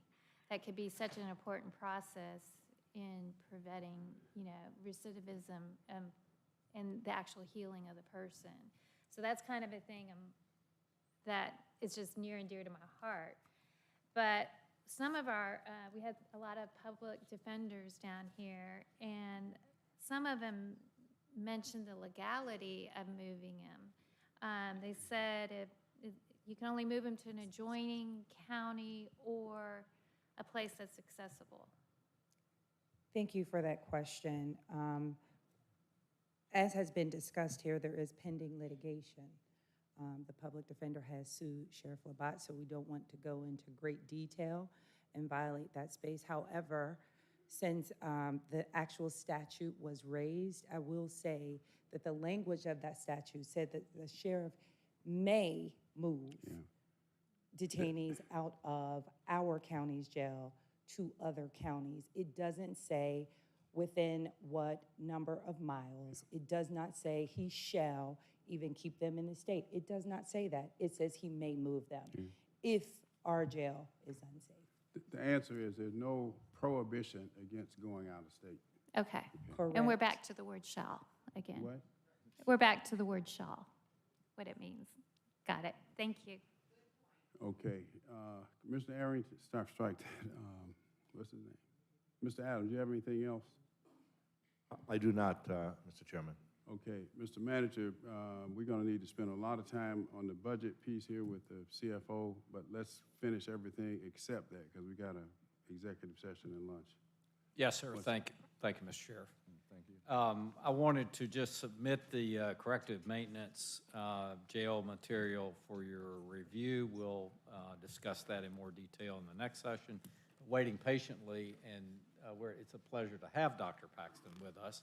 I wanted to ask Dr. Paxton if she could come up, talk to you briefly about what she's seeing in terms of the COVID uptick, as well as other things to be on the lookout for, particularly in the fall, and then give you a highlight of some staffing challenges that invariably we'll be discussing in the 2024 budget.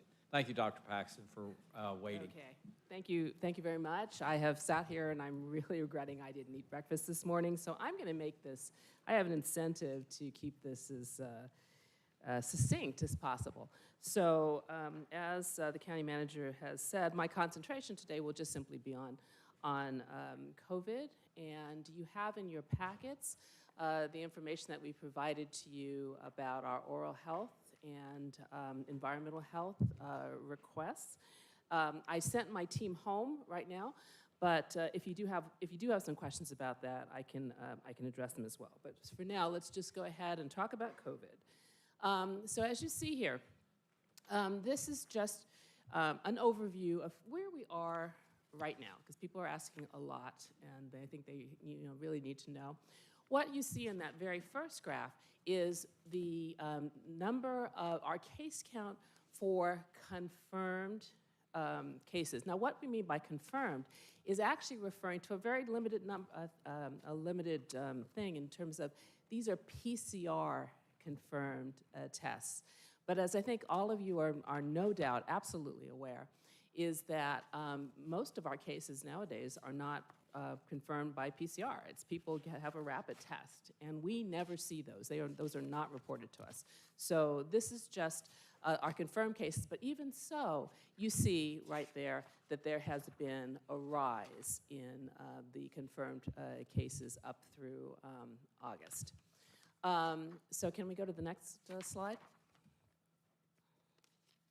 Okay, so happily, well, actually, you all know, let me just go through this. You all remember that the public health emergency was formally declared at an end in May of 2023. And as part of that, our data collection for COVID-19 has completely changed. It's no longer a reportable disease, so we don't get reports about cases as they come in. So what are we doing to monitor COVID? We are tracking things that we can really verify. And one thing you can verify are hospital admissions, and that is followed very closely, by CDC. We can also monitor emergency room visits that are linked to COVID and/or other respiratory diseases. And happily, I like to look at that slide, and you see that most of Georgia in this area is actually green. So by the CDC prevention strategies, we are having we're having a low hospital admissions rate throughout Georgia. May I have the next slide, please? All right, so going deeper into this hospital data, what we are seeing is that recently we are seeing that our emergency department visits for COVID-19 are increasing.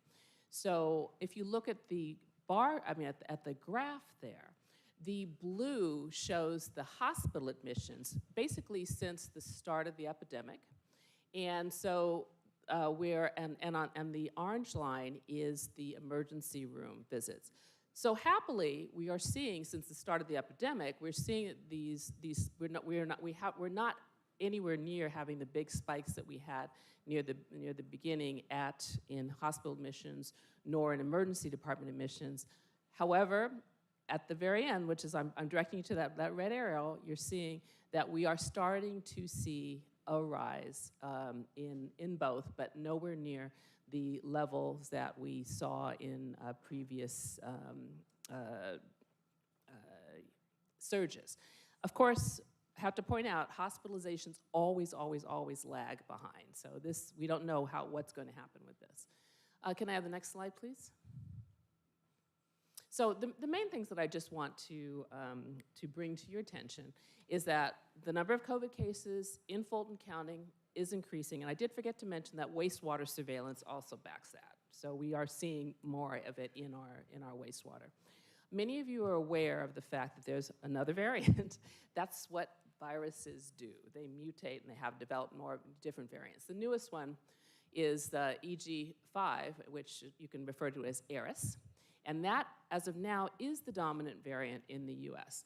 What is helping, of course, that is that the early data indicates that this virus is not, it may be a little bit more easily transmissible, which might explain the fact that almost all of us know somebody who relatively recently has, tested positive for COVID, but it doesn't appear to be causing any more.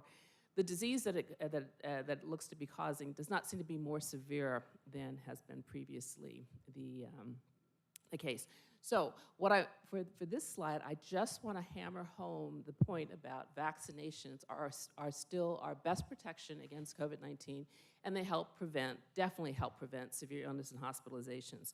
So as many of you are aware, the Food and Drug Administration and the CDC have recently approved the new COVID-19 vaccine, and it offers greater protection than the older form of the vaccine. So in fact, we here in Fulton, we got our first shipment yesterday, and so we will very soon be hopefully getting the rest of our shipments in, and so that we can start getting those out to people. Everyone is encouraged to get this new booster. In fact, with the older, we're now, as we're getting the new one in, we are warehousing the old booster. The recommendation from CDC is that everyone over the age of 6 months is eligible and should be encouraged to get this vaccine.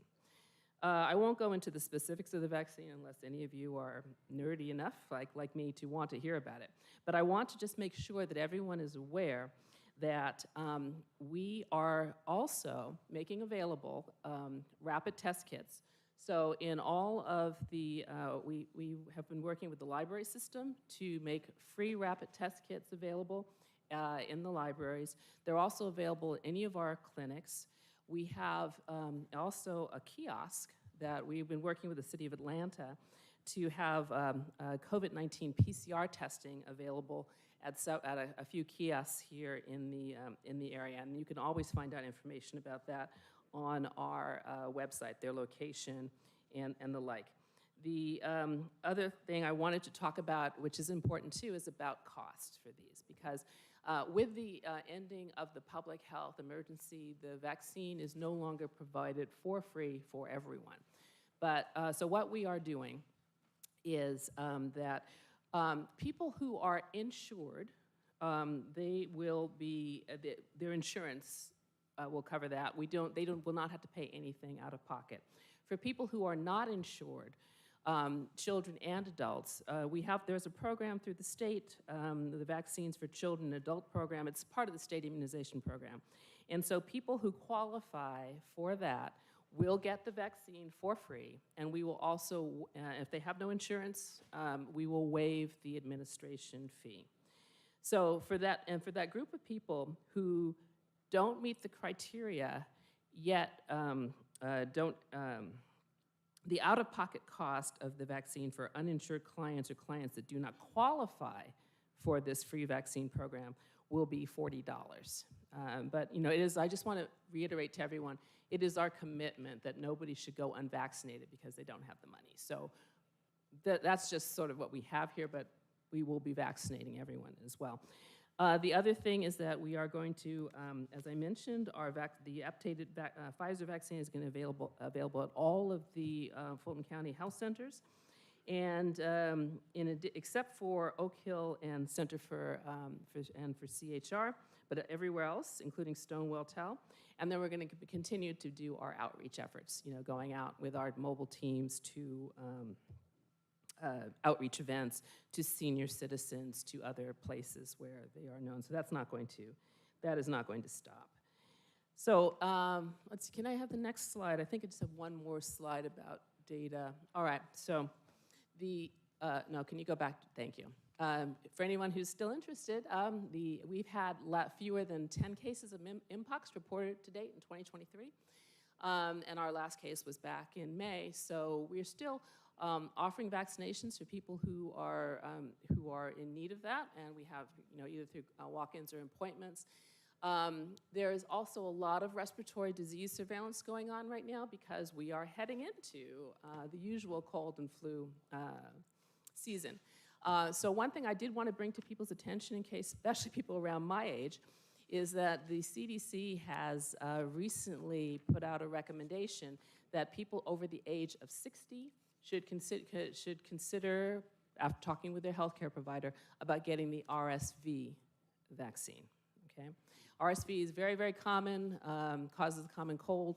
It causes a more severe disease in the very young and the very old. I'm disconcerted to find out that over the age of 60, I guess I've now fallen into the very old category, and I got my RSV vaccine 2 weeks ago. So I wanted to bring that to your attention as well.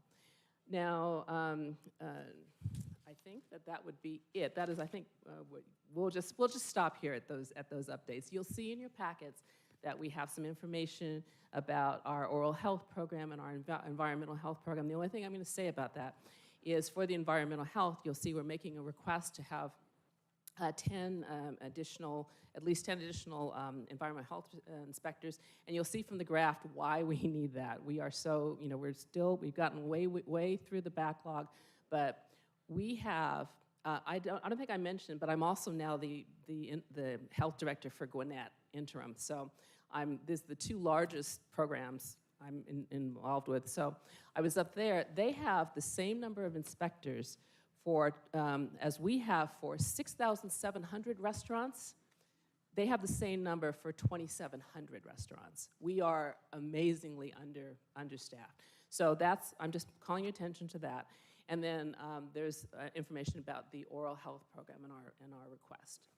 So I'm just going to, I powered through that, partly because I'm hungry, but also because, do feel free to, ask me any questions right now if you have questions. All right, are there questions? Who's that? Commissioner Thorne? Yes.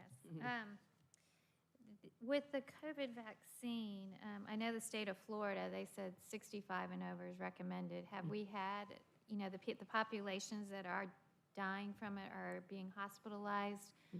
What is the age groups of that? Do we have children that are contracting COVID and being hospitalized? Yeah, we still do. I mean, children have always been less affected than others. And luckily, mortality rates for all groups, again, thankfully, have dropped over the past years. You should know, I want to make people aware that the recommendation that has come from out of Florida from their Surgeon General has been highly contested by others in the field.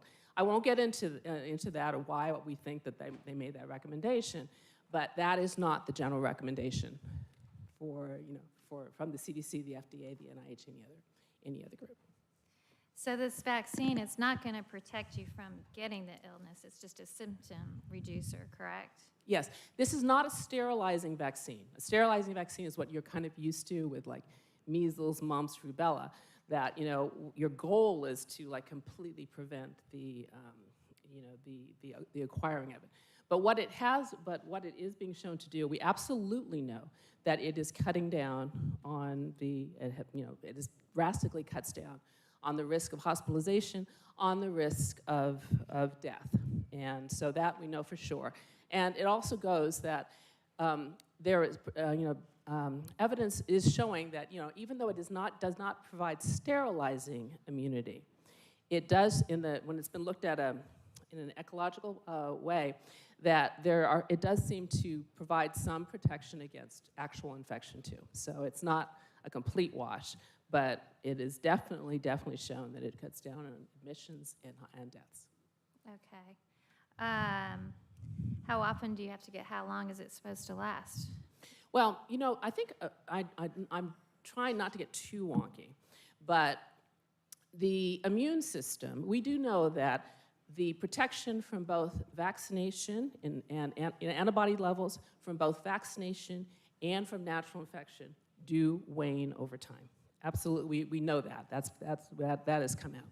So what my expectation, but the thing about the immune system is that it's basically a two-sided. There's like the B cells, which is that produce the antibodies, and with any infection that you get or any vaccination you get, those antibodies drop over time. That's just the way that it works. But what the vaccinations and natural infection also do is they rev up the T cell system, which are, killer cells, T helper cells, and the like. So they are primed for the next, go-round, the next exposure to the virus. So what we don't, so we don't know. You never know exactly how long it's going to take to, for this to wane, a bit until you actually, monitor it. But I'm going to make boldly go out there and make a prediction. I think that from all the evidence that we're seeing with the past vaccines and the past waves of COVID, I think we're rapidly heading to the point where we're going to be doing, probably recommending like once a year vaccination, like we do for flu. In that, when the cold and flu season comes up, most likely we're probably going to be recommending that go in, get your flu shot, get your COVID shot, and if you're over a certain age, get your RSV. That's my prediction. I don't know. I might be wrong.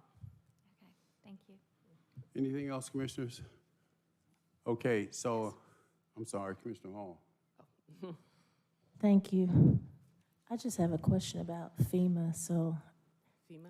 yeah, there's page 58, and can you answer that, or I don't. do I don't need have it in front of me. micro If wiki? Matt or- Call might, maybe if I mean, Matt Kohlmeyer, or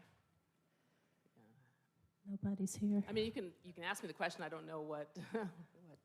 I just wanted to know if the recent flood qualifies for FEMA, because I've had churches, and I don't know how many people saw the videos of the church where the woman was literally swimming in the parking lot.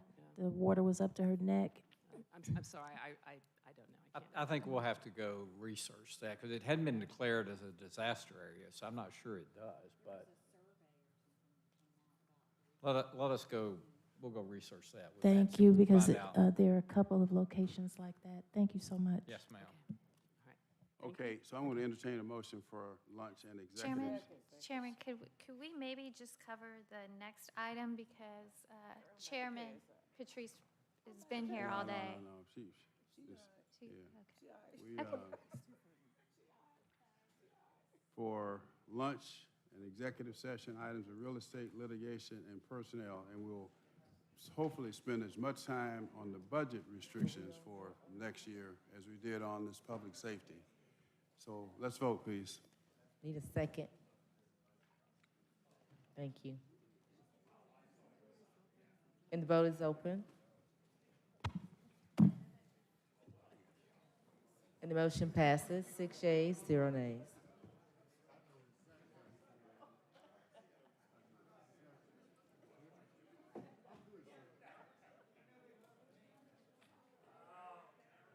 Recording stopped.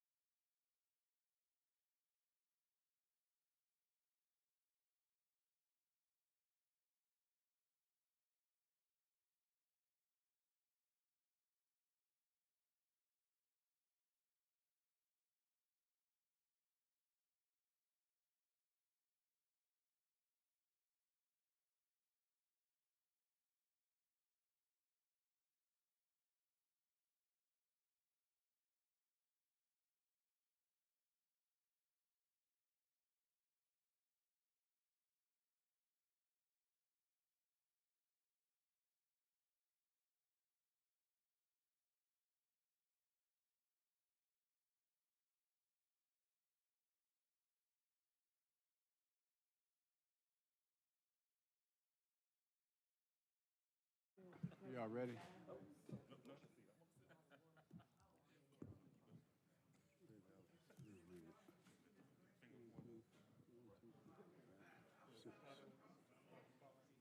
Y'all ready?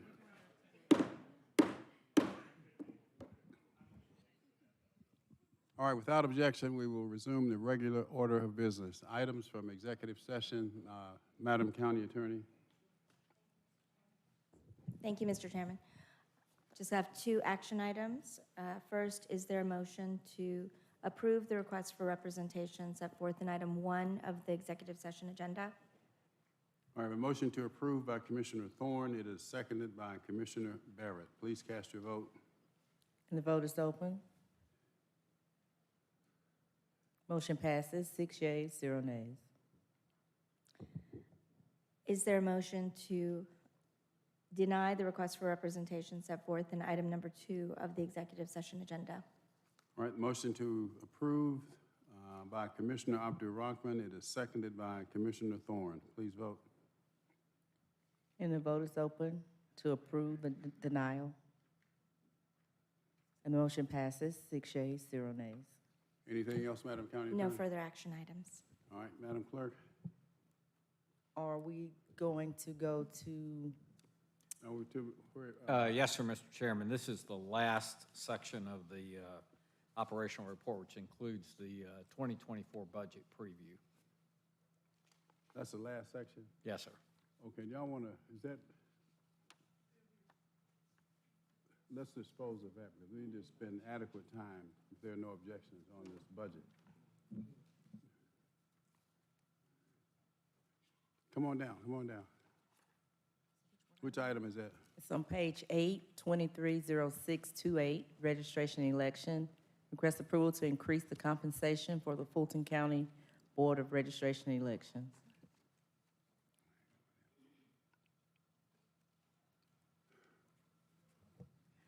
Good afternoon, Commissioners. I'm Patrice Perkins Hooker, a Fulton County resident and currently the chair of the Board of Registration and Elections.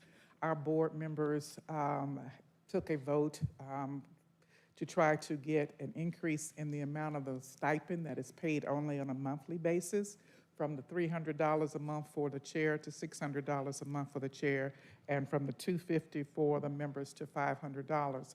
And this is just because of the fact that it has not been changed since 2018, and there's just a lot of added responsibilities that we have as a Board of Registration and Elections, especially in this particular climate. All right, motion to approve by Commissioner Barrett. Is there a second? Seconded by Commissioner Thorne. Any questions? All right, let's vote.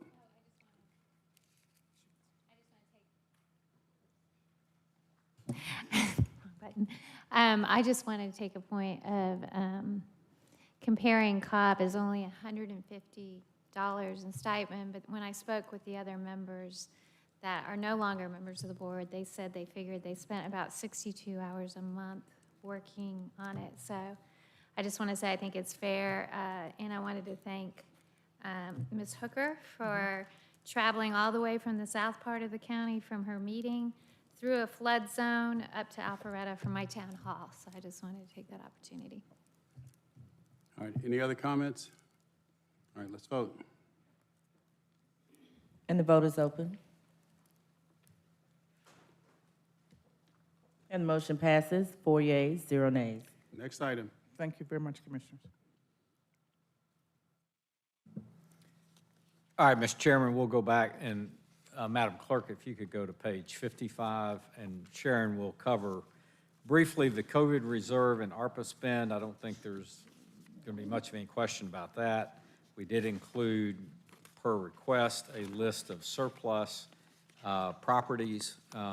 You'll note that most of this is, well, all of it is land except the one place on Strickland Road that we've had difficulty getting any buyers for. Also leased properties. Again, most of that is either dealt with the restacking or is committed property like Board of Health and library properties. But Sharon will spend most of her time on a preview of the 2024 budget, as we talked about up front. So Sharon. Thank you, Mr. Anderson. Just, I guess, a few highlights on the COVID response report. As is normally the case, the greatest area of expense incurred in the last reporting period is in our project Orca, and we are continuing to execute against the original plan, and as part of our 24 budget planning process, we'll be looking at the wind down and close out of all of our ARPA projects and ensure that we have full utilization of the resources by the end of 2024 when we have to have them either under contract or expended. And then on page 58, slide 58, please. I just wanted to highlight here what our current FEMA reimbursement looks like. To date, we have expended $29.4 million, submitted $29.2 for reimbursement, and have been reimbursed $21.5 million. And we're still working with Matt Kallmeyer and his team and representatives from EMSI to close out all of the requests for information and supplemental information from the FEMA reviewers as they are reviewing our applications. So we're hopeful that we will continue to see the reimbursements materialize against the outlays that we've experienced. And next slide, please. Actually, you can go ahead and go to slide 61. This is just the standard monthly financial report. Just wanted to highlight here that through the end of August, actual expenses in 2023 were $494 million. That's about a 55% utilization rate against the current year budget. If we were just looking at this on a pure straight line basis and assuming that all expenses occurred ratably, we would be at about a 67% spend rate.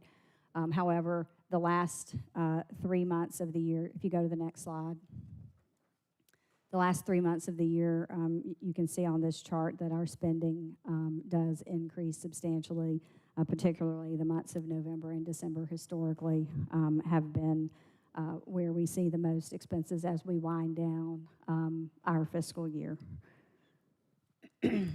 And next slide, please, slide 63.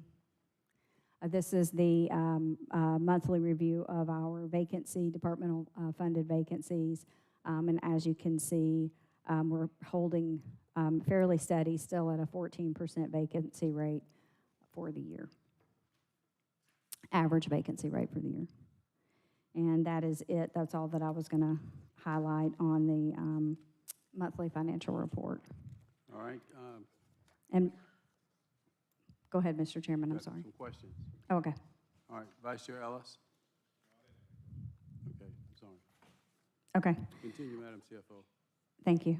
As the manager indicated, slides 70 through 73 included the update on leased properties. I'll just pause here to see if anyone has any questions on that information.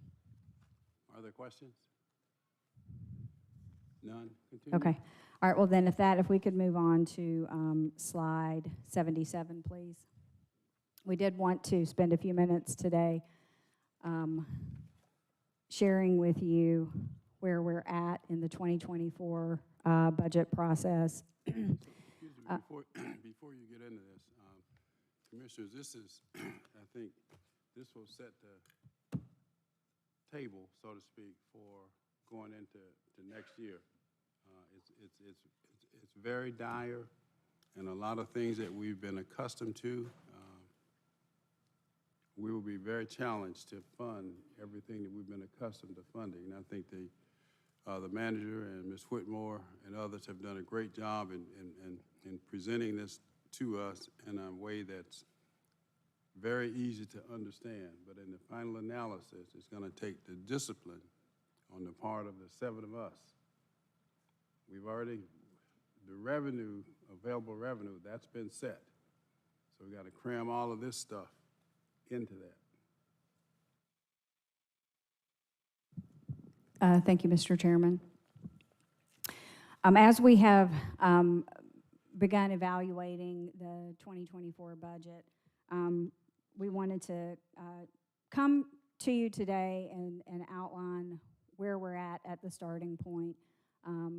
The departments have submitted their budget request at this point in the process. The budget analyst in the finance department are balancing those requests out, validating, ensuring that there are no duplications, and things like that, so that in the next week or so they can present to us the summary of the ask.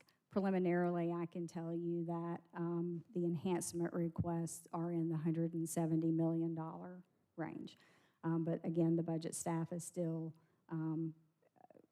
going through all of the submittals, reconciling and balancing all of that information out.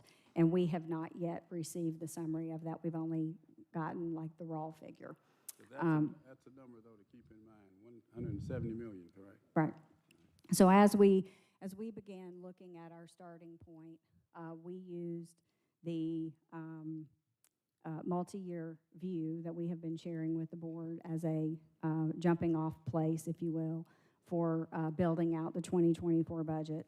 And we wanted to just sort of level set what we are basing our preliminary view on. So from a revenue projection, of course, you know, the largest component of our revenue is property tax. So the assumption that we've used for the development of our property tax anticipation in the 2024 budget is a 5% billable growth in the tax digest. That is consistent with what we had presented to you all in and decided upon in the offsite discussions on the multi-year view. We also base that on a flat millage rate of 8.87 mils, assuming that the board would not entertain any property tax increase, or at least a property tax increase related to an increased millage rate. That is the underlying assumption with regard to the millage rate. And then a standard 96% collection rate for the amount of taxes that we typically collect against the current year levy in the county's current fiscal year, with the balance being collected as a prior year receivable in future years, in a future year. We also adjusted other revenue sources for any known or expected changes. So for example, we know that we'll get a little bump again in the sales tax as we continue to adjust that for the renegotiations that were taken in 2022, as well as the effect of the interest rates on interest earnings and things like that. So we've made adjustments in those areas as well. From an expenditure basis, we've assumed status quo on the recurring expenditure budget, meaning if it's been in the budget as a recurring expense, we've put it, we've built it into the base for 2024, along with carrying forward the same level, the same thoughts around attrition as we had in the 2023 budget, meaning we will apply an attrition factor and we will partially fund vacancies at the beginning of the year rather than fully funding the vacancies at the beginning of the year, on the assumption that they will not all have been filled on day one anyway. And then 2024 is an election year. It's a presidential election year, which means we have an extra election cycle. So much like we did in 2022, we have funded 4 out of the 5 election cycles, leaving the general election runoff that would occur in December of 2024 unfunded. And it would be funded instead either through underruns within the election budget itself or underruns elsewhere in the general fund budget. And then I guess, in advance of and understanding that there had been some discussion around potentially the need to increase our utilization of outsourced inmate housing. We did increase that budget by $33 million. So that's included in our first pass of a 2024 budget, as well as a 5% COLA for county employees. Next slide, please. So with those base assumptions in mind, where that left us was about $154 million short, meaning that our revenue and available fund balance would be insufficient to support the expenditures, planned expenditures by $154 million. And so we have had conversation and discussion around how do we close that gap or reduce by either increasing the revenue or reducing planned expenses. So the thing that we looked at on the revenue side, rather than increasing the millage rate or projecting a true property tax increase, we are presenting perhaps a 2% bump in our digest growth factor from 5% to 7%. If you recall, it was, I believe, 14% was the gross change this year, and then when you got down to the net digest and the portion that just the real and personal property tax are based on after exemptions, it was about 11%. So we've bumped it by 2% from 5% growth to 7%. That generated about $13 million in additional revenue. The next box that you see in the waterfall chart is the effect on our fund balance requirement if we reduce expenditures, and those are the following three boxes. So the blue box is really reducing the fund balance requirement as we reduce the planned expenses. And so the first thing that we looked at is what were the items that we had built into the multi-year view that perhaps we will not be able to move forward with now. As you recall, we had a number of items in there, including incremental costs for public health, incremental costs for the jail bridging plan, incremental costs for employee compensation in the form of a transition to the market-based salary plan, the Siegel study, as well as the COLA. So we've eliminated some items out of the multi-year view, totaling about $54 million. The items that we've taken out are a reduction in the planned public health, increased public health expenses of about $24 million. That includes a reduction of the amount that we had originally anticipated needing as a result of negotiations with Grady Hospital, reducing the amount that we would have available to support the ongoing cost of the Behavioral Health Crisis Center, and reducing the amount of resources that we would be able to put into addressing the healthcare desert by supporting the FQHCs, like a copay plan for the FQHCs. What we left in is the minimum amount that we're looking at currently with the negotiations with Grady, a minimum amount to address our contractual obligation with Morehouse School of Medicine, and a small amount as a reserve should we find a need to supplement salaries for the third-party provider for the Behavioral Health Crisis Center, because we know that those professional level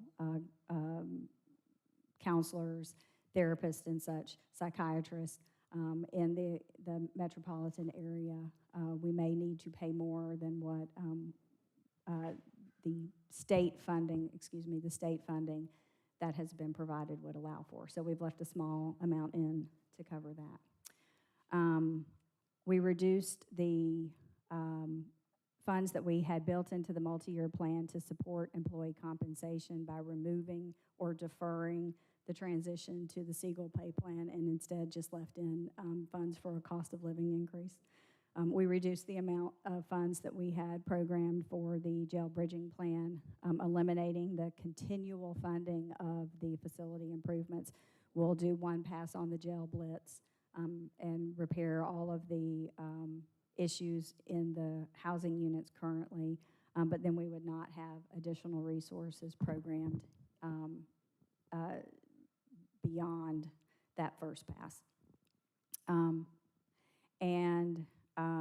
We also had originally programmed into the multi-year review a $10 million bucket for funds to address any enhancements that came from departments during their budget submissions. So if they had submitted $170 million in enhancement requests, our multi-year plan would have had at least $10 million built in to address some of those. But in this view, we will be taking that $10 million out. Additionally, in the next box down, there's $37 million of items that were added to the budget in January of this year that were funded from non-recurring funds. So those items are not being recommended for continued funding in 2024. And then that leaves us with, as yet to be identified, $30 million. So in this view, with the steps that we've addressed so far, we've bought down the $154 million by $124 million, and we have $30 million more that we will still have to present a plan to take out of the expenditure plan. Next slide, please. Is everybody following this now, where we are now? Okay. And so, Yeah, you want questions at the end? I think if we get through this, then we can take your questions. Okay. I'll be fairly quick with this. So to address that $30 million gap and be able to consider any enhancement requests over the course of the next 2 months, 2.5 months, we'll be continuing to monitor our revenue projections and evaluating the final tax billing amount back against what we had projected when we were talking to you about the millage rate, to see if we came out where we thought we would, or if we came out a little higher, or if we came out a little lower. So we just received some information from the tax commissioner's office last night, and we'll be finalizing that review shortly. And so if that generates any additional revenue, that will help to close the gap. We'll also continue to look at our current year 2023 spend and monitor all of our spending patterns and underruns in order to generate fund balance to potentially carry forward an improved fund balance position from where we were at the mid-year point.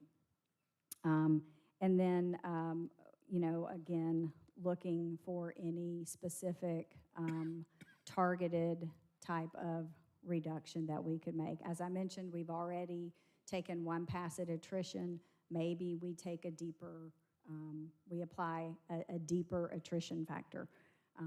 Do we need to go in and make across-the-board reductions in operating budgets? That really won't, in the operating portion of a department's budget, not their salary and fringe benefit, but the operating portion. That won't generate a lot, but it's something that we could address. Are there other areas of expense countywide that we could look at rolling back on? Do we go into contracts for services, CSP, those kind of programs, and give them a haircut? We have not done those type of, taken those type of actions with what we're presenting today, but it is something that we will be considering as we continue to move forward in this process. And then lastly, we will do a complete review of all of the enhancement requests in order to understand what departments are asking for, to identify anything that is a statutory requirement, something that perhaps is new, that cannot be avoided. And if we identify those, then we will have to find a way to fund them within the resources that we have available to us. Next slide, please. And so with that, this is just the schedule for the year, and the arrow just kind of shows you where we're at in the process. Our plan, as I stated, is to continue this review process. Last year, we did come back to the board on more than one occasion with an update.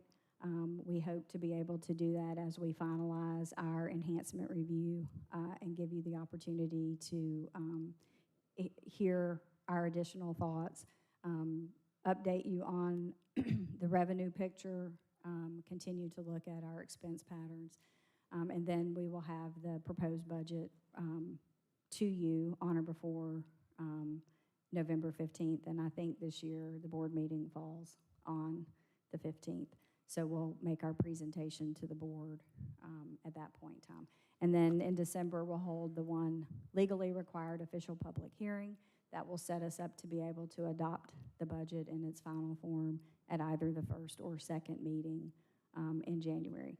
I would say that as we've had our conversations around approaching this, any underrun or any improvement, I guess I should say it like that, on our financial position between now and the end of the year, and then once we present the budget to the board in November, if we end up with any additional resources, if we've had to take out items from the budget that we have historically funded, or there were enhancements that we were not able to fund within the resources that we had.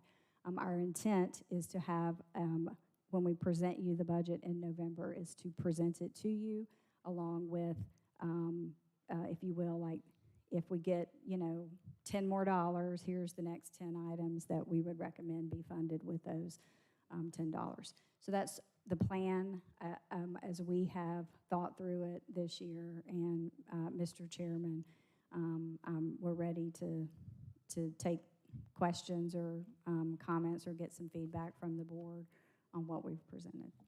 All right, starting with Commissioner Barrett, followed by Commissioner Hall at this point.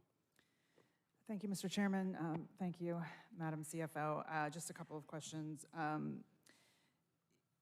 You mentioned the 5%, that you're building on the 5% billable digest growth rate, but then actually not, because you're doing it on 7%, correct? So Bumping to 7 would be one way to help close that gap, yes. But we started with 5 because that is what we had presented in the offsites and what we had previously discussed with the board. Gotcha. I'm curious what kind of economic environment research you all do to sort of come up with what seems to be reasonable, because, I mean, to your point, I think the budget last year was it on 5% or was it on 3? And then we ended up with 14. It was on 3 last year. Yeah, so I think there tends to be, I'm just feeling, again, a lot of this is anecdotal for me because it's still my first year going through the full range of the process, but there seems to be this, overarching storyline that you all will find the money and we sort of have it hidden away in all these places and it's just there and somehow it's going to magically appear. And I think one of the reasons is because of the assumptions. And I'm just wondering how if we can be sort of, obviously we don't have a crystal ball and we don't know what the economy is going to do, but there are a lot of people out there in the world making predictions, certainly, about where we're going to go. I'm just wondering how much of that you take into consideration when you're coming up with this percentage. We have some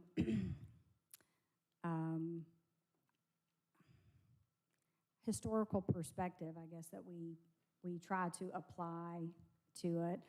And also, we will have a conversation with the chief appraiser to see if we can get a sense from him. My experience has been we get general, like we're seeing increases in this sector or that sector, but we don't get a hard number to work with. We have to take into, to consideration that a good portion of growth may be occurring inside a tax allocation district where we will not benefit from that. And so we have to take all of that into consideration and then look back and sort of look at the average maybe over the last 5 or 6 years. The concern is if we go too high and we set our expectations too high, then we will be in a position where when we get the digest next year, 5 or 6 months into the year, it may not be in the double digits. It could be single digits, and we've planned for double, and that could be catastrophic. So I think we tend to lean a little more on the conservative side of estimating on the lower side, so we benefit from something that comes in higher than estimating more aggressively on the higher side and struggling then to take corrective action when the digest information does finally come in. So oftentimes we are developing next year's budget without even the benefit of knowing what the current year's actual billed amount is. I said we just got that information in last night, so we've been talking about this for the last 6 weeks without the benefit of really knowing what that amount will truly be. So, I mean, we have to take all of that into consideration. I don't know, Dick, if you want to add anything. The only thing I would add, I think we take our own counsel because it's such a lagging indicator. It's property tax value-based almost exclusively. So unlike the state, who really does, I think, try to do a great job at what is the economy, what's the economic growth, and how does that translate to sales taxes and other taxes. Ours, economic activity, I'm not even sure when it has effect on property tax values until sometime perhaps down the pike. So it is less precise. I think you're stating it very well or asking the question. Hence why they're more conservative than not. Yeah, and this is getting out there on the edge. I'm definitely not asking because I'm criticizing. I'm really just asking to get a good feel for it and also just to sort of put it out there that it is imprecise. It is hard to pin down, but it does sort of give us sometimes this look as if, well, we either A, we didn't plan appropriately, or we kind of did it purposefully and hid the money. So I just wanted to have that conversation. Commissioner Barry, if I may just read out, what net digest growth rate has been over the last few years for you, so you can see, because we did look at, what the trend has been, as the CFO said. So if you look at 2013, our net digest growth was 1%. 2014 was 3%. 2015 was 10. 16 was 3%. 17 was 5%. And then 18, which was there was an anomaly that year, was a 15% growth.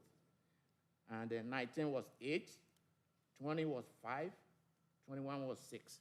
So you can see by us using 5%, we're very close to what our average has been, over the years. So right, I think I get that, and I appreciate those numbers. But I think what I'm, if we're thinking through what, to your point, Mr. County Manager, the state can look at sort of the economy in a much broader brush and say, okay, it looks like it's going this way, therefore income will go this way, therefore the tax base will go this way. I mean, for us, it's the real estate market, right? I mean, to some extent, it's like, what are housing prices doing? How much building is going on in the county? And so there are things that we could certainly look at. And I think if you don't line those things up with the numbers you just read out, then you don't really have a true picture of why it was 5 one year and 10 the other and 3 the other. So, I mean, I'm not saying we have a magic ball, a crystal ball here. I get that we don't, but I do think it would be helpful to kind of take a look at the full picture, if we can, of what the economic indicators are. I'm going to ask myself a question, but when we have the billing data, we have the data, right, to predict what the growth rate will be for the current year. Is that correct? When we get the digest is when we know what the, the growth in the digest is. When we get the billing data, it's really to confirm our projection against that digest value, because we still have to make an estimate for what the effect of appeals will be, Right. which is another imprecise process. And then we have to calculate the effect or the impact of the tax allocation districts, the growth in the tax allocation districts. That's in our gross and it's in our net, but we don't actually get to benefit from the billings on that. We only collect on what was in there in the base year. Thank you. I didn't really mean to open up an entire can of worms over there, but I did want to ask that. The other question I have is on page, slide, I guess, 78,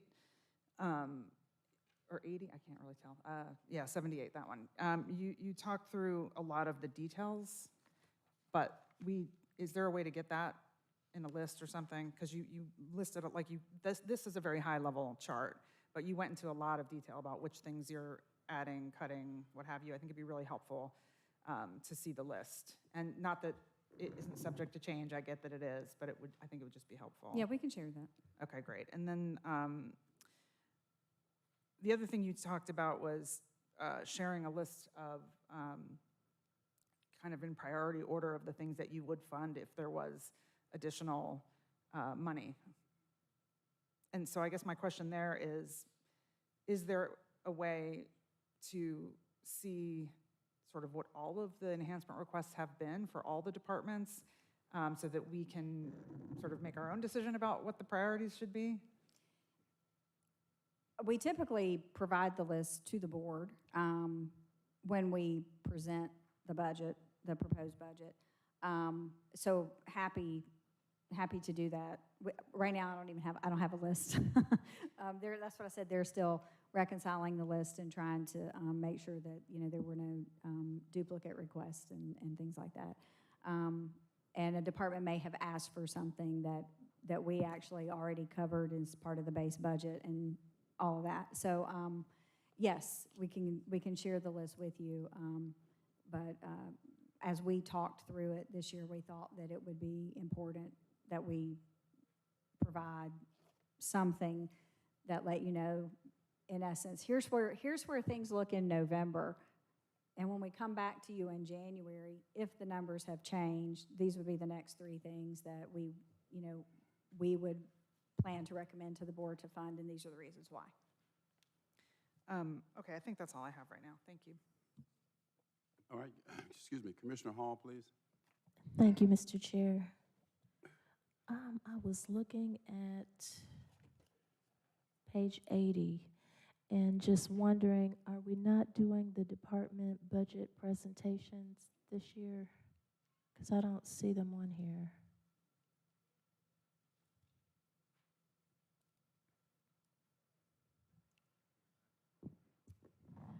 Commissioner Hall, I think that we are planning this year to go through, as we did in the last 2 years, and have our COOs meet with each agency to explicitly review their enhancement requests and to understand the enhancement requests. We have not, I guess it's fair to say, we have not finalized plans to have like the old style departmental budget hearings, but instead may have a session with some of the elected officials, with the county manager, Dr. Rochelle Alton, and myself. But we had not planned to go through the full departmental budget hearings, instead had planned to use the COOs in their capacity to review those requests with the agencies and to advocate for them in our internal review of their requests. Okay, so are we going to receive, let's see.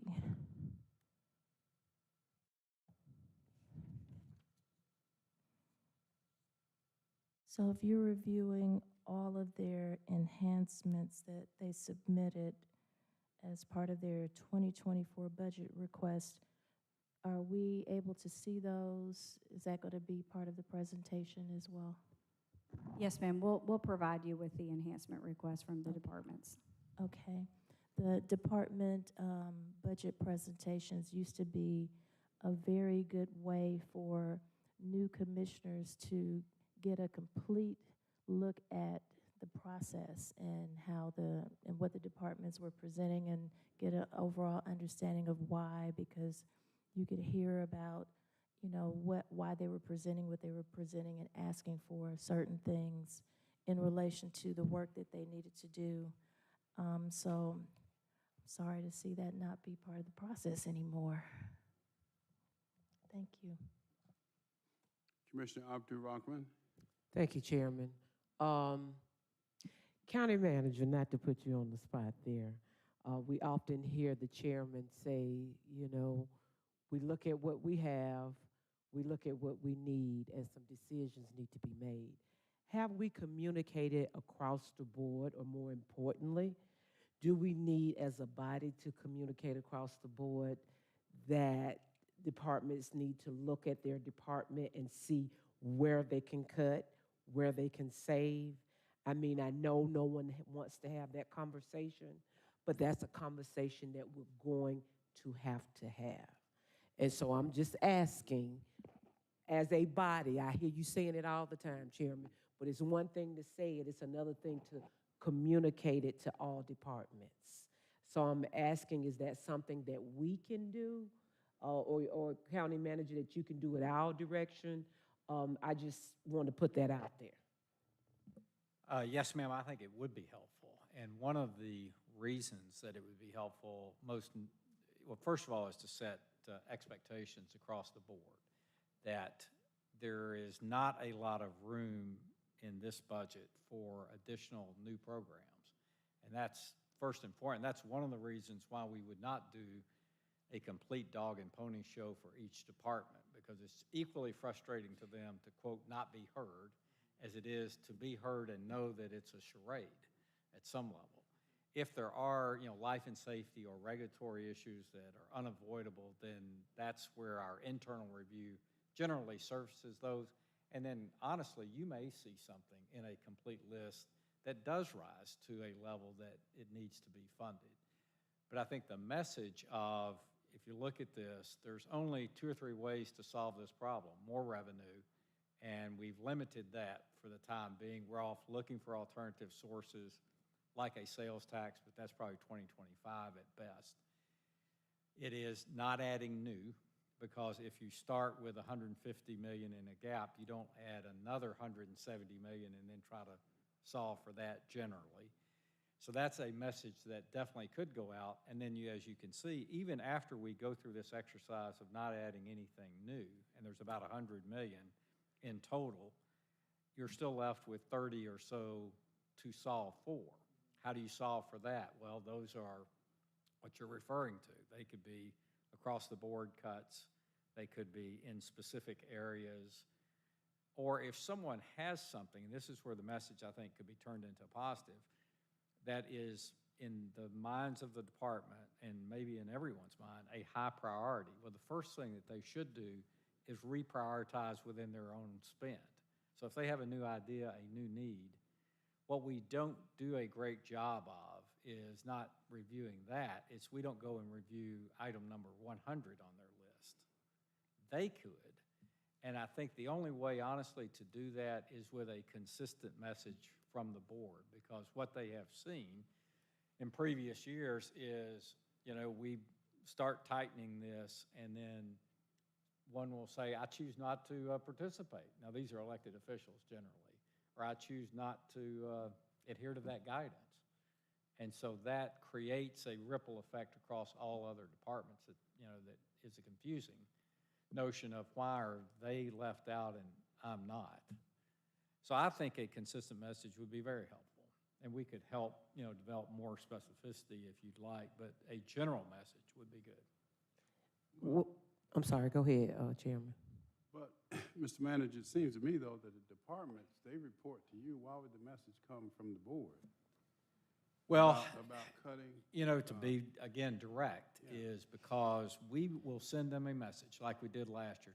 Take one of the gap closing tools was we would capture 25% of the attrition and not fund it. So in other words, if you finished with, you had 14 people and you had 10 at the end of the year, then we would only fund for 13. We'd capture 25% of that attrition.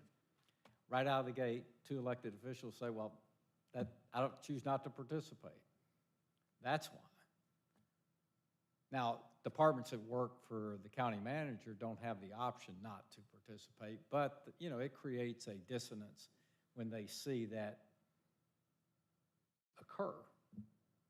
So that would be the reason why. And of course, we act at your direction. So if we're acting at your direction and we're applying consistency across the board, I think that's helpful.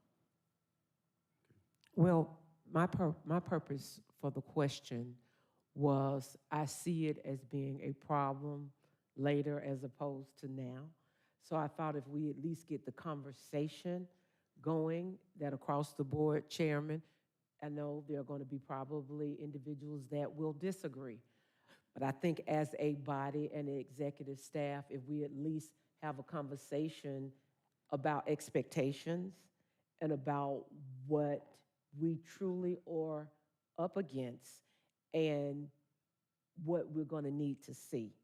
Now, it may come out to be something different, but what I'm hoping is that this body, or should this entire body, will, in the spirit of understanding that we eventually are going to have to tighten our belt somewhere. And so that's why I was saying, can we get ahead of that now? Because what happens is you have some departments that say, well, I didn't put in an enhancement because I was told there were no enhancements. And then other departments say, well, I went and I talked to the commissioners.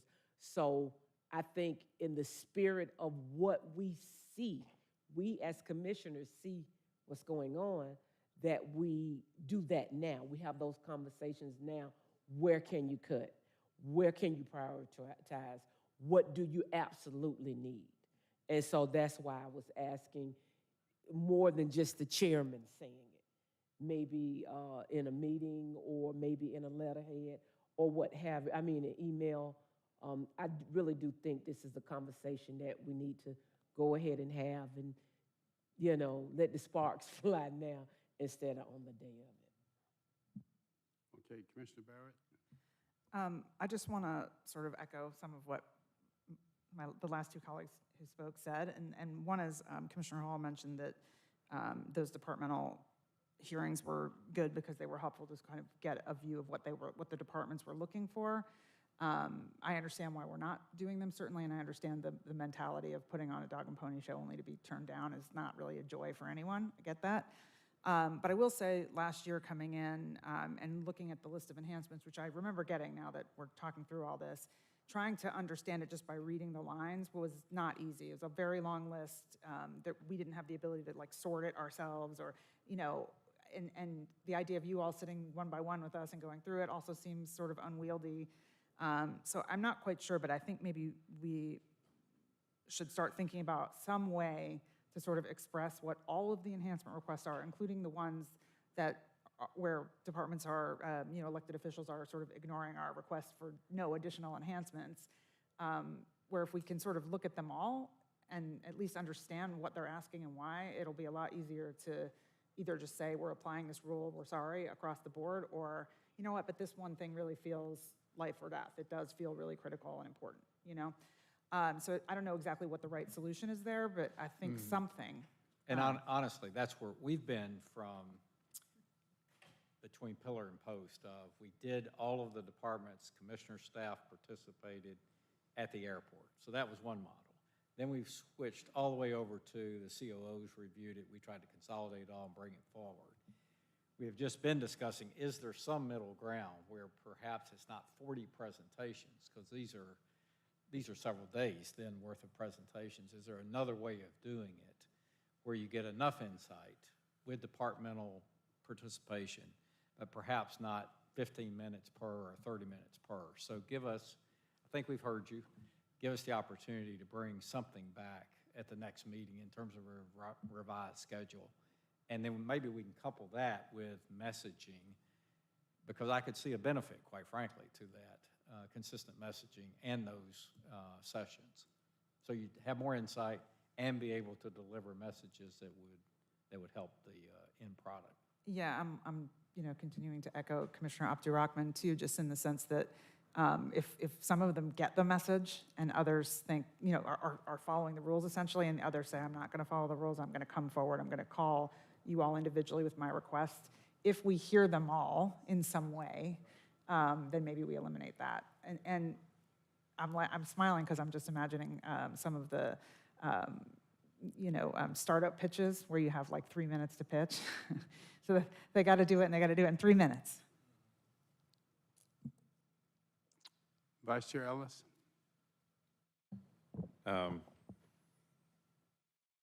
Yeah, I mean, definitely some of the stuff said sort of resonates with me. I definitely think coming up with a consolidated message that we would vote on as a group to give you direction, I think would be a useful thing, right? We go on record, it's our message, it's your message, this is what's going to get delivered back in terms of a budget presentation. I like the concept of, hey, yes, we may find some new money or whatever, but there's not going to be, we want to hold our millage rate the same. There's not going to be this ability to go and have the spending level increases that we saw last year, or the budgetary increases that we saw last year. Just practically not possible, particularly when you lay on the concept of a 5% COLA plus elections. Math is not going to work on that. So I like the message of, hey, if you have different things you want to do with your department, think about reprioritizing within your own budget. So, I like that message. One other alternative that I'll throw out there is that if there are to be, to entertain any enhancements, they need to be submitted by a particular date. Pick the date, end of November. For end of November, not considered, period, end of story. Another thing to consider is when we get to the stage of presenting a preliminary budget, perhaps we even vote on and approve a preliminary budget in December. And, in terms of anything after that, any changes to that would only be dealt with in a mid-year review process. Perhaps we consider no enhancements this year, and we would have a mid-year review process then and only at that point in time in which enhancements would be considered. So we had some better time to vet them, strike them up against, kind of dollar availability, are they really true need or not? That's another thing to potentially consider that would be a little bit different, but perhaps could be a more beneficial process for us to think about and consider. Commissioner Thorne? All right. Other comments, suggestions? I think the message was well received. Thank you. That completes our report. All right, Madam Clerk. Mr. Chairman, members of the board, the next item that was moved up is Vice Chair Ellis's on page 11, 230642. Request approval of resolution directing the county manager to not include or consider any budget enhancements or budgetary increases for any Justice Department or agency in the 2024 general fund budget and for other purposes. Well, the timing couldn't be better for this one to come up based on that previous discussion. Commissioner Ellis? Yeah, and I know we spent a lot of time, kind of talking about different components of this within our discussions before lunch. But to me, this is largely a no-brainer.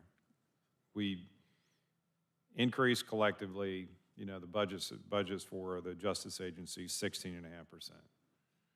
In addition to that, we're providing Orca funding. We'll continue to provide Orca funding next year. We've already seen that we really do not have a tremendous amount of budgetary flexibility. It's not sustainable from a taxpayer standpoint.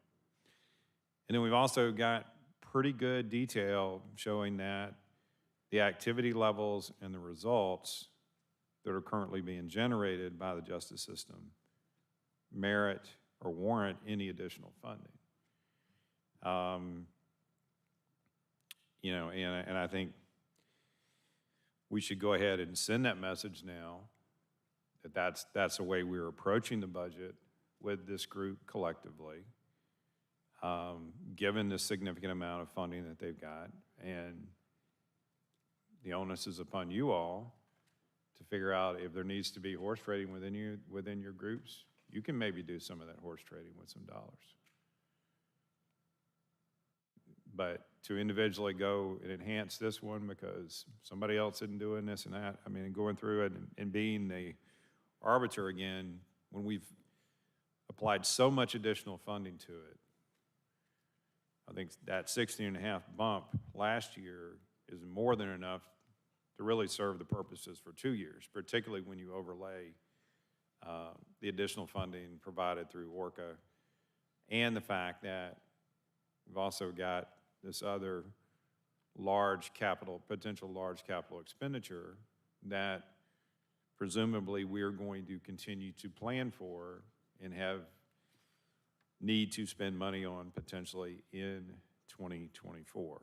And explicitly the resolution would carve out any sort of placing of reserves, design work, that sort of stuff that would be associated with a new jail facility that would not be contemplated in this resolution.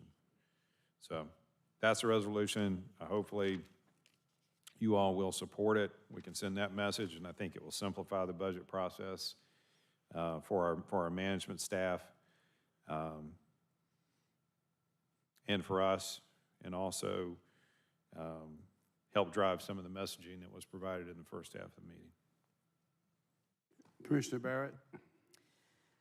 Thank you, Mr. Chair. I cannot support this item as it's written for a variety of reasons. The first of which is it is written with an antagonistic and accusatory tone that, for me, is not how you solve problems. The people who elected all of us, the judges, the DA, the sheriff, all of the elected officials on the justice side and us as commissioners expected us and expect us to work together. And this, to me, is just, as I said, very antagonistic and an attempt to sort of shield ourselves from responsibility. I think collaboration is the key to progress here. And as my mother likes to say, you get more flies with honey. I also think that this is written with too broad of a brush. By including all of the justice partners in this restriction, you have the potential here to do more harm than good, because there are going to be things where costs have gone up, and in order to even maintain the same level, let alone to make improvements, we would have to increase certain parts of the budget. So, we had the whole Public Defender's Department sitting here today, and this would affect them as well, as an example. And I think there's a lot of people over on the justice side. You may not agree with the work everyone is doing over there, but there are a lot of people on that side of the fence who are doing incredible work and are taking this challenge of improving their system and reducing the jail population very seriously.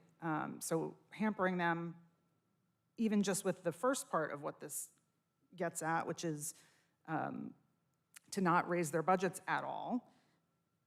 The second part is to be punitive, to say, we put these standards in place 6 months ago, you haven't met them, you haven't shown improvement, so in order to, because we had, the only thing we can do to punish you, we're going to take money away. I don't see how that solves the problem. That seems like a slap on the wrist that actually, again, could exacerbate the problem, create a new backlog, and make things even worse. And lastly, for me, what this does is it takes the power and decision-making away from us individually as commissioners, as a body, to vote on specific enhancements. And it also takes it away from the county manager's team, who we entrust to do this kind of work, to prioritize and decide what is critical and what is not.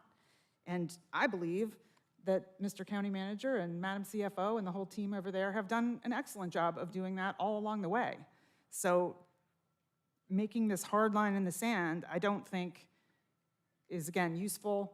I don't think it takes advantage of the tools we have as a board or the tools the county manager has as an executive. And I think, to the point that all the points that were just made in the last agenda item, we don't have money for anybody's enhancements. So there is no reason to pass this. We're either going to have an across-the-board no enhancements, except for the emergencies and the things we must do, or we're not. This is unnecessary to me, and I can't support it. Vice Chair Ellis, followed by Commissioner Thorne. Okay, we want to go on record. If you'd like more of the same from our justice partners, and go on record with that. Last year, we had a process. The manager and their team brought forth what I thought was a reasonable budget. More people added, significant more funding outside of their recommendations last year. Thus, I want us to go on record now and give them clear direction. So I stated before, if we had not provided significant amounts of funding, it would be one part, it would be a different discussion. But the fact of the matter is, we provided significantly more funding to these operations than we did other operations within the county. And thus, I think this is a year, if we're going to entertain anything and look at it, it should come from other areas of the county. Also, I will say this about, you may view it as antagonistic, hurt somebody's feelings. Okay, sorry about that. I don't really care, because the people that I represent are coming to me saying, we've got to have results, and demanding that I take some action on behalf of them to foster the accountability that's needed. So if it takes being very direct, given where we are right now and the lack of results that we have seen so far, then I will be. And I intend to, for today and for the foreseeable future, until we start to see results. I want to share just a few things I shared earlier. And one of the things that I want to encourage us also to think about in the arena of justice, until we ever do anything more with any of these budgets, that we have a clear baseline with every one of our justice agencies before we consider changing them. We have not had that, and we have acted anecdotally year over year, as opposed to looking at something and saying, is this really justified? So that data, the 2019 data, criminal trials, got it from David Summerlin, so I didn't make this up, right? You saw it? And we're on track to do less trials today, criminal trials, today than we did in 2019. Think about that. Just think about that, okay? And, okay, we had somebody come to us last year at budget time. They made a specific budget enhancement request that their professional services be increased by $1.1 million because the chief judge had indicated there would be 150 to 200 criminal trials this year. That was the district attorney. That was the request that she was granted. Guess what? That number of trials is nowhere near happening. But yet we funded based on that representation. We have no trail to go back and look at these things to say, was that even merited? It's all done in a vacuum, frequently last minute, with some anecdotal appeal. And until we get to some true activity level baselines, we're going to continue to get less than optimal results and probably pay too much money for them.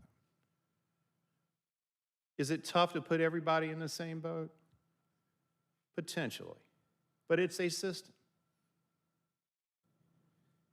Might some people be performing a little bit better than some others? Potentially, but it's a system. Yes, we had a lot of people down here from the public defender, but their budget's been increased 36% since 2020. We've got 27 additional Orca positions. Their salaries are the highest in the state in terms of what we've got them raised up to. Got them different, more increased facilities, better technology, et cetera. So it's not like we haven't supplied additional funding to it. Other areas which don't have anything to do with this, somewhere like probate court, but their budget increased 57.5% since 2021. So they've seen a lot of resources too. State court, they got 237 people in there on misdemeanor charges, barely moved since last year. We've already discussed the stuff with the sheriff, already discussed the stuff with the DA. It's a system. Until collectively the system gets together, we can talk about playing nice with them and all that sort of stuff, but I don't do their job. I'm not the person they need to collaborate with. It's the public defender and the DA and the judges, the sheriff. Those are the ones that need to be collaborating. If this forces them to do a better job of that, fantastic. We have the Project Orca stuff, and I've sat in on some of those meetings. People don't show up. Alden's doing a nice job of running it, trying to facilitate stuff. There's no collaboration. We created an environment, an opportunity for them to collaborate. Until that happens, it doesn't matter we're not the ones that need collaborating with.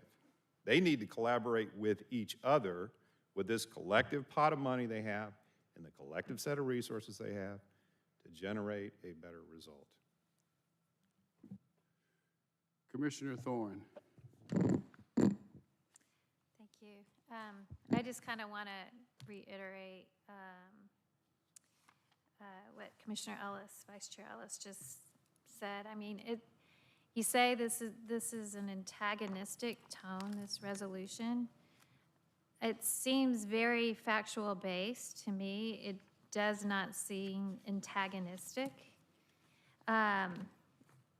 Like you said, we've got to make some tough decisions, and it's not easy to bear down, but we cannot keep doing the same thing. Every time someone comes down here, they have a justification for $5 million, $10 million now, $33 million, and it all seems good. And we've been giving them all the money, but it's been the same old, same old. It's the same as it was before as a commissioner and listening in on these Orca studies that reports that come through.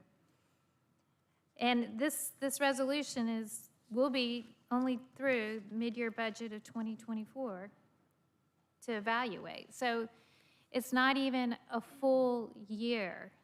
This is, let's try something new. If someone comes down here and they have an emergency and they can justify that they need extra money and they have nowhere else in their budget to find that money, we'll be compassionate as commissioners, I believe. We're not going to, let them fail. But it has to be justified. It can't be as simple, let's give me $10 more million. I need this. We got an email. I requested to try to get data that contradicted what was in here because some people say, oh, this is a lie. It's not correct. I'm like, well, present me the corrections. Give me the correct data. I didn't get it. And none of our justice partners except for the sheriff came here to refute anything that's in this. So to me, I'll have to take this as fact. And I'm very much in support, as hard as it is to support, but I think we need to send a message that we can't keep throwing money at a problem until we start seeing results. And Alton mentioned that there have been recommendations made and not accepted. Those were adoption of case management standards, expanded use of diversion, and then the mental health aspect. Am I missing one? I think there was a fourth one that I didn't quite get. Court standards, expanded diversion, civil/criminal court in Superior Court, and the fourth one. And sorry, it's been a long day. But I will bring back there's been a series of recommendations consistently. Accenture was here, JRI was here, Barry Mahoney was here 20 years ago. The recommendations are pretty consistent. And I believe these are good recommendations, and we need to try to play a hand to make them try to make a change and work together and accept some of these recommendations. And I see this as the only way we possibly can. So that's why I support this. All right, anyone else? Anyone else? All right, the motion on the floor is to approve. Let's vote. And the vote is open.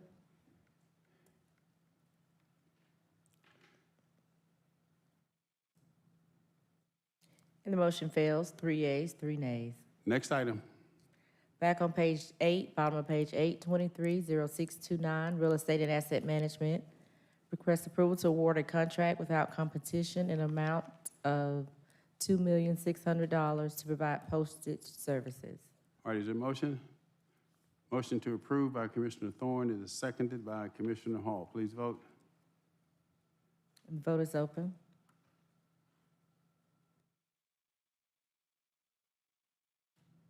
And the motion passes, 6 yeas, 0 nays. 230630, request approval of an acceptance letter for Georgia Power's Make Ready program. All right, motion to approve by Commissioner Thorne, seconded by Commissioner Hall. Please vote. Vote is open. And the motion passes, 6 yeas, 0 nays. On page 9, 230631, request approval to increase spending authority in the amount of $1,230,530 to provide support services for the jail bridging plan. Motion to approve by Commissioner Hall, seconded by Commissioner Abdul Rahman. Commissioner Hall, you have the floor. Thank you, Mr. Chair. Is anyone here that can answer this? Yes, ma'am.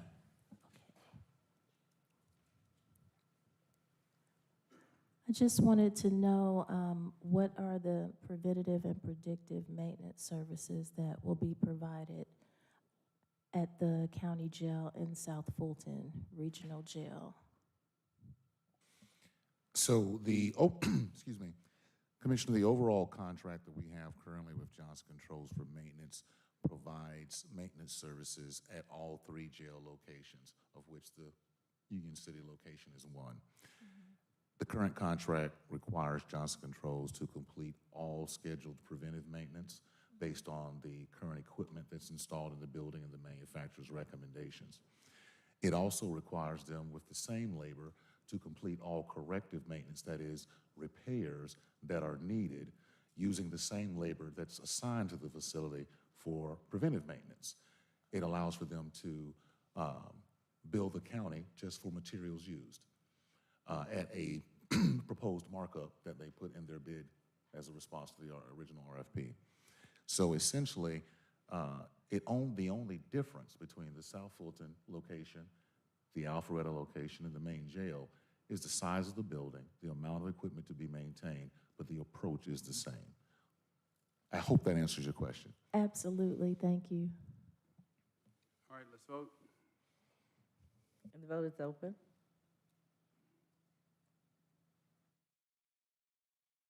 And the motion passes, 4 yeas, 0 nays. 230632, request approval to amend an existing contract in an amount not to exceed $25,300 for an increase in fees for interior design, furniture, and installation of items for the Peachtree, MLK, East Point Library expansion. All right, I have a motion to approve by Commissioner Abdu-Rahman, seconded by Commissioner Thorne. Please vote. And the vote is open.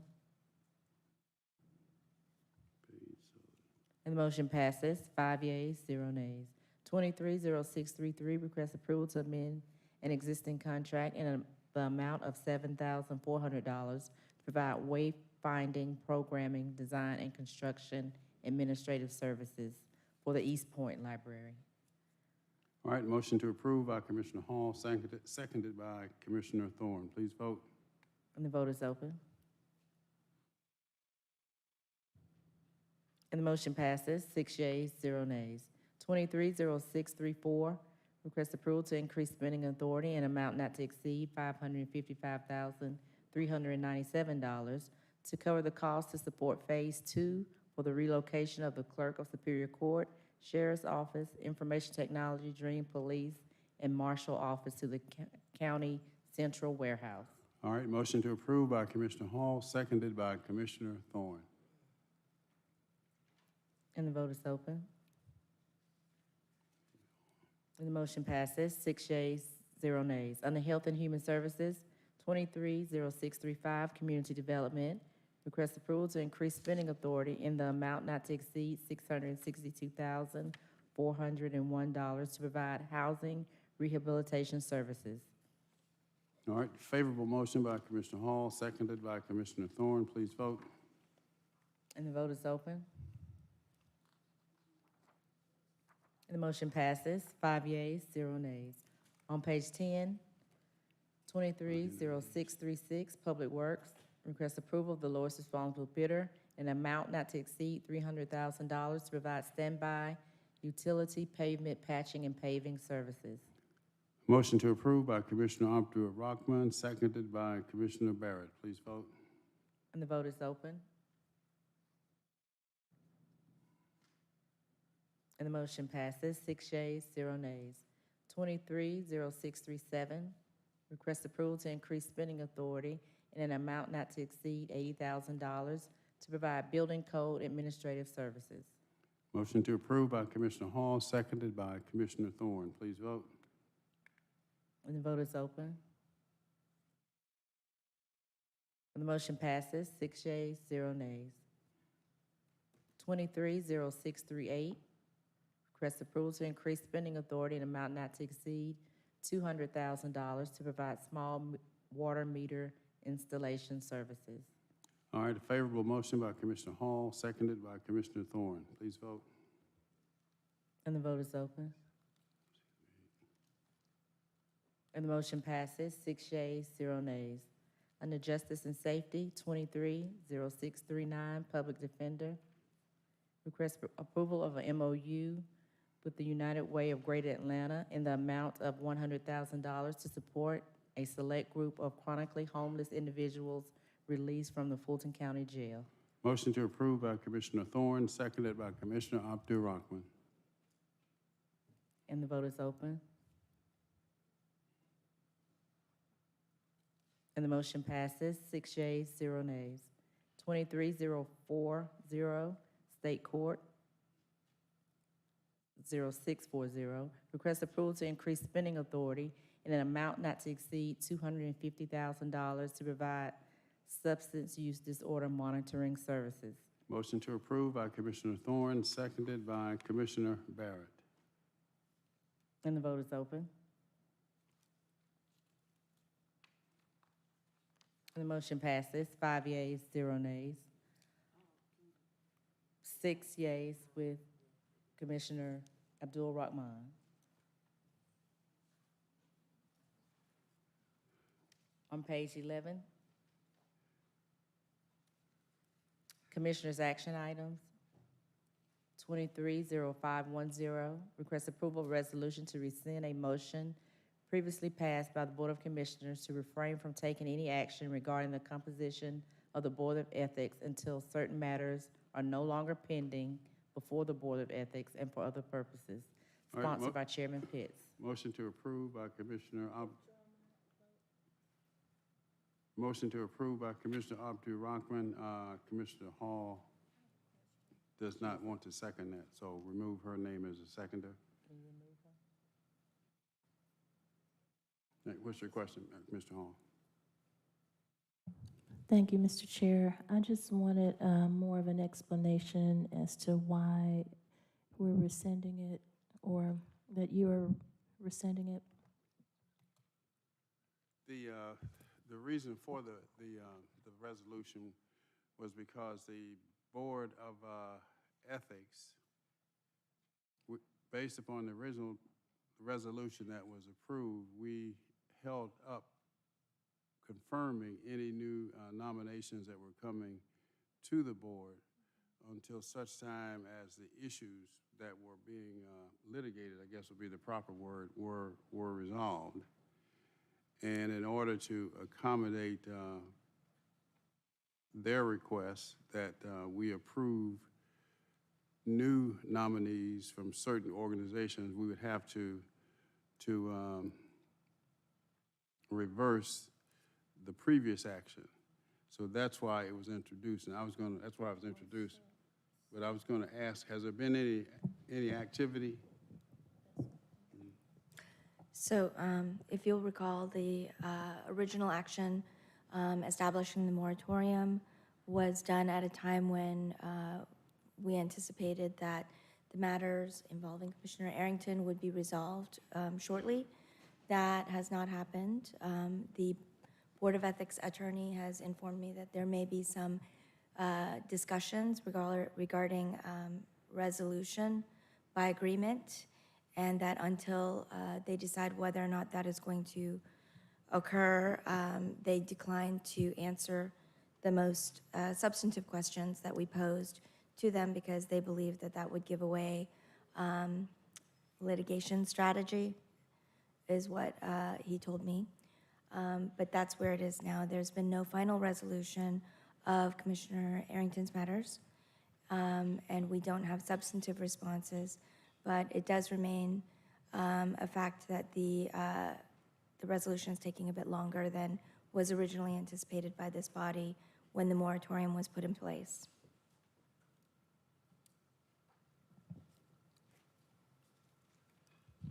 So we didn't take action because we were waiting for a resolution. So I think out of an abundance of caution, this body decided to not take any action on the composition of the board until those matters which were ripe for decision were decided, so that it would avoid any appearance that you were entering into that fray. At this point, it has now been, I think, more than half a year since it's been ripe, and it does not appear that the matters will be resolved in the immediate future, or we have no way of knowing how long it's going to take to be resolved. That still goes back to what I just said. So we did not take action because we were waiting for a resolution, and there still is no resolution. So why are we about to take action? Why are we putting it back to taking the action when we don't have a resolution? And that was the whole reason for us not taking action in the beginning.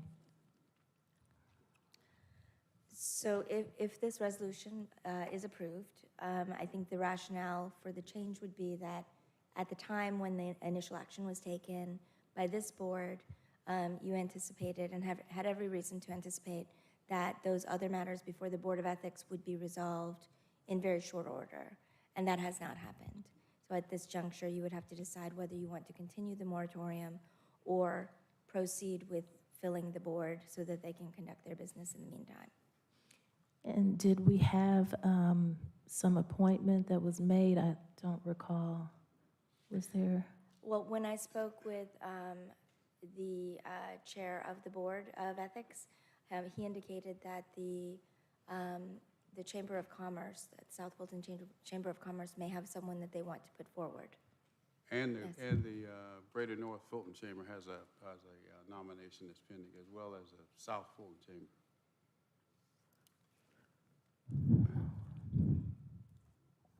Thank you. Commissioner Abdu Rahman. Thank you, Chairman. I'm going to support this when it originally came to us, one, it was supposed to be a temporary measure.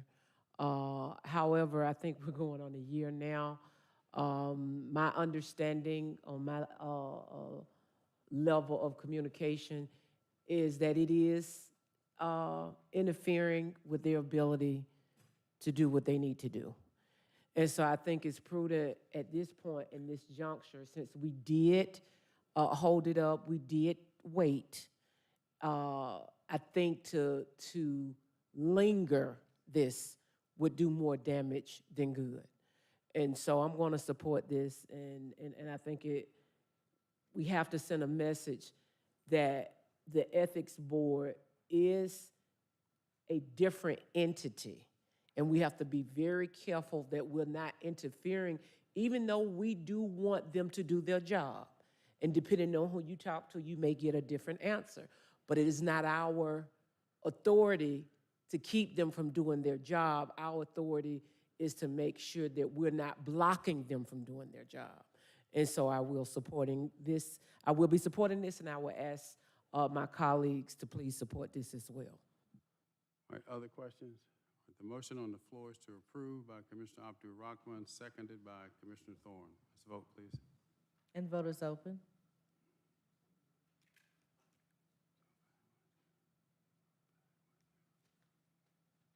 And the motion passes, 5 yeas, 0 nays. Next item. 230512, request approval of resolution requiring contracts or other written agreements to accompany agenda items appearing on the meeting agenda of the Board of Commissioners to uphold transparency and governance, providing exceptions for those contracts or agreements processed by the Department of Purchasing and Contract Compliance, and for those excluded under the Georgia Open Meetings Act or for emergency situations. All right, a motion to approve by Commissioner Thorne is seconded by Commissioner Ellis.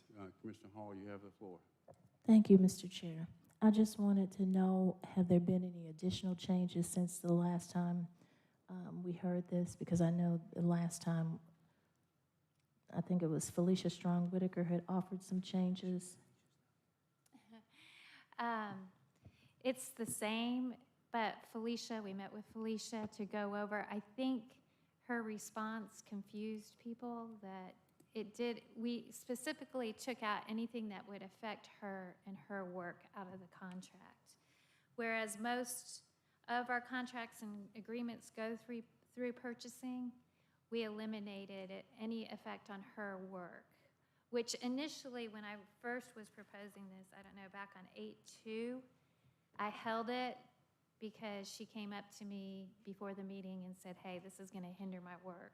So I worked with her to go and draft the new one, but then it kind of got convoluted, confusing in the question response. But we did meet with her yesterday to confirm, and unfortunately, she had to leave. But I can verify that we did meet with her, and she's good. Okay, thank you. All right, the motion on the floor is to approve. Let's vote, please. And the vote is open.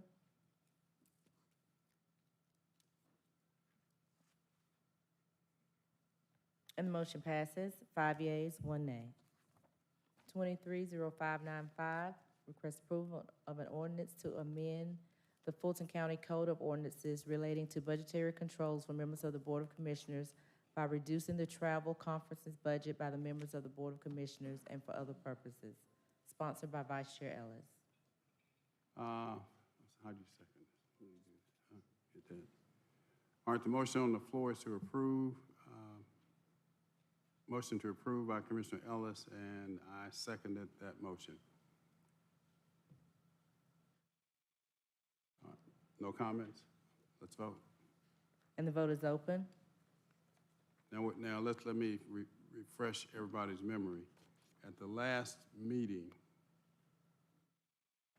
the original legislation was to cap it at 30,000.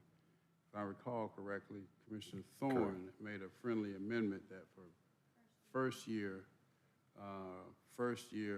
commissioners, it would be 50,000, and that was accepted. So that's what's technically before us. Go ahead, you have the floor, And Commissioner. then what is it after that?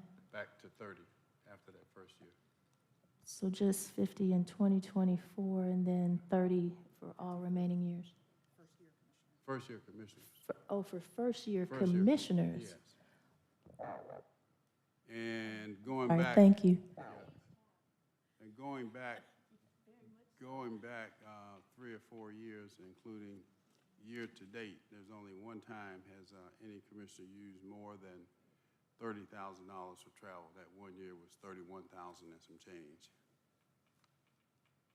All right, the motion on the floor is to approve. Let's vote, please. And the vote is open. And the motion fails. 3 yeas, 3 nays. Next item. On page 12, Commissioners' full board appointments, 230599, Fulton Atlanta Land Bank Authority. Commissioner Hall has nominated Anita Harris for a full board appointment to a term ending August 7, 2027. All right, is there a motion? Motion to approve by Commissioner Hall. Is there a second? Is there a second? Is there a second? All right, fails for lack of a second. Now I'll make a motion to, substitute motion to deny. I'm sorry, Commissioner Hall. Thank you, Mr. Chair. Madam County Attorney, the last time this came up, you said there might be a conflict because this is my chief of staff. But it was brought to our attention by Commissioner Arrington that there, and by the executive director of the Land Bank Authority, Chris Norman, that there are government employees and there are elected officials, including county commissioners, that have been on this board. So how does that not create a conflict? So I believe what I said last time was not that there would be a conflict of interest, but that there could be a question raised about that in terms of the level of influence that someone on a commissioner's staff might have on the body that is potentially going to be voting on funding. I think I made it clear that I did not see any direct conflict, and no one that I know of was indicating that there would be a conflict of interest, or that Ms. Harris would not serve well in the capacity, but that there was a possibility that that question could be raised based upon the relationship. Okay, so that question could not be raised from elected officials, such as commissioners being on that board? That question could not be raised by other staff of other elected officials being on that board? Since that is something that has happened in the past and confirmed by the executive director of the Land Bank Authority, how is this different from what has happened many, many years before? I would have to take a look at the specific examples to compare and see how those do compare. I was not aware of commissioners serving on the authority. So unless I had specific examples, I wouldn't be able to make a direct comparison or speak on that. So you can review it and make a recommendation, or you cannot? I'm sorry. I hear you asking me to review it, so I will look into who has served and then provide you with the response as to how those situations compare to this proposal. Thank you, I appreciate that. All right, the motion on the floor is to deny. I made the motion. It's seconded by Commissioner Abdul-Rahman. Let's vote, please. And the vote is open.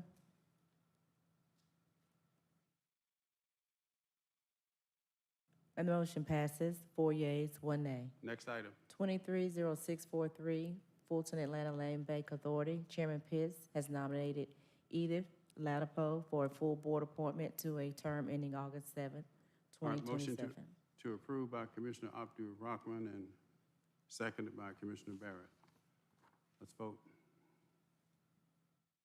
And the vote is open. And the motion passes. 5 yeas, 0 nays. On page 13, 230644, Beltline Affordable Housing Advisory Board. Chairman Pitts has nominated Cora Dunstan for a full board reappointment to a term ending upon commencement of the approval of Atlanta City Council. All right, a motion to approve by Commissioner Abdul Rahman, seconded by Commissioner Thorne. Let's vote. And the vote is open. And the motion passes, 6 yeas, 0 nays. The next three are Region 3 EMS Council, 230645. Chairman Pitts has nominated Steve L. Moyers for a full board reappointment to a term ending June 30th, 2025. Just take all three of these together. These are reappointments, including Matt Kalmeyer And 230646, Chairman Pitts has nominated Rod M. Smith for a full board reappointment, term ending June 30th, 2025. 230647, Chairman Pitts has nominated Matt Kalmeyer for a full board reappointment to a term ending June 30th, 2026. All right, motion is to approve all three. Motion to approve by Commissioner Abdul Rahman, seconded by Commissioner Barrett. Please vote. And the vote is open.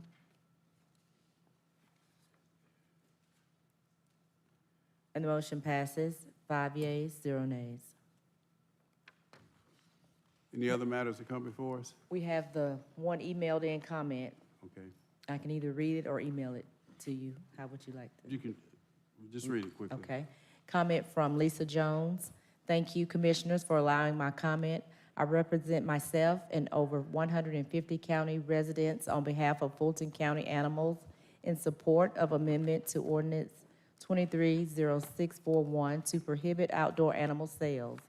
As the ordinance states, according to UGA, the overpopulation of pets in the state of Georgia has reached crisis level. Year-to-date 2023, Fulton County Animal Shelter has taken in over 5,000 animals. After 4 years, 2019 through 2022, of no-kill status, we are sliding backwards. Outdoor pet sales place profit over welfare, driving overpopulation of unvetted animals, burdening taxpayers with sick animals.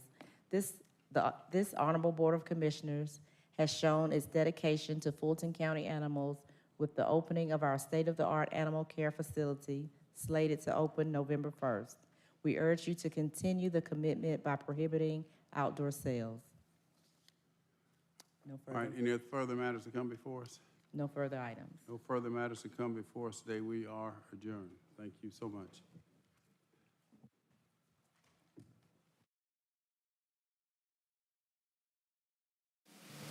For a written transcript of this meeting, or if you need reasonable accommodations, including this communication in an alternative format due to disability, please contact the Clerk to the Commission's office at 404-612-8232.